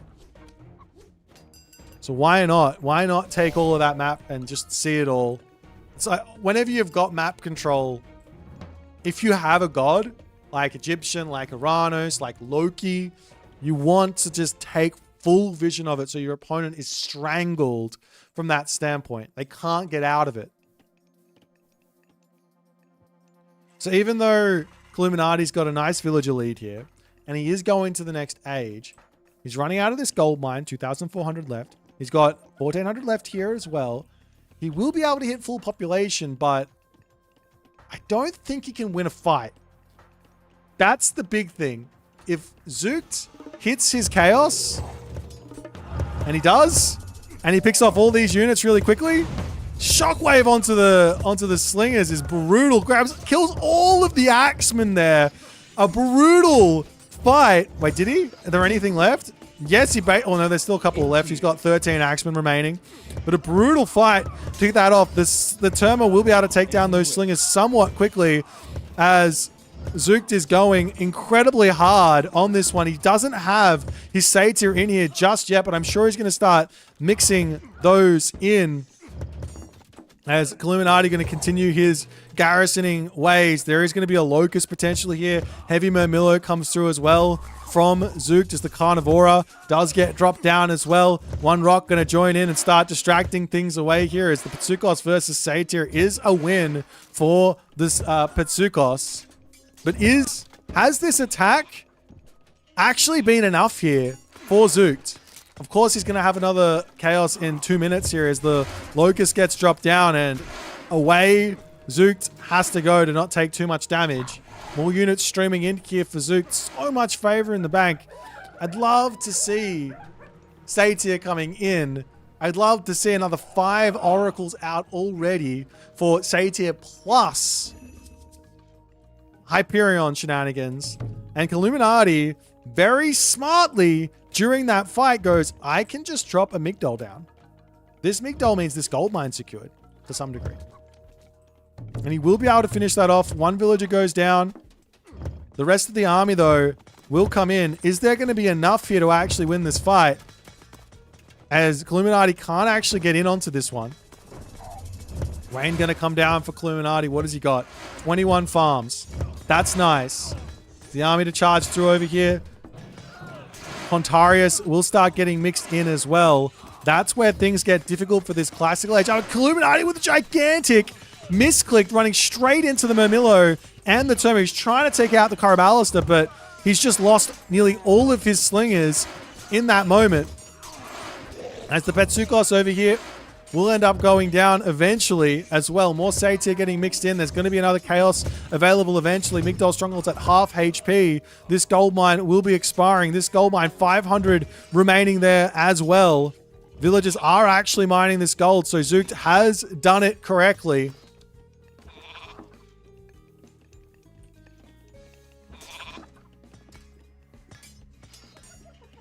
Meanwhile, I don't know how it happened, but Illuminati has picked off 3 Oracles during all of this time. And now Zook has to rebuild the Oracles, which will slow down potential secondary Chaoses and everything else. It's very important to make that happen. A beautiful palace coming in onto this spot. As the one little tricky move here that Illuminati has is this gold mine in the corner. Of course, Zook could see it if he comes over there, but he doesn't see it. And it's actually looking like Illuminati is managing to survive here. Another palace up onto this side. Zook, for whatever reason, is just running out of steam on all of these fights. The Pharaoh charging after the Satyr here. Beautiful as the army falls onto this position. The villagers up here get the palace down, but these are angry villagers. They've got themselves survival equipment. They've got themselves Skin of the Rhino. And Illuminati will be able to shank down the palace. A couple of villagers do end up going down to the palace after all, but I don't think it matters. Zook's all in has fizzled out here, and he hasn't managed to keep Illuminati off of a 3rd gold mine. In fact, there are 2 gold mines that he's currently on, which effectively means, what can Zook do now?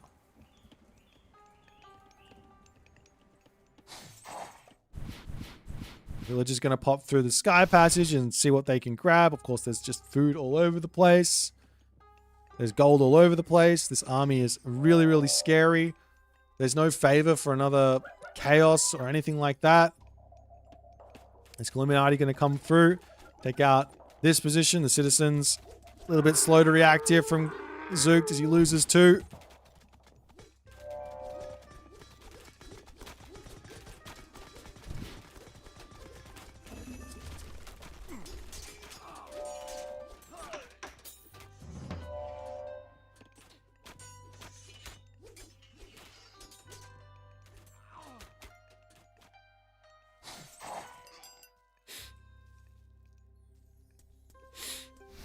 There's a citizen over here starting to get raided, and this is never a good thing. If you're on one town center and you're getting hit with the raids and not putting the pressure on, it generally means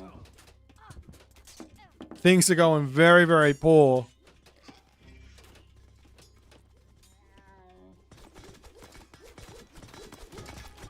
Funnily enough, I think this game came down to a classic that I see all too often from Murano's players, where they don't delete their main base sky passage and put one in the center.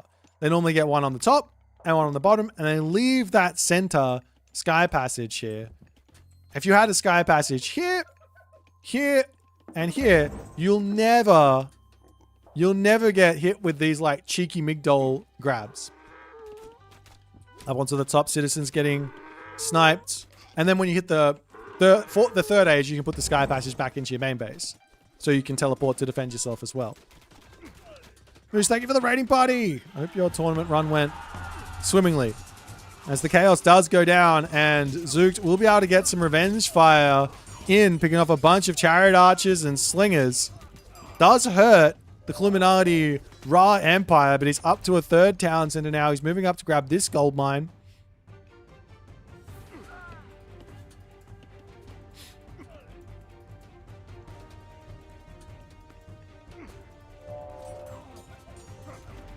You can't take these fights with the destroyers. If he's got the Arcus in, maybe he can snipe off the Axemen while the destroyers are playing a little bit of dance moves.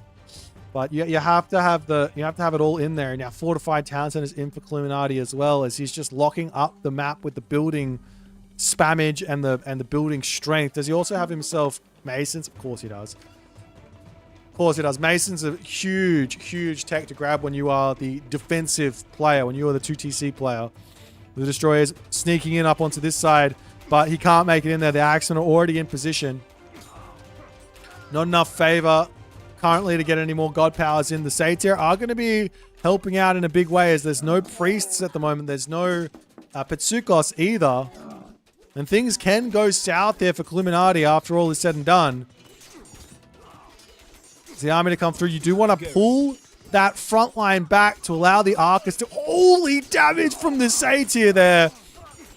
Is it going to be enough or not is the big question. Huge military resource advantage for Illuminati at the moment. Sorry, no, for Zooked at the moment. The Pharaoh to come through. Can he take out the Pharaoh? Answer no. Not enough. The Migdol stronghold stands. Those destroyers ending up falling is too much. Great snipe there onto the Pharaoh. Allows the Satyr back into this fight.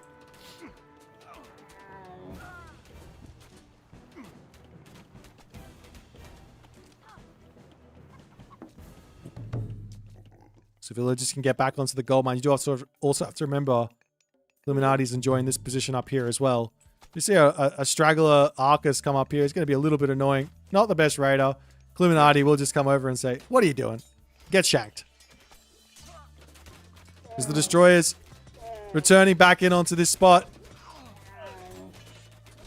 Still trying to take out these Migdols, but the defense from Illuminati is so good here. I mean, he's so far in front on the economy that he can kind of afford to play like this. He can afford to get things like Masons. He's just got himself that's a ridiculous upgrade to grab. I'm sorry. He just got himself carrier pigeons at 400 wood. So now he sees more of the map. That's a crazy upgrade.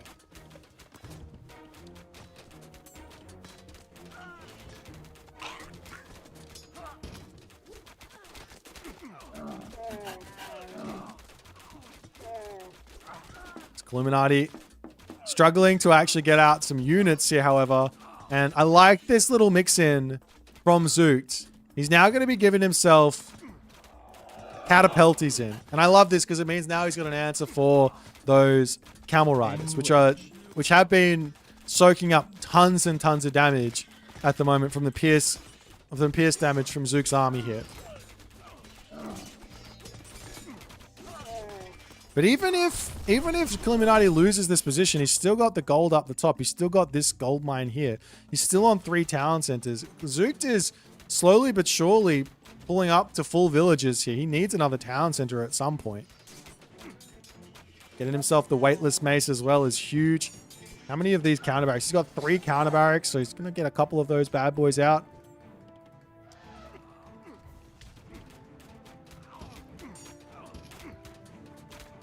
Funnily enough, like, it still feels like the game is close, even though, by all intents and purposes, Illuminati has been dealing with everything perfectly. He's playing an incredible game here.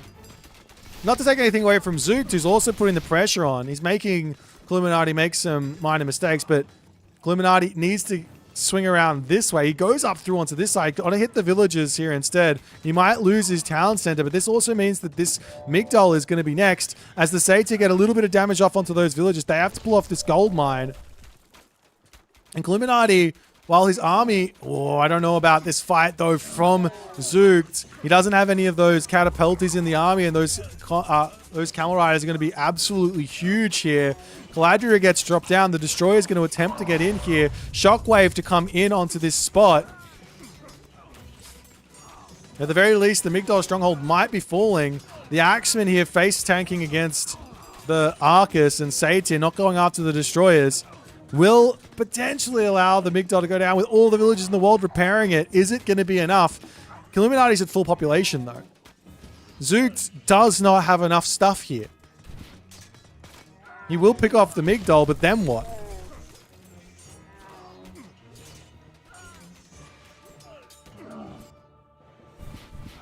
Little bits of raids over onto this side. 500 gold left in a dream. 1 camel rider searching around for oracles.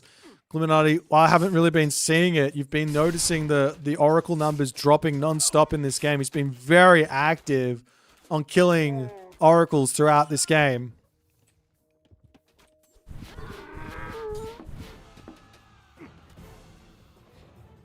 So all the villagers back into this position. He's still got gold up here.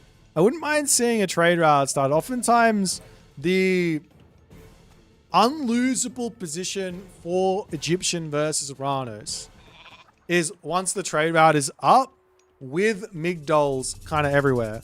So Shifting Sands coming in onto the bottom side as Illuminati says, I've had enough of taking damage here. Let me just kill off all of these citizens quickly. Picks off an Oracle as well. Zoot down to 52 citizens. 52 villagers. Not 52 citizens. 26 citizens. Herr Joe's? That's it. That's all he's got. And now Osiris on the way.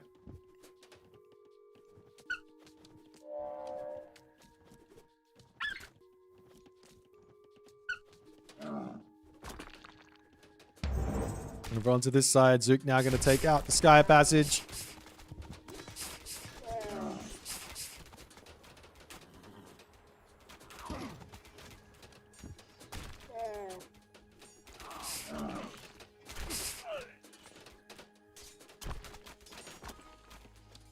Villagers up here. We'll be able to escape back into the main base. This is like the fine. Wait, is it? Oh, there's 3. Where's the other one? Am I blind? I am blind. It's over here. Citizens coming in to try and take out the siege towers, and I think Zook's chances in this game are becoming less and less the more of these citizens that he loses. Villagers back onto this gold mine, pushing forward to take this gold mine as well. Finishing up on this one. All the gold in the world. He can grab his towns and he can put a Migdol back over here. A Migdol up onto here would not go astray. Of course, I would love the market and a slight trade route started here from Illuminati. He has 1 market up, but market in the corner just locks everything in. And Zooked in the 27th minute, not able to make the all-out aggression work here. An impeccable defense from Illuminati, which seems to be the story thus far.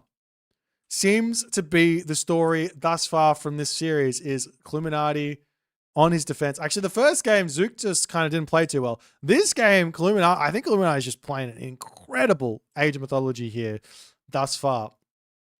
But nonetheless, I think if Zook did play the Sky Passage in the middle, didn't go for the crazy all-in on this town center, maybe waited to try and catch out those units. If you see the units out of position, chaos and kill. Otherwise, just full vision starve, get the full pop. doesn't matter. You're gonna win the first fight with Chaos and Shockwave and Carnivora at full pop. And then you can lock off the gold mines with your Sky Passage shenanigans. Unfortunately, Zoot allows this gold mine, which then in turn allows this gold mine. And everything kind of melts because of this crazy all-in on this town, and it doesn't quite work out for him. But nonetheless, let's pop back over to the drafting menu and see what's going to happen.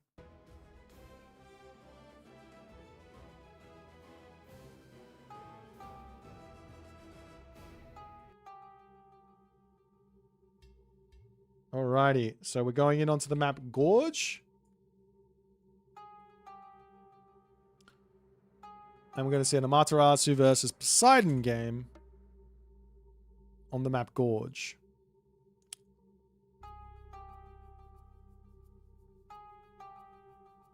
Am I blind? I am blind.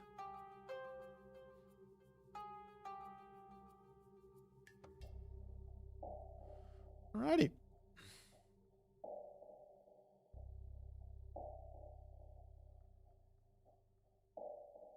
So 2 wins for our main man, Illuminati.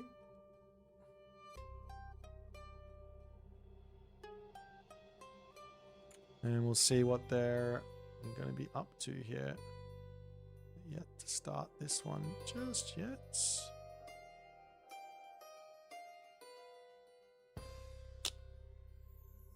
All right, we're going to take a short pee break. I think they're also taking a pee break, so this is a great time for me to do so. We'll be right back with game number 3. Don't you guys go nowhere. We'll see you guys soon.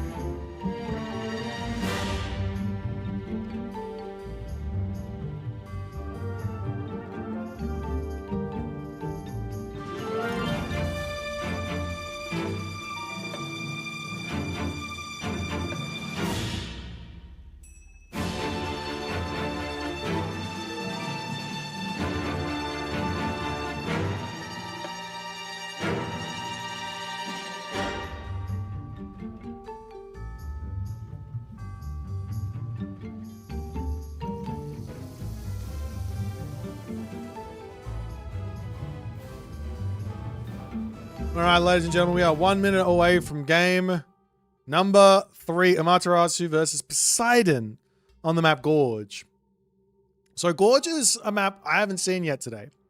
It's a fairly large map with resources very spread. Very spread around. There's not really a lot through the middle. So if you want to play sideways and play defensively like around there, and you can go around the map, and you can always kind of keep on rotating a little bit to keep preventing yourself from falling off, so to speak. But nonetheless, Amaterasu has got some early game shenanigans that she can pull off with her weasels, but that can be easily defended with Atalanta, as well as Theseus from Poseidon. And then they play. The Tengu is going to be really nice here for Amaterasu, or the Raiju as well. And for Poseidon, just cavalry and doing all of the cavalry shenanigans does make a lot of sense. Let's jump into game number 3, see if Illuminati can get the sweep, or if Zoot can make it somewhat of a competitive series. Let's go.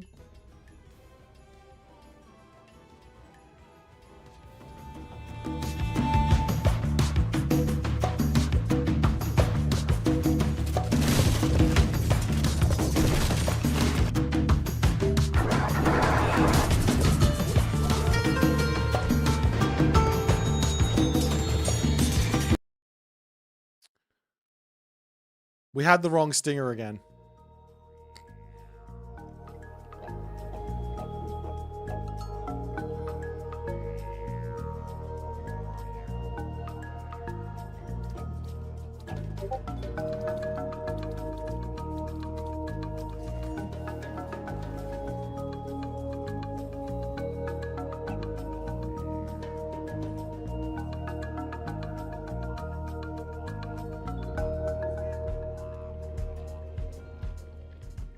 Alrighty, here we go onto the map Gorge in the left-hand corner of the map, playing as Amaterasu. His name is Zoot. Tournament life on the line. Must win game, down 0-2 against Illuminati, who is going to be playing as the Red Poseidon. At the moment, looking like Illuminati is looking for a very fast advance. He's got one of the best possible maps he could be hoping for. Back gold mine, back wood line, of course, is a standard spawn for Gorge. It's a nice little wood spawn here as well that he can lock off with the temple. And we'll see how things are going to go. On the other side here for Zoot, he's just playing nice and simple. Gets himself some extra shrines out. Looking for a temple here. Wants the favor. You can use the Miko to build this temple. Or you can use a villager, obviously. But wanting the extra favor in makes some sense. However, Illuminati looks like he is opting for the faster advance. Now, I wouldn't be surprised to see some Mr.-esque Poseidon here from Illuminati. And what do I mean by Mr.-esque Poseidon? I mean a quick, stable, a handful of Hippias to apply pressure, Atalanta to come out, then he's going to wander over to one of these town centers, either on the left side or the right side, pick that up, and then play a nice defensive game from there. Let's check out the relics and see if they're going to have any impact. We've got Archimedes' Ledger, making siege weapons cost less population space. Up here we have the Trojan Gate Hinge, increases wall hit points plus 40%. Up onto the top side we have the Eye of Horus, just town centers increase population cap by 4. And over to this side we have ourselves the Ullr's Bow, making ranged soldiers have an extra 1 line of sight, but more importantly 1 range. Question in the chat, where are the sacred sites? They are in Age of Empires 4, my good sir. So yes, this is an Age of Empires 4 map, sort of ported to Retold. Very, very cool. I'm excited to see what these guys are going to come up with. Is that Minakata Tomi? Zoot the Madman This is something I was told is a terrible idea to do by some of the very, very strong Amaterasu players out there. As a little cheeky wall to come up, already defending his gold mine nicely. The Centaur going to come in, get a little bit of damage done, as the villager will have to pull back. Minakata Tommy will be in. I imagine he drops it on this position as to protect the gold mine. But we will have to wait and see, as a dojo going to be getting dropped down immediately. The relic coming in, Trojan Gate hinge. As the Miko is going to pressure that Centaur away. Illuminati does have 2 stables up here, so he is indeed going for a little something here. As the Miko pops out, that that Theseus is almost dead at the moment and has not found its value in the slightest. As the Miko can turn around and just bash him. 6 HP left, 1 bash remaining. Imagine getting slapped by that thing. Imagine. Centaur over onto this side, going to be looking for some more damage. Now, of course, you can just passive stance this and heal with the Miko, and 1 Centaur isn't going to be doing a whole lot. Behind all this, while there were 2 stables that have been made, not a single cavalry unit coming out here for Illuminati. So he might be thinking to do something a little bit different here, as this Miko is going to be getting caught out. Can it survive? Do you ever solar shield that? No, he keeps it alive, gets into the towns, and it can heal it up with a Miko over here if he wants to. And now the samurai is in. Not a on the musha, but a samurai. Not terrible. We'll start building up his Bushido. As the Miko come over here and get the shrine up, you definitely need to come over and heal this. Illuminati, he will notice the 2 HP Miko. And he will kill this one.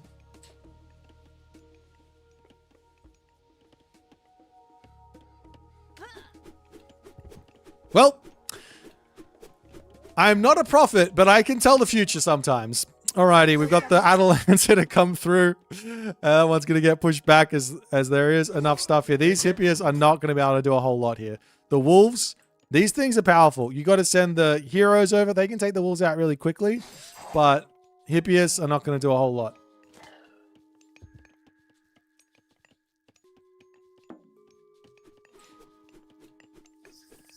So these villagers wandering back. This one up here still getting healed up. Nice play up onto this side. The villager looks like it will end up going down. No solar shield coming through from Zugt. He's trying to limit the damage here, but it's not working out for him. Does pick off 1 Hippias. These can get healed back up with Lord of Horses as well. So even if you get one down to 29 HP, it will come back with ferocity, so to speak. The samurai are a little bit too scary for these Hippias. I am somewhat surprised to see him building samurai here. Somewhat surprised. Not completely surprised, but somewhat surprised. Is this Miko going to come over and grab that shrine? Lots and lots of favor coming in. Is this ever going to be for another like gazelle spawn? Maybe.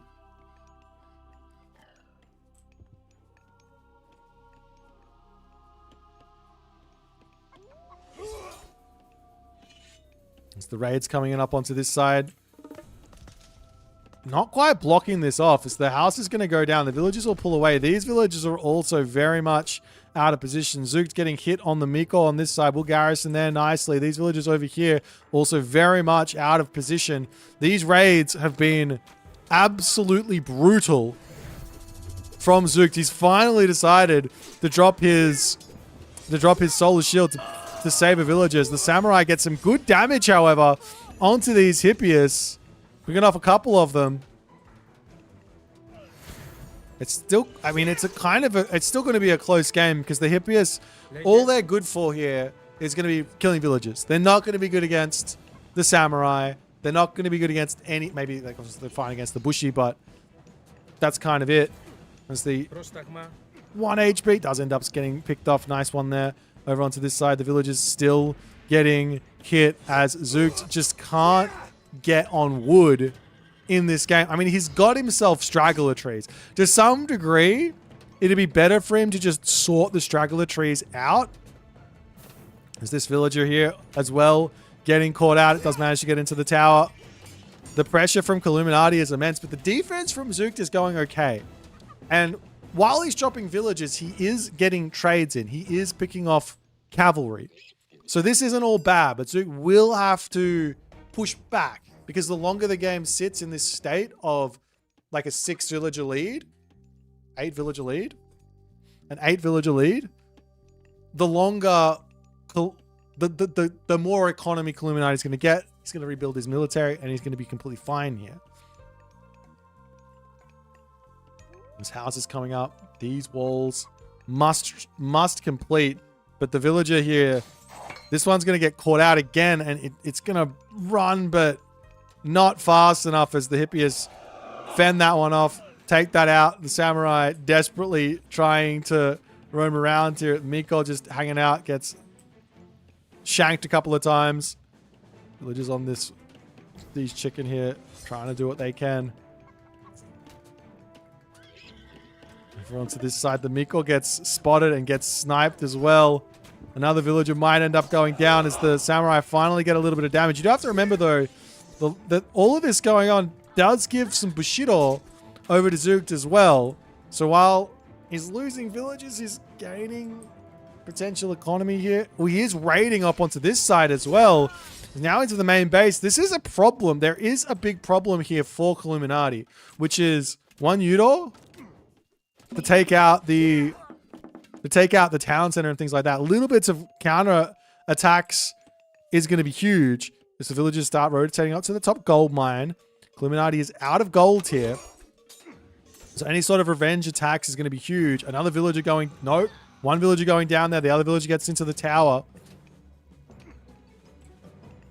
I mean, this is just brutal for Zook, because he didn't sort his base out here. His base is just completely open, and the cavalry are just running rampant non-stop here.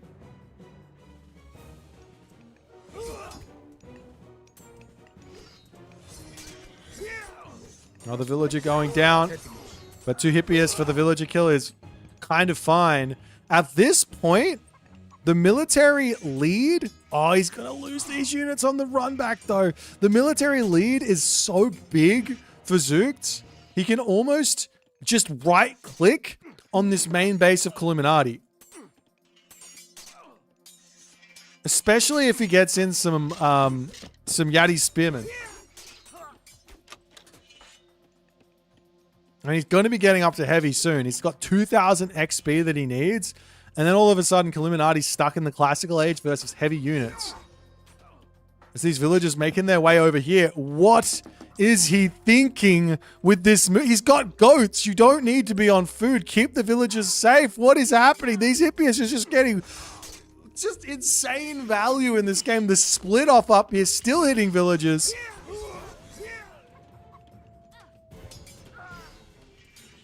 The villagers will turn around as Solar Shield to come in here, but going to lose another one as the Hippias try and bail. We're up to 1,000 XP until the next Bushido tick. Does Zook know that there's a gold mine over here and there's villagers there? That's the big question. Sending a couple of units up there as the army is in here to defend. Illuminati not paying attention to his units, dropping more and more Hippias. Yes, he's picking off villagers. Yes, his villager lead is insane. But his military situation is struggling. He's got himself ceasefire.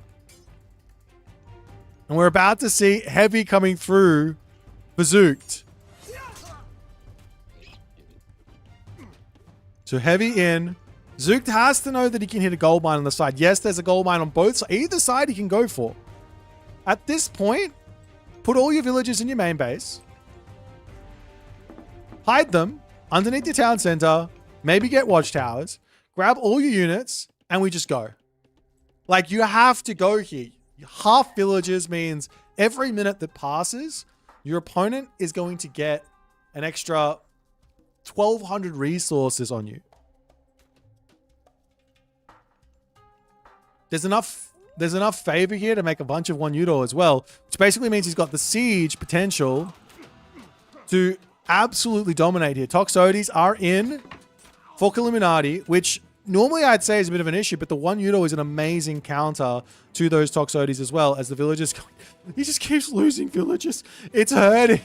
It's hurting so much. He keeps losing villagers, but there's no army in the main base. The shoot and scoot here from Illuminati. He's got a wall segment here to run through as the 1 Udo gets a couple of shots off. He's got that area of effect damage. Yes, he's only dealing crush damage when he attacks, but he sets the units ablaze. It does some divine damage, and it will hurt those Toxotes in a big way. The villagers still haven't been protected. I can't deal with this. How do we not have a wall here? One wall, just what? Just one. Like, this is also an opening, but like I get that, but just a wall across, it's fine. More villagers dying at the main base. Zooked. He's not able to find the damage with his gigantic, heavy army here. What is this game? Illuminati also now spreading up around the map. He's like, okay, if you find some of my villagers, it's fine. Kill them. I'm so far in front. Just need to have income. It's totally fine. Illuminati coming in, going to be able to take out the villager on this gold mine.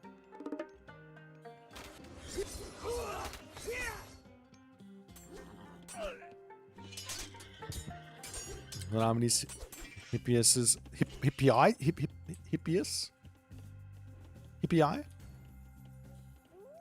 Hippi? Illuminati's Hippias are still falling. Now he's got an Archibald. The Archibald is scary.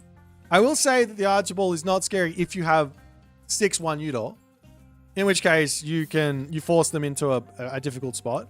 But nonetheless, Illuminati doesn't have to do anything. He just has to sit here. He doesn't have to take a fight. Sit here behind the watchtowers, get heroic age. Game's done. Wall's coming up to the top here as well, as Illuminati is literally just like, yeah, I'll walk up to this gold mine. It's fine. Why not? Not an issue. Not an issue by any stretch of the imagination. Now, Zooked, on the other hand, does have one nasty trick against those Toxotes. He doesn't have to go for 1 Udo. He can go for Raiju. He can go for the heroic age himself, which, funnily enough, he will be able to afford at about the same time the Illuminati will be able to afford. They both got the same amount of military, but like no Zooked units have died in this game. And he is going to go for Raijin. He will have himself Thunderburst. And Thunderburst versus a Toxote Ball is scary. Though there is a ceasefire, you can pull back. There's no way to heal up the Toxotes though. That's the problem. So if you drop it directly on top of them, they'll take a ton of damage.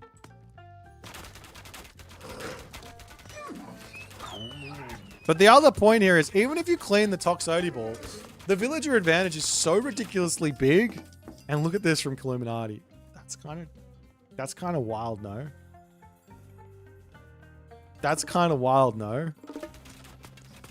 Just grab that one. Your opponent's never going to see it, right? These villagers over here are completely out in the open. There is a wall.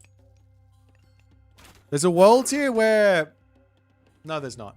There's no gold in the bank. I was about to say there's a world here where Raijus can run rampant over Illuminati's economy, just on the fact that you need to wall up the entirety of the map to prevent them from getting around and doing all the damage.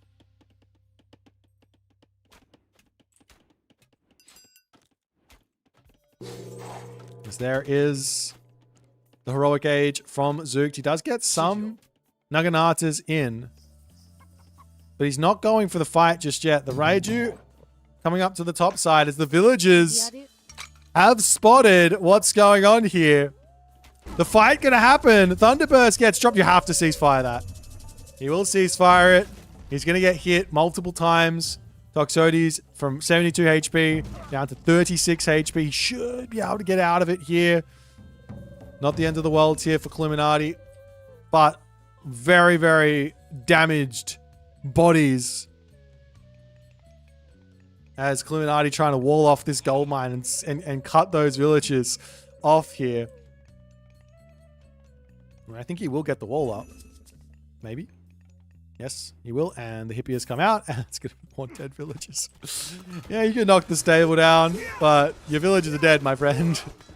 You can't get out. Okay, now you can. Now, Zook can take out the town center, but that does give a whole bunch of militia over to Illuminati to run away and use in the subsequent fight.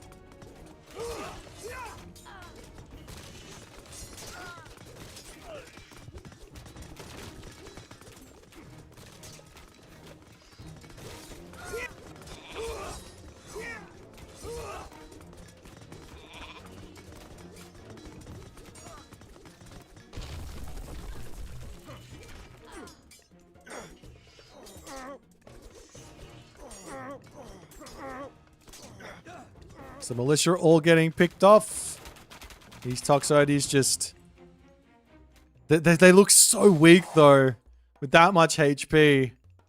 Like, they look strong because they're in this ball that looks strong, but they are incredibly weak. Raiju to come through. In fact, you almost want to be in a spread formation rather than anything else here. You almost want to be in a spread formation rather than anything else.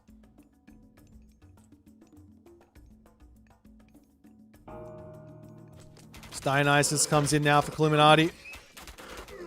He's going to have himself bronze. He's got himself a third town center. Oh, sorry, second town center again over here as he lost this one. And Zook is looking for a big fight. Do I have to remember, this army is really strong. Illuminati was sacking unit after unit after unit to get this villager advantage. This army has not taken any damage basically the entirety of this game. And Illuminati will run back into his main base, and Zook cannot engage in here. Pulls back, has to find a different way to go.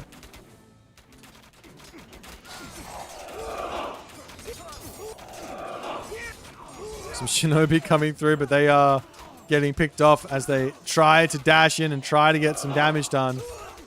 I mean, the only thing that can do anything here is the Raiju. Get in, special, huge damage onto the Toxote ball.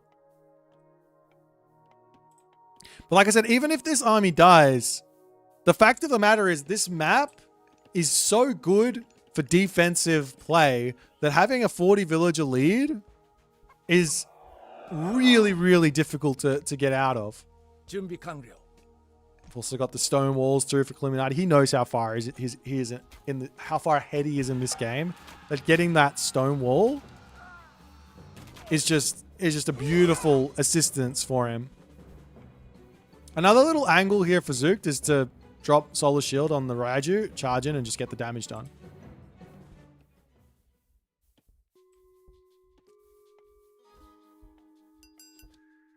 Did something change? Second time you've seen stone walls? Yeah, stone walls are really good. They've always been good.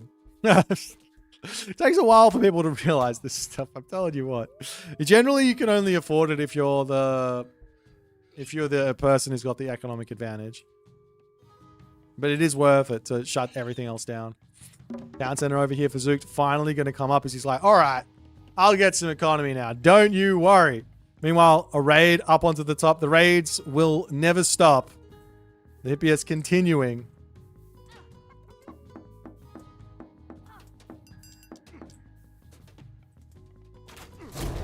Over here, the Raiju getting some good damage done. Hydra goes down. More villagers going to... It's like, at this point, like, normally I would say, like, sacking one hippias for a villager and a little bit meh. But at this point, so far in front that you're always going to be at full pop. Yeah, it's worth it to sack any amount of hippias for a village as long as you stay at full pop. Town center over here for Illuminati to come through. And this one at the same time. Is the army going to try and break through here? The stone walls break, but back into the town center to pull away. As I think the only thing here that Illuminati is maybe missing is more military buildings. He's going to lose these villages here. This might be the angle, the opportunity that Zook needed to make something happen here. He's got to kill these villagers. The other thing is he's getting close to this next tier of Bushido. And while the town center falls, there's still villagers falling for Zookt in this game. And this one Death Ball army motoring around the map non-stop, it's just not gonna do it on this map. Like, if this was a very small map, maybe, but the big map, it's just not gonna happen. Bronze getting dropped down. Fork Illuminati says, all right, let's take the fight here. The Raiju coming around the back here. Use Solar Shield on that one. No, doesn't drop it there. If he gets onto the Toxote ball with one shot there, it's kind of game over for the Toxote ball, but he couldn't get there. The rest of the army falls, and Illuminati is now not only in front on military, but on village account, on town center, on population, on literally every metric you can possibly be in front on. Illuminati is in front on.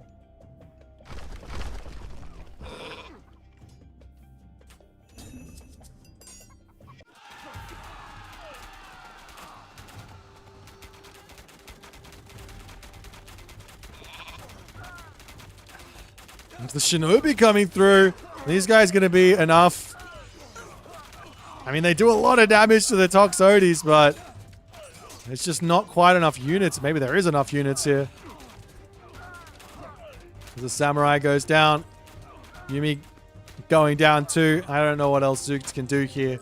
And he does end up tapping out as Illuminati manages the 3-0 victory, securing himself his first ever main event participation here. He will be playing tomorrow in the preliminary main event round against someone else. Congratulations to Illuminati. Better luck next time to Zookt. Put up a nice fight here. Just couldn't quite stop the bleeding. Like, this wood line, 2 houses from here to here is enough to open up this. He had a perfect shrine, 1 wall across here, and then all of a sudden the wood line is safe. All of a sudden the wood line is safe. He's got fine wood line. Then all he has to worry about is the food, which was perfectly fine on the front, and he would have had a much easier game here. But just refusing to defend this wood line, refusing to just defend anything, he got himself a huge army, but because his wood was so low, he couldn't make 1 Udor. If he had 1 Udor here, all of a sudden the military advantage that he got from defending the raids could have converted into killing off the main town center of Illuminati and creating a really chaotic game. But he just couldn't make it happen. Illuminati gets the dub, wins in stylish fashion. We'll see him tomorrow. If you guys enjoyed, make sure you hit the follow. If you haven't hit the follow, we are here literally every day of the weekend with this tournament until the end of March. So make sure you come and hang out and enjoy the proceedings. We'll get into another game shortly.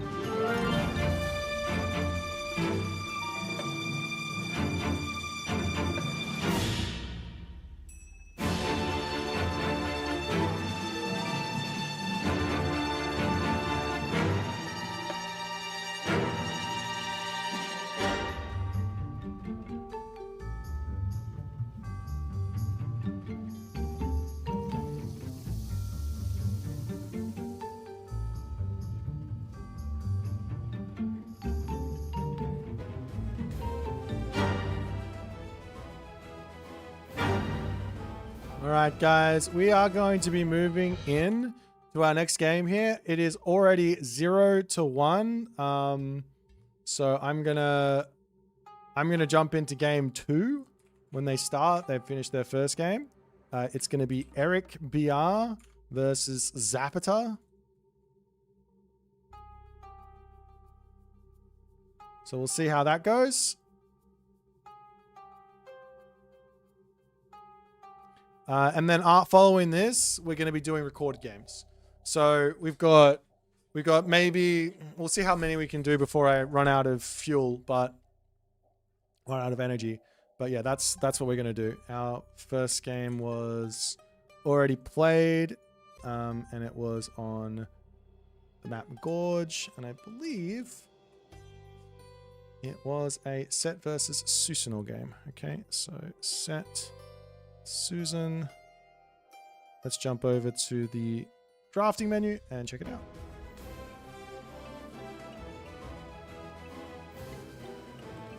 Alright, so spoilers, but the first game is already finished. We'll get into game number 2. I'm not sure what they're playing just yet. Let me have a quick look.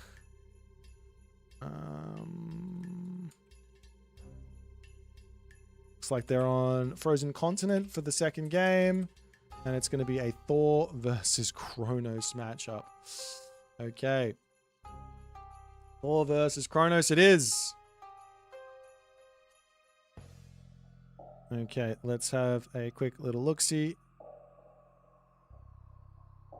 Thor Kronos, Frozen Continent. Add. Save. Okay, let's see if I can find this thingamajiggy. I cannot find this thingamajiggy anywhere. Oh, there it is. So they'll be starting soon, and we'll get into this game shortly.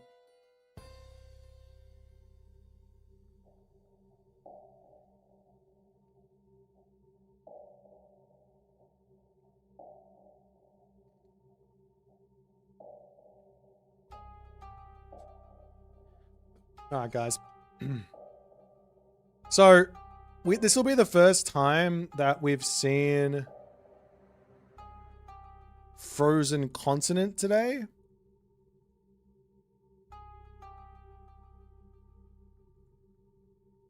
This will be the first time we've seen Frozen Continent. It's a really, really cool map. I'm a big, big fan of it. It basically, how do I put this? It's got fish around the backside. So it's quite a difficult map to play on. And I'm pretty surprised to see the Thor here from Eric, considering Kronos is in the map selection, so to speak, the god selection of Zapata. I'm pretty surprised to see it. However, Eric must have a plan here. He must be ready for Kronos if he decides to pick Thor. I do think that Thor is plenty playable versus Kronos if you start correctly. If you don't start correctly, things get very, very bad for you very, very quickly. Though I've seen players outplay time and time again in the matchup as Thor and find some wins. I don't know what happened in that first game on Gorge with Set versus Susanoo, but obviously I'm pretty sure, unless they reported it incorrectly, Zapata is up 1-0.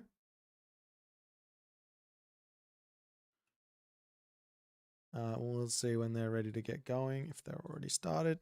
They are started. Fantastic. Okay. And we are 2 minutes away.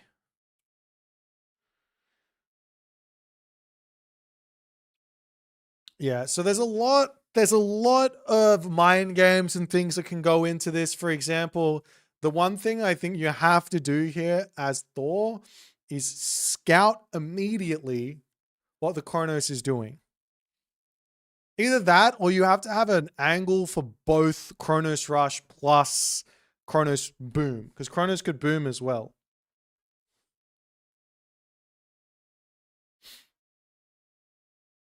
But we'll have to wait and see. I'm pretty excited to see what Eric's going to come up with here. I do know that... Okay, so here's the other thing about Kronos that's really interesting. You don't have to waste the villager walking time to get all the docks in. You can put a villager on one pond and spam docks on that pond and then time shift them to the next pond. So there is that angle for Kronos here as well, for somewhat of a boom. But we're not going to have to wait out for much longer. It's game 2, Eric BR versus Zapata on the map Frozen Continent. Let's check it out.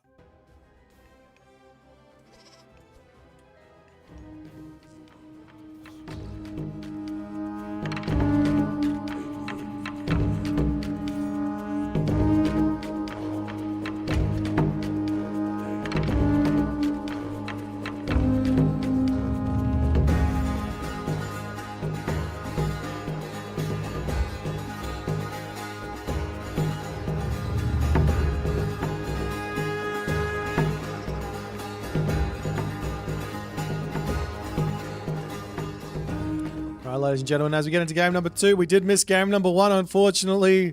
It's currently 1-0. But not for this player. He is down in this series thus far. His name is Eric BR. A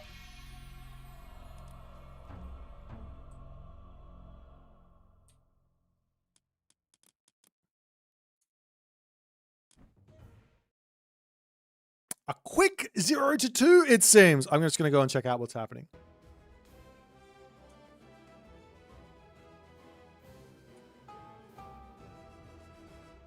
They are speaking in their mother tongue, so I don't know what they're saying. He said his keyboard's not working. So it's like a technical fault, so they're just restarting. Apologies. Technically speaking, I think that's a valid restart. That's okay. We'll wait the 2 minutes and we'll get going. We'll try again.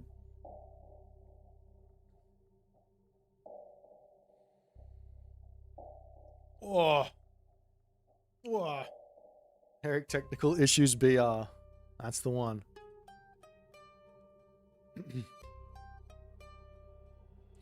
Also, if there's any games that I don't happen to get to today from these like sort of qualifier, the top 16 games, I will cast them through the week from record again.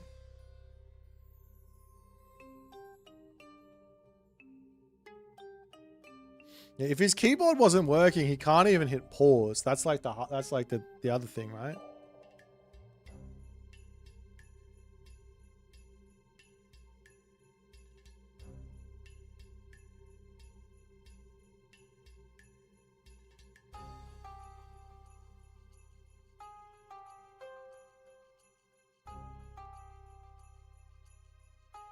If the keyboard wasn't working, has he chat? He said it in the start.gg thing.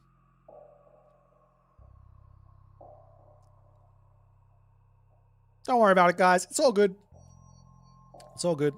Not a problem.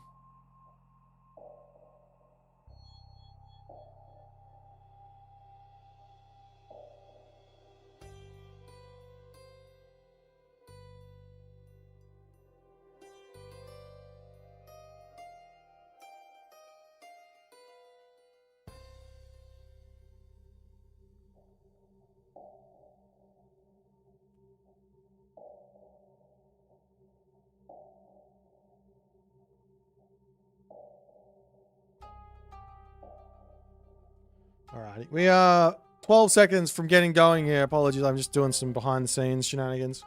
Alrighty. Frozen Continent, take 2. BR on BR violence is what's going to be happening here. As we got the underscore BR and the attached BR as we go in onto Frozen Continent for the second time. Let's see how it goes.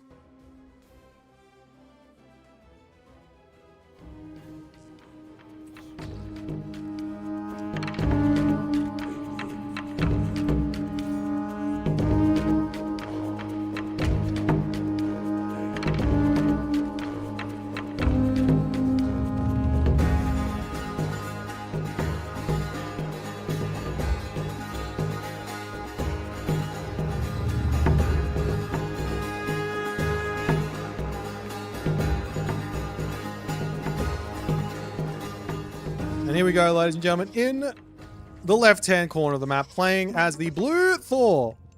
His name is Eric BR. I don't know how many times I have to say this, but it's now happening. In the right-hand corner, we do have Zapata playing as Kronos, and it is indeed looking like we are going to be seeing some tomfoolery in this starting game. Tomfoolery. Alrighty, ladies and gentlemen. The Frozen Waste map it is, but with the Kronos pick, the threat of the Kronos Rush is real. It is coming through. There was a slight change to it. The change is that the temple will take 20 seconds extra time to time shift. Instead of going up in 20 seconds, it's 40 seconds. On top of that, villager train time has changed by 1 second or 2 seconds in the case of the Kronos. So if you do want to go for this Kronos Rush, you will indeed have the slightest of idle time. the slightest of idle time. So I'll see if Eric is going to be able to do what he needs to do, which is hiding the temple. I kind of love the tech here from Eric. He's hiding the temple, top of the map here, safe, secured, out of sight, out of mind. Where is it? Only Eric knows. Zapata, he's searching. He's searching, but he's got a lot of the map to cover. Beautiful. Absolutely beautiful tech here from Zap. And Eric can shank this. No, you can shank this, Eric. Shank it. I can't deal with it. This is the... this would be an instant victory for Eric. The Chronos Rush is dead. I'm telling you, it doesn't work anymore. 40 seconds, it's in range. If you can see it, you get to it with 30 seconds before it finishes. You only need to send like 5 villagers to shank it down at 30 seconds remaining. But nonetheless, he will be here. He will have his Herser. He will be able to defend. It's not the biggest of deals. The Prometheans, they are searching. So he's going to find the temple, maybe. But if he finds it now, it's not going to matter. Why? Because you can just throw down... a Great Hall. You don't need the temple anymore. This deconstruction is really, really bad for Zapata inside of this. He's got 2 Herser out, and a Great Hall is going to... Okay, I don't know about the temple. A Great Hall is what he needs. A Great Hall is the perfect move right now. And then he's going to be able to make both Herser and raiding cavalry. And there's going to be a very, very difficult game ahead of Zapata.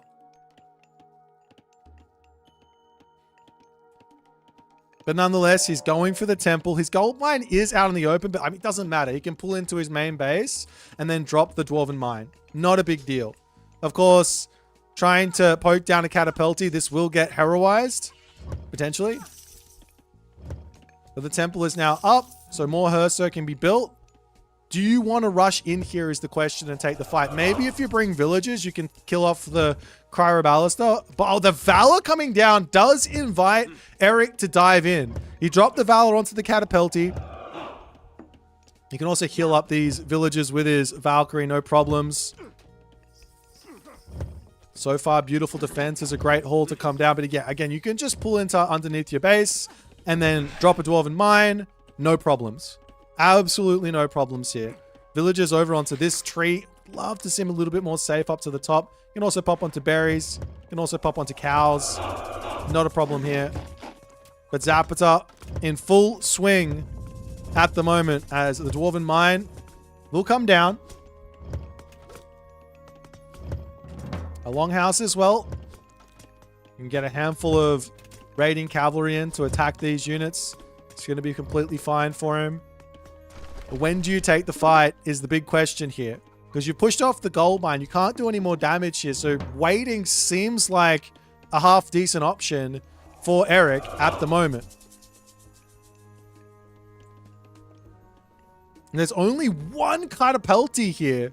So if you've got 3 raiding cavalry, all you have to do is snipe or literally just attack the catapulti, and then the rest of those Caraballister are going to be done for, as Eric attempting to get this attack in, diving around, dodging, dipping, diving onto those Caraballister, as the first will fall, the second will go down as well here. The catapulti goes down as well. The last Caraballister is picked off, and the Herser will fall after this, as this Chronos Rush seems absolutely done for.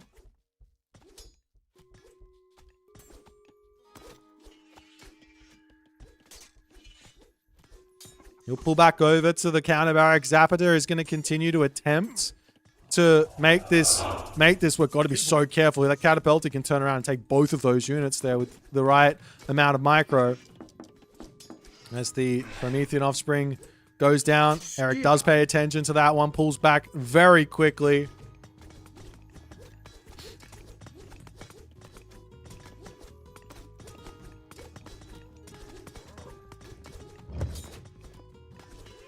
The caravals are coming out, but there's more than enough raiding caravals. There's more than enough units here. The throwing axemen are plentiful as well. He doesn't even need to sit here and take the fight with the raiding cavalry. He can just run. No problems. So these counter barracks will end up falling. In the main base, what do you do if you're Zapata? He's going to start bringing the counter barracks back. That's not going to be allowed. When you time shift a building, it does lose its armor, and therefore you get even more damage done. Now, all this to be said, there are still things that can go wrong here for Eric. He's dropping a dock now, which I don't hate, but I'd much rather him just drop an armory. Reason being is the dwarf is going to be about the same cost as a dock and 2 fishing ships.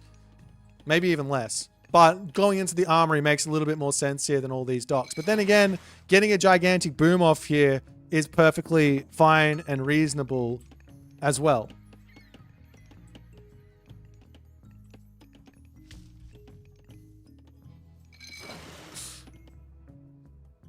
The dock's just going to get popped up all over the place. All the fishing ships to start coming out. On the other side for Zapata, he could do the same thing. He could go in for a fairly healthy amount of docks and make his own boom and try and play it from behind, so to speak. But that would allow then Eric to start thinking about doing things like another town center, getting himself to the heroic age, putting down the hill forts and all the other good stuff. Dock up over onto this side as well.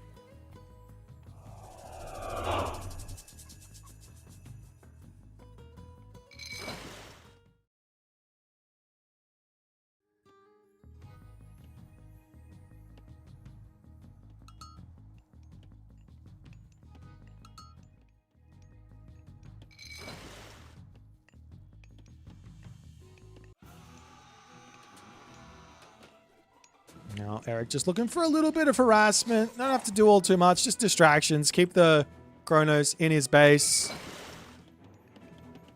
All these docks coming up. Does Eric have himself the fishing upgrade? Not just yet, but he can grab it at some point soon and his food will start to skyrocket.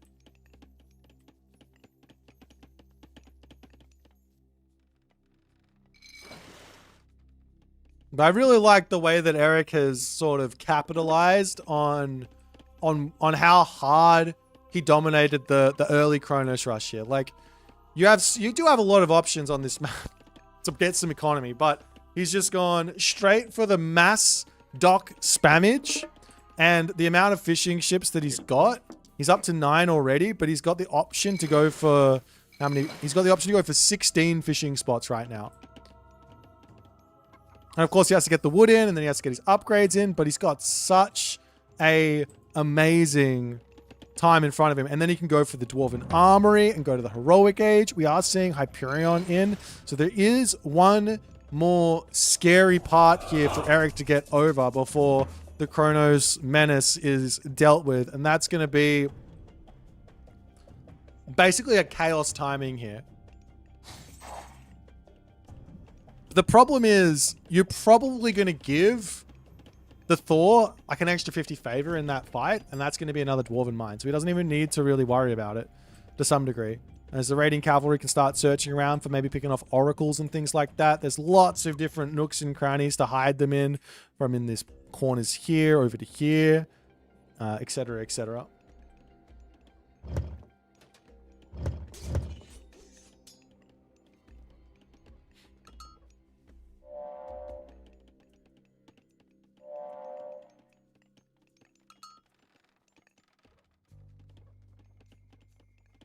Eric splitting up his army all over the place. He's in the middle of the map on this gold mine for the time being. I'd love to see some walls coming down on this side, because like I said, if this timing comes in, it's going to be somewhat scary. You've got Sati, you've got you got chaos to deal with. But if you put some walls up, there's not a whole lot that can really happen there. Is Dwarven Armory going to come through? And Eric does realize that this is going to be somewhat of an option for him. Put the walls down. He knows what he's facing here. There's no way you could have gone for all of the fish and got this heroic age in and make something happen. His gold mines over here. He's still got a little bit of gold in the main base that he can come back and mine 1,000 gold there as well. And he will pop back in there. He's grabbed 800 gold from outside of his base, going up through Skadi now. On a couple of units away. Not ideal, but a good picks from Zapata. Is Eric going to drop a market as well? He needs to get those upgrades in too, but we'll see if he's going to manage that one. As all the villagers literally just moving here. He's looking for, oh my god, the raids onto Zapata while this is all going on. You'd be like, wow, great idle time caused by Zapata, but then Zapata just pops, then Eric just pops over and picks off a bunch of citizens, and all of a sudden, that idle time does not matter in the slightest. As Eric charges in here, looking to take down another Oracle. We'll be able to snipe that one.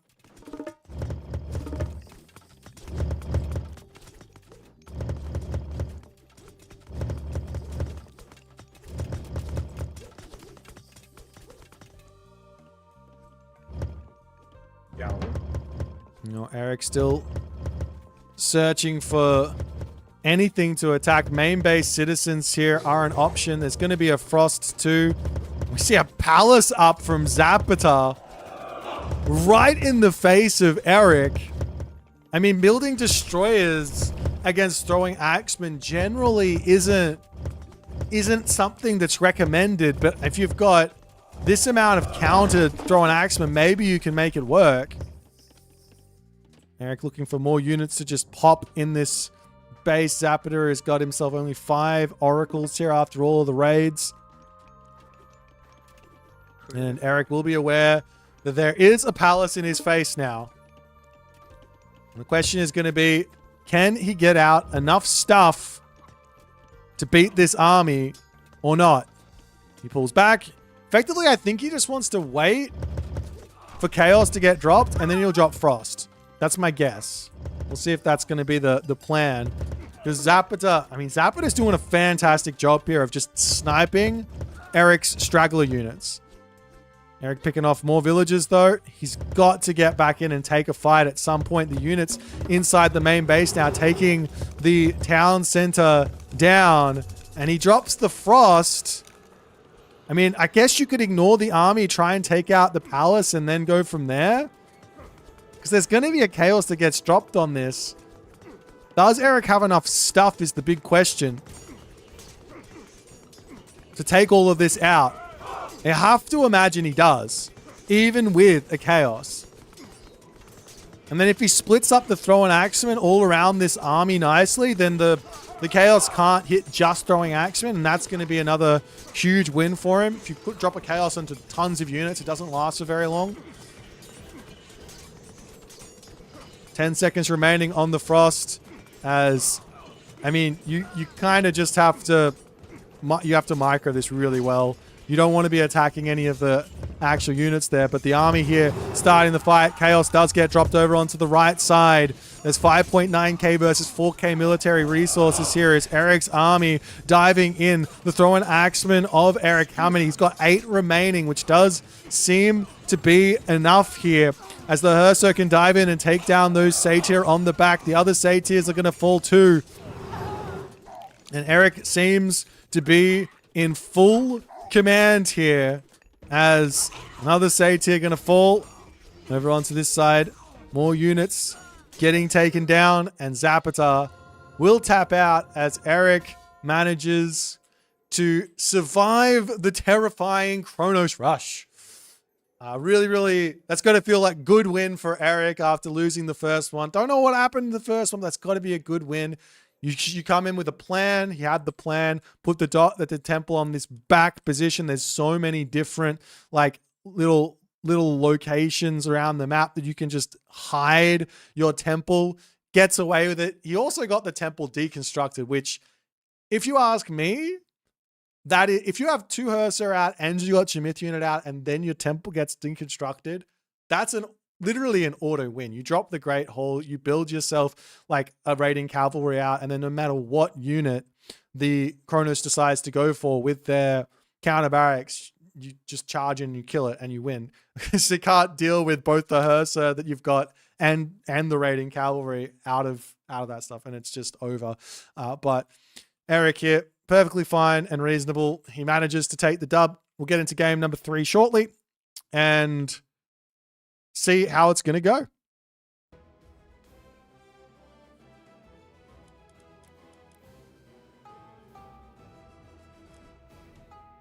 It looks like we are going to go on to the map of Frozen Wastes, as it is a 1-to-1 now. Thor onto the map, Frozen Wastes. Lots and lots of icy themes here. We'll see what they're gonna pick.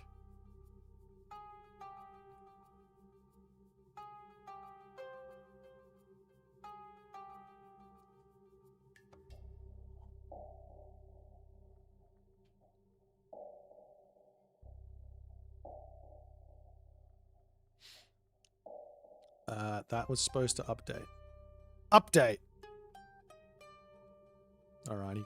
I guess on this map, after the Thorn set it picked, the Susanoo and Cronus are picked, you've got you have there's some interesting gods here for Eric to pick.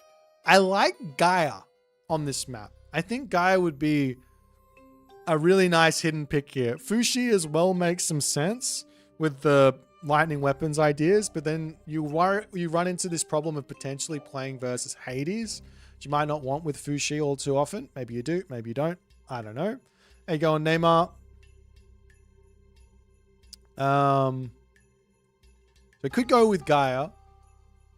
Fushi makes sense. Ra as well. Probably not a terrible god on this map. You got berries inside your main base to give you a nice advantage over your opponent who won't want to go for their berries. Kind of similar to how Odin works. Sniping the Odin with Ra makes a lot of sense. So we'll see if that's the way he's going to go. There's Zeus options for Zapata. Ideas of making tons of center or something else depending on what your opponent picks.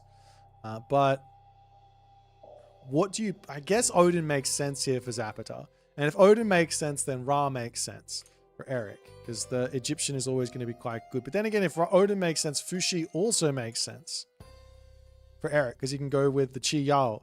It's going to be a Frere Fushi matchup, which this one's kind of spicy. I actually like this for both sides. I think there's a lot of playability here from both sides. We'll talk about it. I guess we can talk about it right now, because the players are going to have to figure this one all out. So, all right, let me explain to you the Fushi game plan and how you can get through all of the stock standard problems against a Fushi, against a Shenong. The main problem here is we don't want to go for any cavalry. Maybe Jarls later on. So how do you get around that? Well, you immediately, and I mean immediately upon hitting the classical age, drop the Asgardian Bastion. You drop the Asgardian Bastion immediately. This gives you access to Huskal, and that gives you a raiding unit. And that's going to be your keys to success, is using that raiding unit to catch your opponent out. And all the other good stuff. And then if you can get yourself up to 50 favor, then of course you will go and put another fortress down on your second gold mine, or you're just going to be pumping out the Draugr and put walls around your gold mine. And that's another way to be very, very safe.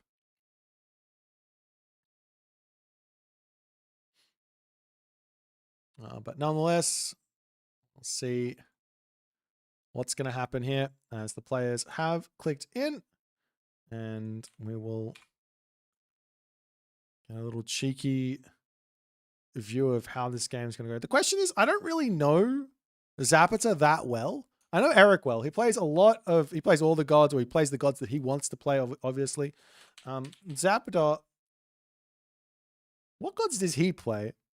His most played gods are Loki, Poseidon, Kronos, Odin. He does have 60 games on Frere over, I think, the course of is it over this patch? Surely not.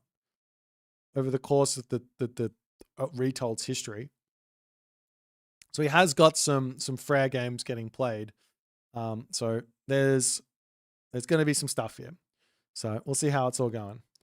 How is the YouTubers going for this tournament? You enjoying the stream? We put some shenanigans into it.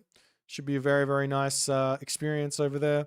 And we're not really interacting a huge amount with chat today, but hopefully you guys are enjoying it. If you are enjoying it, make sure you hit the subscribe button. There's a button there. You can subscribe to me, and then you can never miss a stream ever.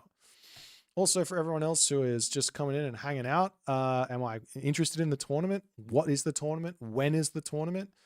Every single weekend until the end of March, we've got 4 games on each day of the weekend after today. So there's going to be 4 games tomorrow. It's going to be 8 games next weekend. It's going to be 8 games the next weekend, all the way to the finals. And yeah, so there's a ton of stuff going. And we start at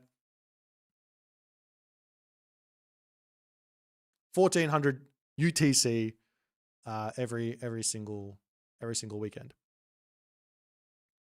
So it should be fun. Tell your friends. Enjoy the Age of Mythology. These guys are playing incredible Age of Mythology for us.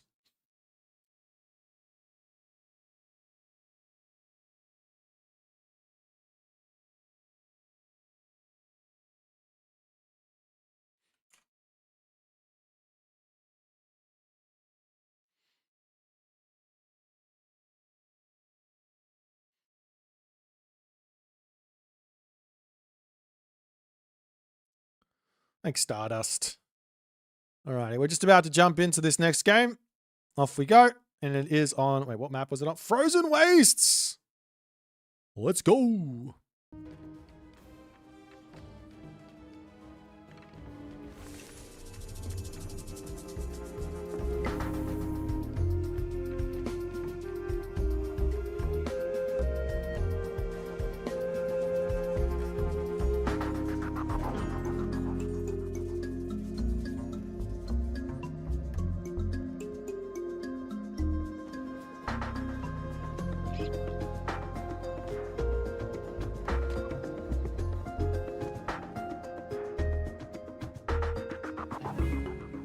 Alrighty, and here we go. In the right-hand corner of the map, spawning as the blue Fushi. His name is Eric BR. In the left-hand corner of the map, as the red Frere. His name is Zapata. And we are on the map Frozen Waste. It's 1-1. Best of 5. Must reach 3 games to get to the next round. The next round is the ticket to the main event. Of course, there is still the preliminary round for the main event to be played tomorrow, but you will have your name in the spotlight. And that's all that matters, right? It's all about the spotlight. So we'll see how this is all going to go. So Zapata here does pick the Frere. I like Frere. I think Frere is a fantastic god. I think he's really, really strong. But you do have to know the ins and outs of how to play Frere. Otherwise, you're going to get yourself into some trouble. What's important here? Well, I said it pre-game, but a nice early fortress, potentially protecting this wood line and this skull mine, maybe right in here. And then we need to get our Huskell out and look to put some raiding pressure on. Make sure that the Fushi player is respecting the fact that we have raiding pressure, walling them up, not allowing them to put too much pressure onto us. They're probably going to go for Chi Yao here. There is an angle for Fushi to also go for Zhuan Nu, which is quite nice. Zhuan Nu gives the Vanish to escape from both the Ghoul and Bursty and the Tempest.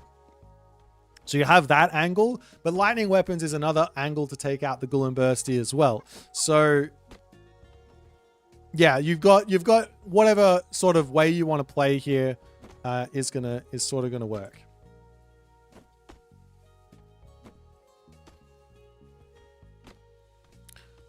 We'll see how things are going to go. And it is actually going to be Zhuan Nu here from Eric. I'm not exactly surprised to see Eric do this. I think a lot of the Eric crew, Eric is in this this exclusive club that scrims together. They do think that John Nu is a really, really powerful god. And I think so too.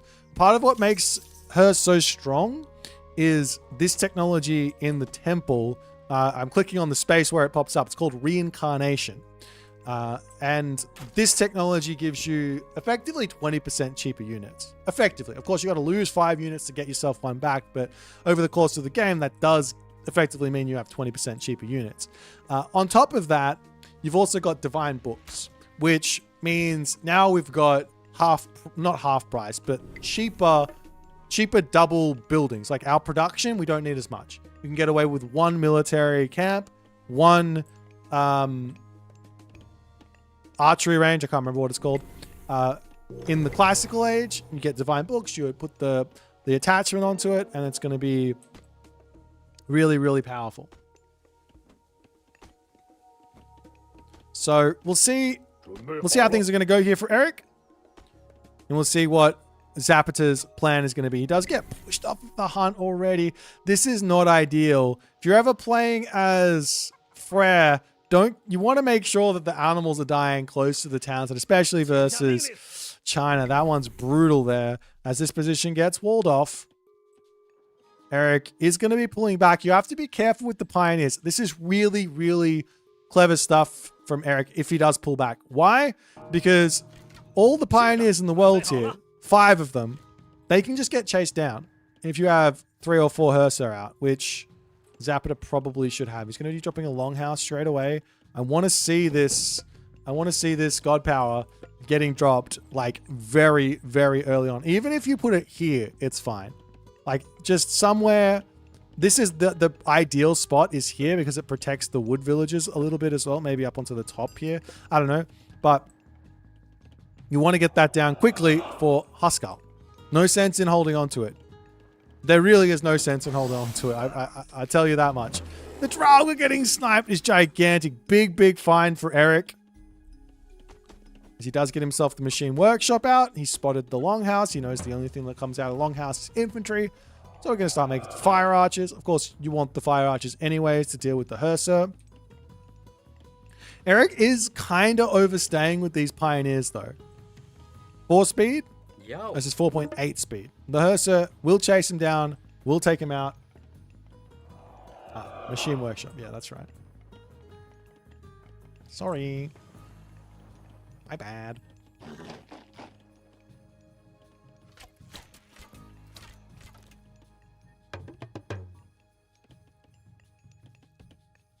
So the Hersa are going to come up here. A couple more houses and all the other good stuff. See the hand axe coming through for Eric.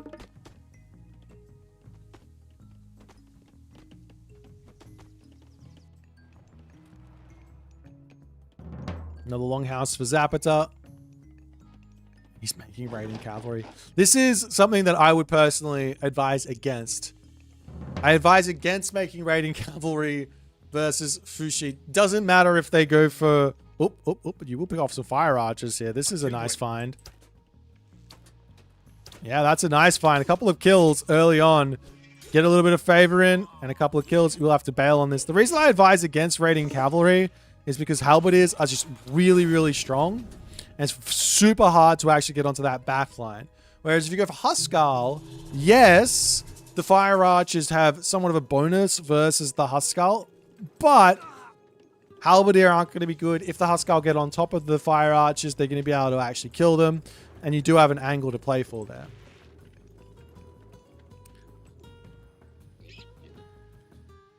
Do I look happy today? It's because it's tournament season. There's nothing better than Age of Mythology tournament season. The only thing better than Age of Mythology tournament season would be Avely playing inside of Age of Mythology tournament season.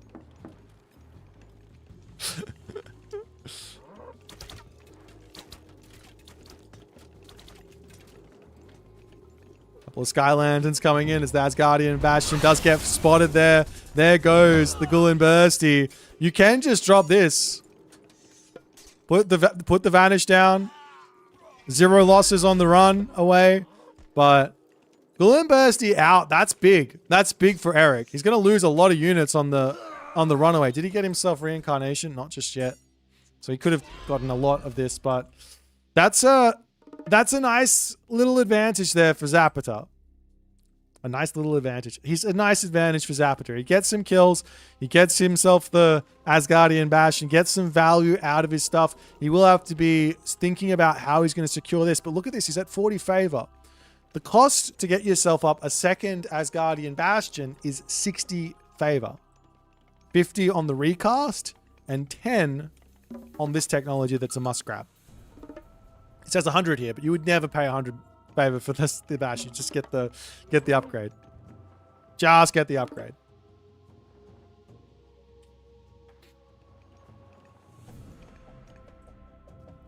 Zapata searching for villagers to kill. We do have the halberdier on the defense for the time being. Effectively, what Eric might be trying here is you want to get your entirety of your base sort of walled up with houses and things like that. And you grab the food and wait while your opponent's turtling. And then when they leave, you bring your villagers back into your main base, eat the cows. It can be a really, really, really nice way to play around the kind of counter raids while you're pressuring them off of gold.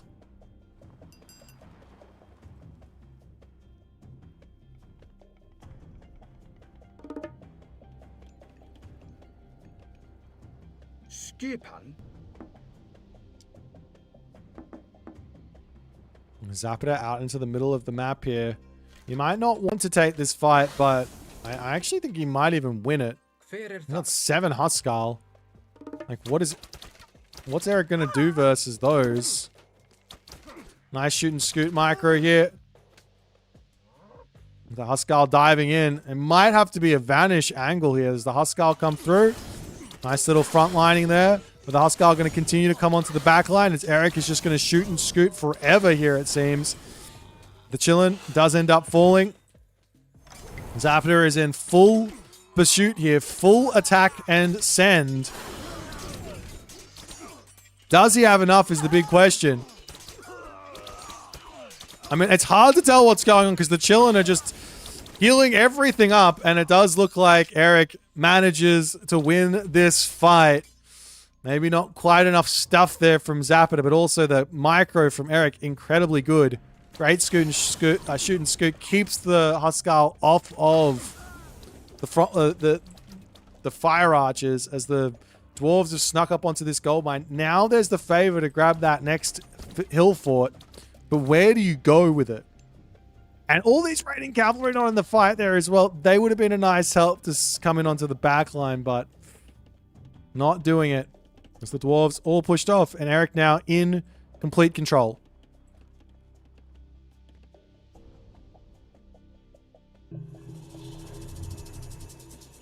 Up onto this side. Asgardian Bastion coming through. Eric's Sky Lantern will be spotting this one. He's going to have to get over there if he wants to win the game right now. He doesn't have to go for it. But we'll see if he's going to move. What does the Chillin heal at? I think it's... I can't remember, to be honest. I don't have my mod on. It's 0.5 HP per second or something like that.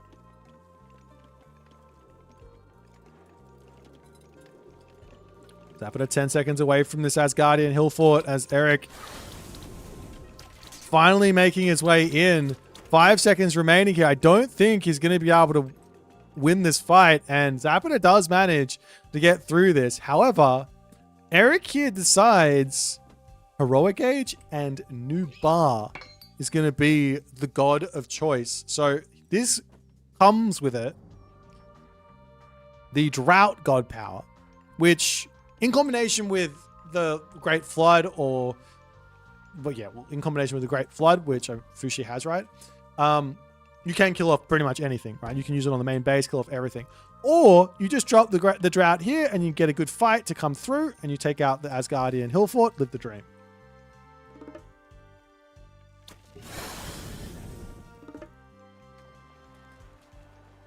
Because the walls are all up. The issue here for Zapata is he doesn't have any food income. He doesn't have any goats. He has to go onto farms, which is not ideal. Maybe you could sneak over and try and grab the food here. I don't know. Eric here just trying to poke forward, break down the walls, get access to this position. Of course, with Drought, the Asgardian Bastion goes down half to half HP. So it can get picked off very, very quickly. Raiding Cavalry angling on the back here. There's some villages to take down as Eric will pull back ever so slightly. Fire Archers doing what they can here. As Eric does kind of get sandwiched on this one. He's got Vanish if he needs to use it. And he will drop, but he doesn't use it quite correctly. You have to run first and then Vanish. So now he'll turn around. A little bit of a better fight there as the Chillin get a huge amount of damage with that special ability. There's also the Tautier in here to get some big amounts of damage off eating a unit and using that special ability, but they're currently attacking Hersa. As it looks like Eric will yet again win the fight, and Zapata is not able to make any progress here.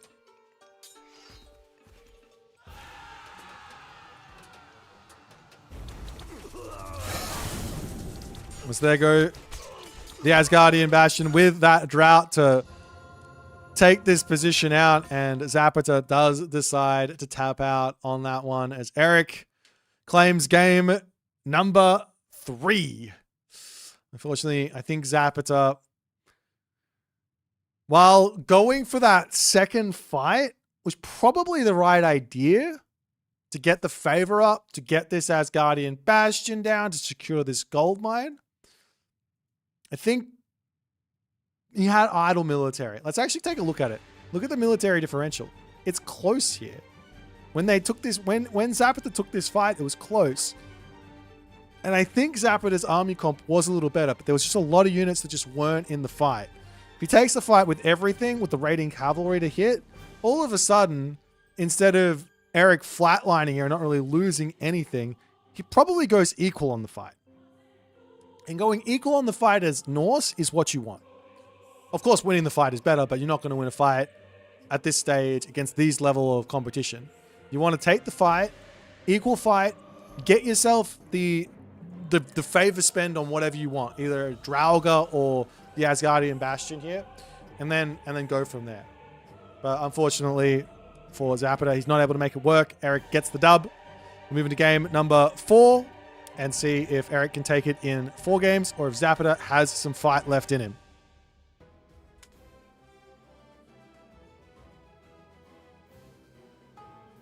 All right. What is our next game going to be here, ladies and gentlemen? There is still Dry Arabia, Atacama remaining.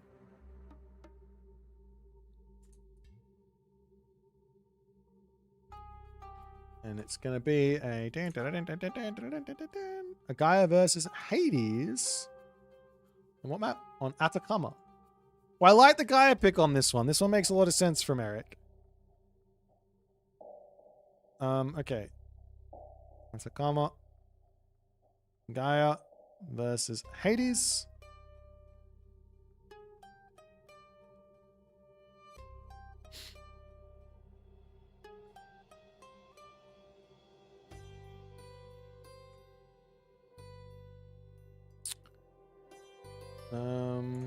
Alrighty, let me see what's happening. Alrighty, so they should be on their way soon. Yeah, they're not started. Alright, fantastic.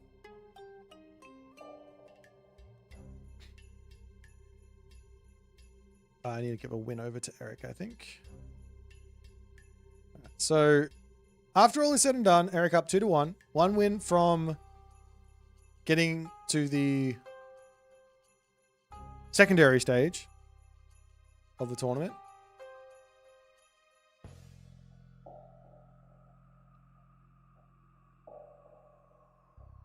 Well, to the main event. Zapata needs to win 2 more, and he will be able to take Eric out and then get into the event for tomorrow as well. So we'll see how things are going to go.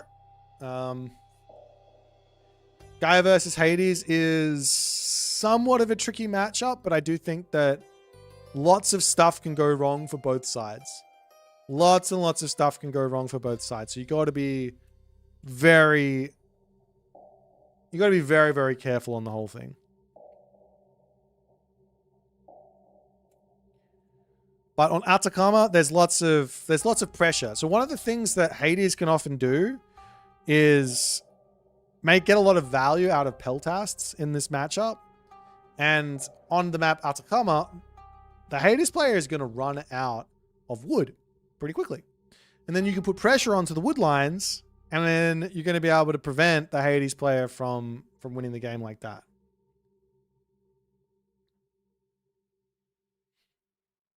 So we'll see how things are going to go.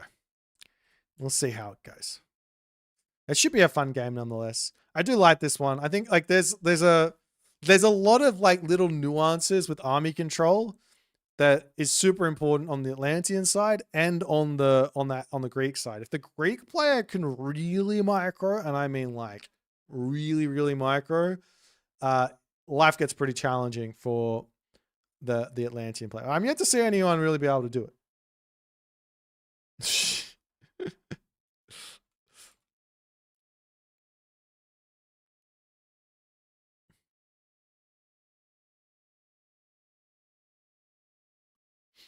We'll see how it goes.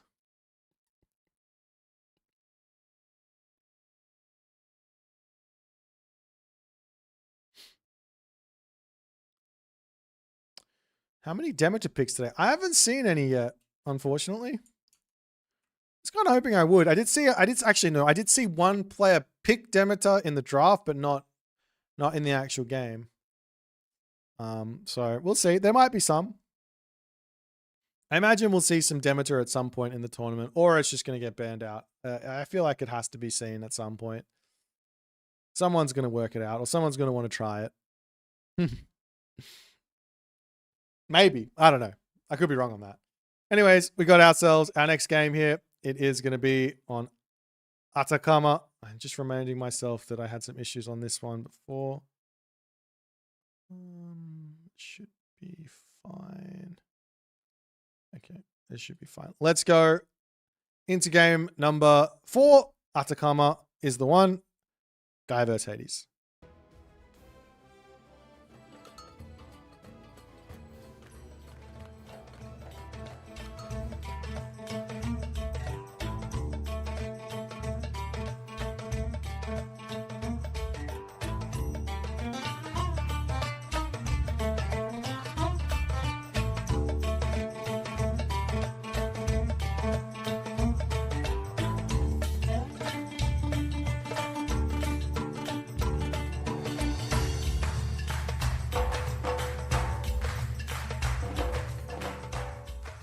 Alrighty, ladies and gentlemen, in the top side of the map, playing as the Blue Gaia.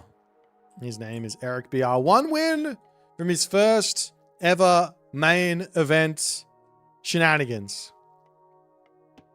His opponent today in the red color playing as Zapata. No, playing as Hades. He is Zapata. Also has not made a main event yet, but he is 2 wins from a potential main event here.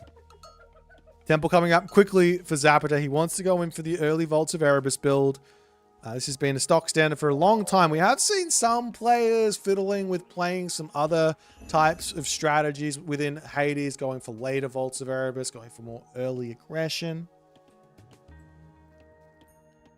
But this will be interesting, and we'll see how it's going to go. The main weakness, so to speak, of doing this build here is the fact that there's really not that much hunt on this map. Of course, there's hunt outside your base, nice and close, but you will have to come out and you will have to drop a grounder and you're going to have to bring those in and things like that. I have yet to actually see the hunt spawn this close, but of course it is pretty close for both players as well. Meanwhile, up here for Eric, he does open up with the Economic Guild. This is not surprising. The only time you don't want to go for the early Economic Guild is if you want to go for an early temple into either early Oracle heroes to grab yourself the relics, or early Oracles for a huge favor boost.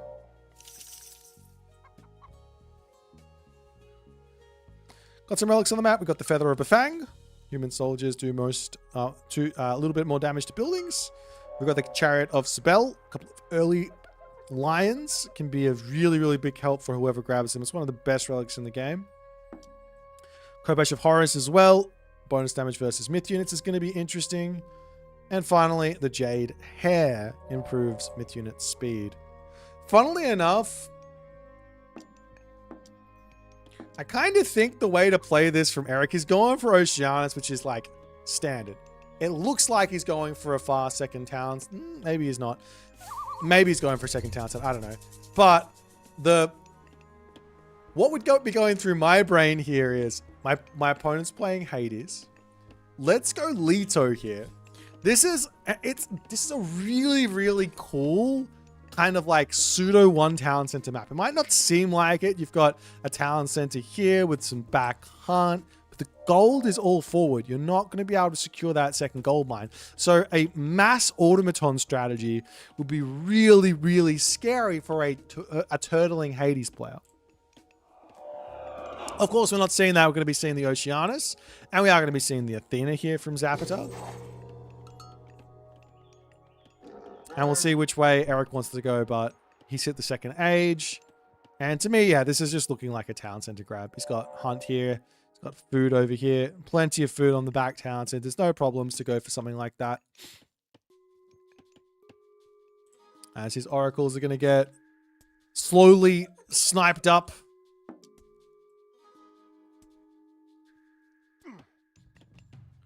And the citizens will slowly make their way up onto this position to drop the town center when they can. And it's going to be somewhat of a boomy game here. Imagine the same thing is going to be true for Zapata as he wanders over to grab this town center. And then the question is going to be, what is the specific plan, so to speak, for Eric in this game? So one important thing here is there is a place to attack here. And a place to attack over here. Even if the town center's here and you've got sentinels, you can still swing through here and attack this food. So building some units in the classical age does make sense for Eric if he wants to do that. On the side of Zapata, he can do the same type of thing. There's food here, there's food here. There's not really food on this side that Eric's going to go for, but little bits of pressure onto here does make some sense, especially with early Minotaurs and things coming across there. But for the moment here, it is going to be a slow, boomy, defensive game. Another idea for Eric in this situation would be to attempt to grab his early tier 2 economic upgrades. A different way to play it is to just rush for the heroic age and then go straight for tier 3. Get a second economic guild, get them both. And then your economy just explodes.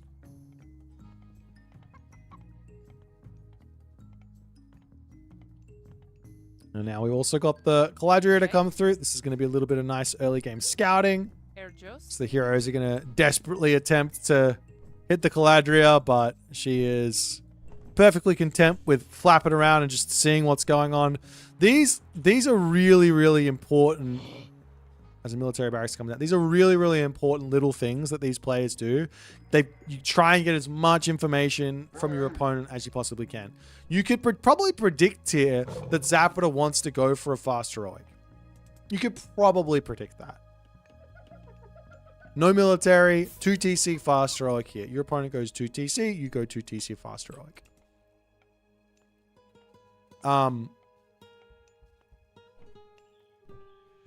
But it's important to just confirm it. So getting those scouting in, that's got to be very, very, very helpful. And he's going to get a couple Murmillos out as well, just to defend himself against the Ajax threat.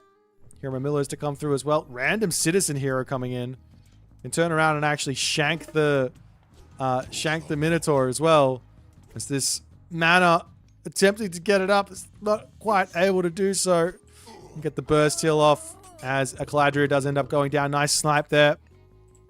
But he gets his mana up. Going to get onto that gold mine. No problems. Is this key on another biome? Kinda. It's a little bit more key than key is.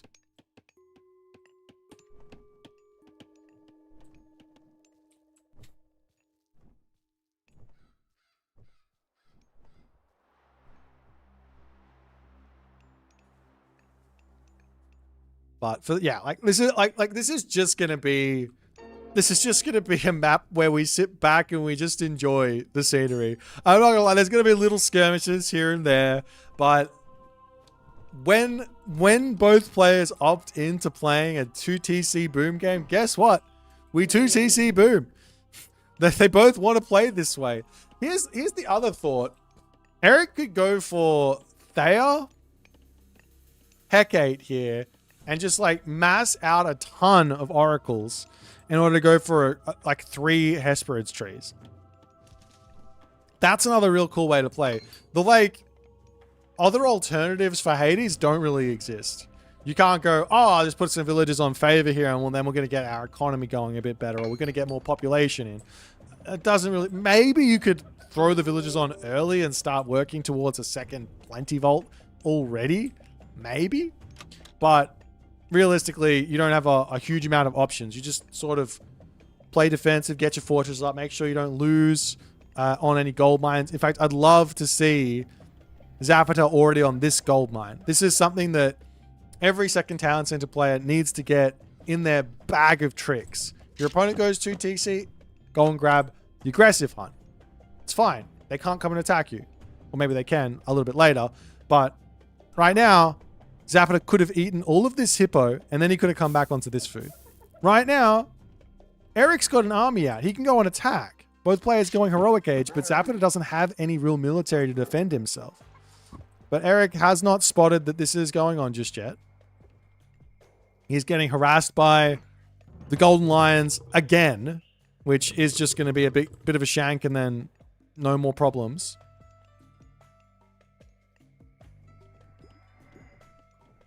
Unfortunately, Eric just not quite... Of course, I've got omniscience. I can see it. He's not quite aware of what's going on there, so he's missing out on a little bit of value that he could have otherwise got. But now the heroic age is in. Curse is going to be at play. And all the extra stuff to come in from there. There's more military barracks to start coming through.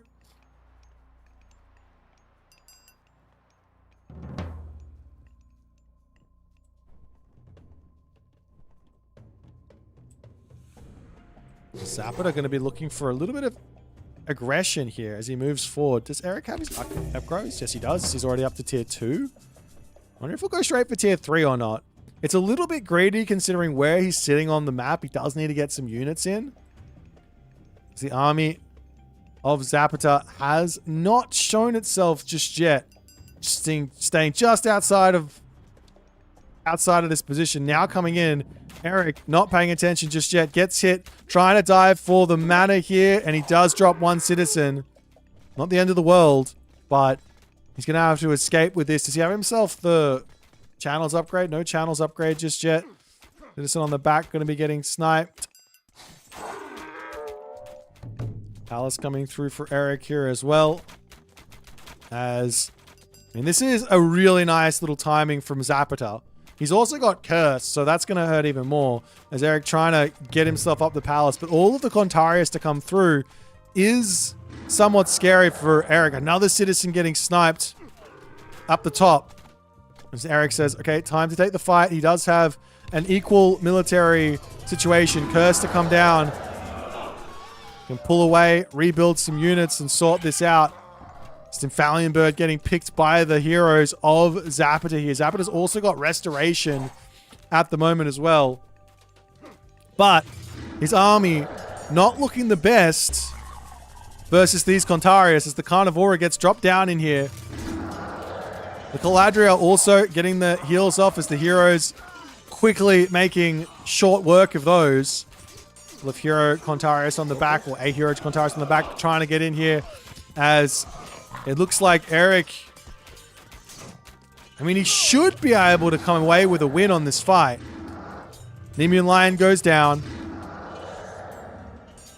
Hoplite's going down as well on the retreat.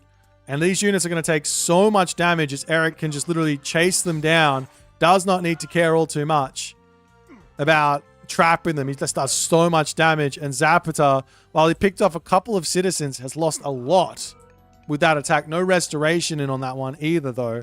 Of course, you want to wait on the restoration until you've got like 190 pop. That's where your max value restorations come from, or 235 pop is ideal. But sometimes you have to put them a little bit earlier.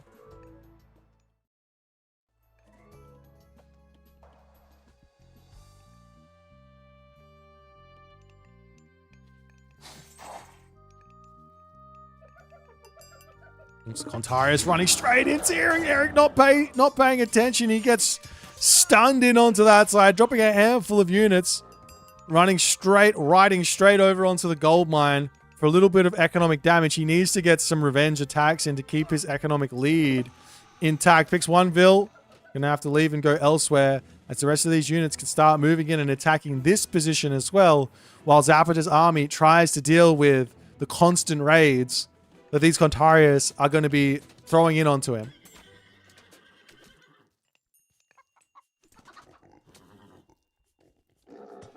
Eric decides to attack the temple. I think he's just not aware that this is going on over here. Does he see it? Nah, the Oracle is just missing out on the knowledge of what's happening. He sees a military building going up here, but that doesn't really alert him to a huge amount. It's also going to be seeing that Roar of Author's Tech coming through. 3 Nemean Lions and a Dream here for Zapata. Now, the important thing with the Nemean Lions when you do this is to turn them off that special on autocast. Turn the autocast off the special, use it manually, then you can overlap. They do stun for about a second or two, and then they stun for a second or two, and then they do some other stuff. One thing here from Zapata is he's already gone into Peltast, which aren't going to be that useful here. Eric's just making Qualifiers Murmillo. Restoration to come through. Eric's feeling like he can take the fight. He's got the Dryads on the back. Does finally decide there to pull back. I mean, his army is very, very powerful, but Restoration is a little bit too much maybe as the Qualifiers coming through while this is going on, picking villages off left, right, and center. As Eric gets back up to his top position. We'll check on the economic upgrades. Still missing these tier 3 upgrades. Not the biggest of deals. Zapata missing his tier 2 gold upgrade there as well.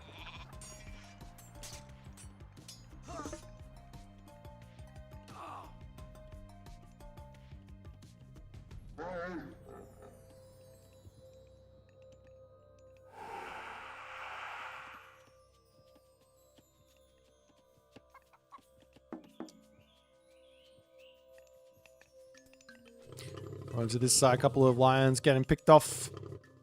But Eric's still searching for any villager kills he can. As the Qualifiers coming over onto this side to get greeted with a welcoming committee. 6 villagers. Eric does spot that one. He's going to be taking them all out. The army of Zapata is still sitting idly by in the main base. If he wants to get that fortress up, he should have his army over there. Even more villagers getting spotted here. This is absolutely gigantic for Eric. Now it's a 72 villager to 94 lead. Fortress on the back here going to be going up. Eric trying to find his way through. The villagers over here getting picked off. They tried to keep themselves safe, but safe no more. However, the Qualifiers going up against those heavy hoplites, not going to be that big of an assistance there. This Qualifiers Murmillos getting onto that back line as the Nemean Lions getting through. Big stun onto that one. Eric has to pull back.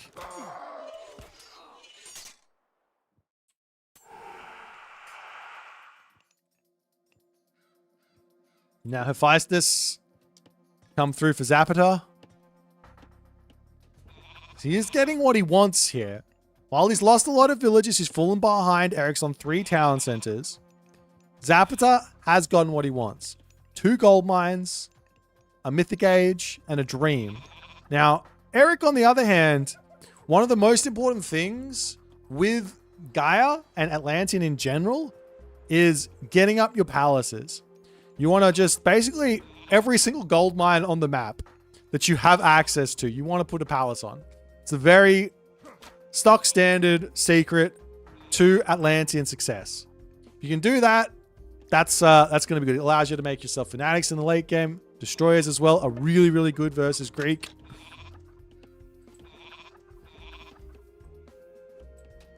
As the Qualifiers are going to sneak in here. Villagers diving into the town center. It's going to pick off a sentinel. The biggest of deals. Actually, not even pick off a sentinel. Now we see the palace coming up onto this position as well. How are the armory upgrades for Eric? He's got himself full iron remaining.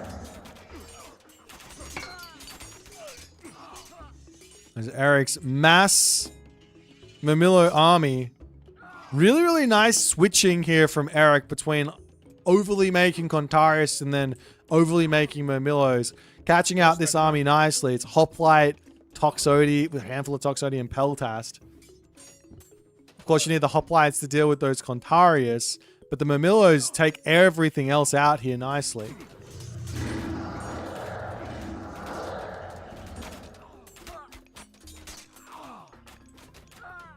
As he's continuously building out these Hoplites, he definitely does need to think about making some Hypaspist here.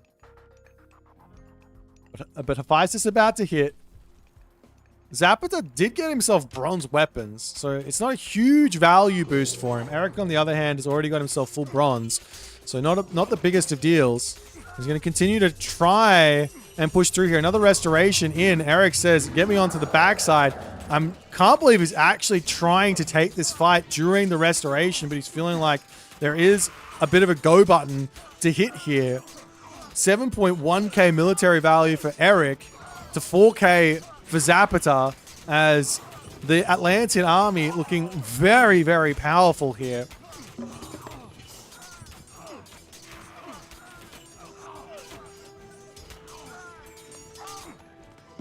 Town center up for Eric as well, as he's going to be 4 town centers to 2 town centers, but stuck in the heroic age.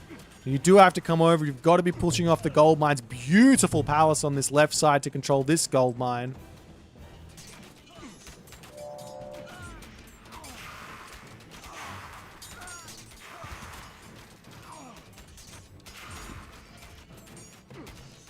The armory upgrades for Zapata to slowly trickle in, but Eric has just found himself a gigantic advantage. Going to take out the fortress, and I'm not sure Zapata is going to have the gold to keep fighting here. Where is he going to be able to get gold from? Of course, the Plenty Vault here is something, though it's in the weirdest position ever on the front. The other thing is there's also no wood lines. All the wood is forward here. If Eric wants to come in and just drop palaces on the middle here, he can completely lock Zapata off of making any Toxotes or any Peltasts.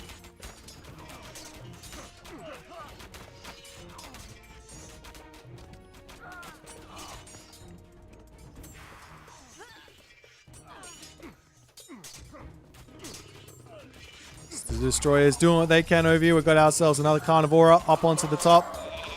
And Eric is just coming in with an insane amount of units. And I don't think Zapata has got anything left in the tank here.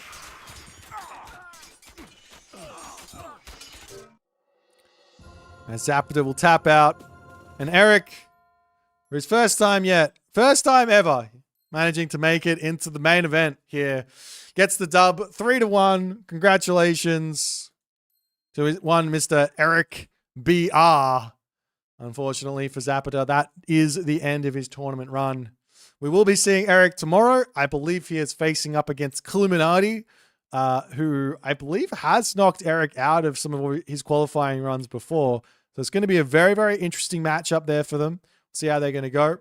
But the day's over now for Eric. Congratulations to him. Well played to Zapata. That's the series, ladies and gentlemen. We'll jump back over into the main menu and see what's to happen next.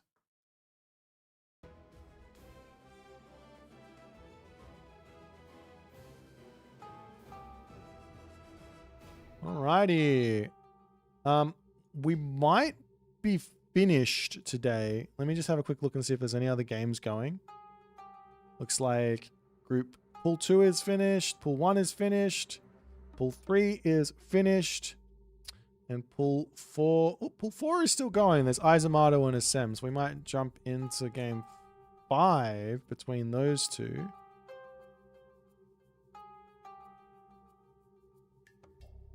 Unless it's finished as well and they just haven't reported it. Let me have a quick look.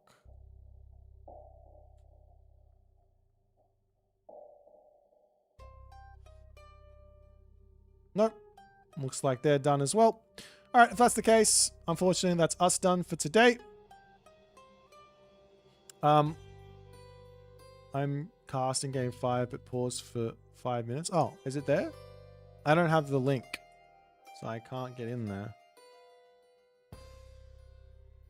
Unfortunately. I don't see it anywhere. I'm not going to try. We're going to end the stream there, guys, for today. We'll maybe look at some recorded games through the week from the other games that were played today. But tomorrow, the spoilers right now, if you don't want the spoilers, we're going to have Divine versus the winner of Izumato SM that's currently playing now that I can't access. We've got Zuklo and Darthnox playing tomorrow. It's going to be a banger game. It's 2 incredibly strong players. Then we've got Karma and Garneth. Karma with a mad upset over Chasing the Sun. And Garneth with a mad win over Jack 90. That's some strong performances there. And of course, Eric versus Illuminati as well. So we will... I can't show the bracket. I don't have the technology. It is what it is. But we will send you all over to Einhujib, who seems to be doing some more casteroonies, and you might be able to catch that last game. But thanks, everyone. And I'll see you all later. Bye for now. Bye-bye.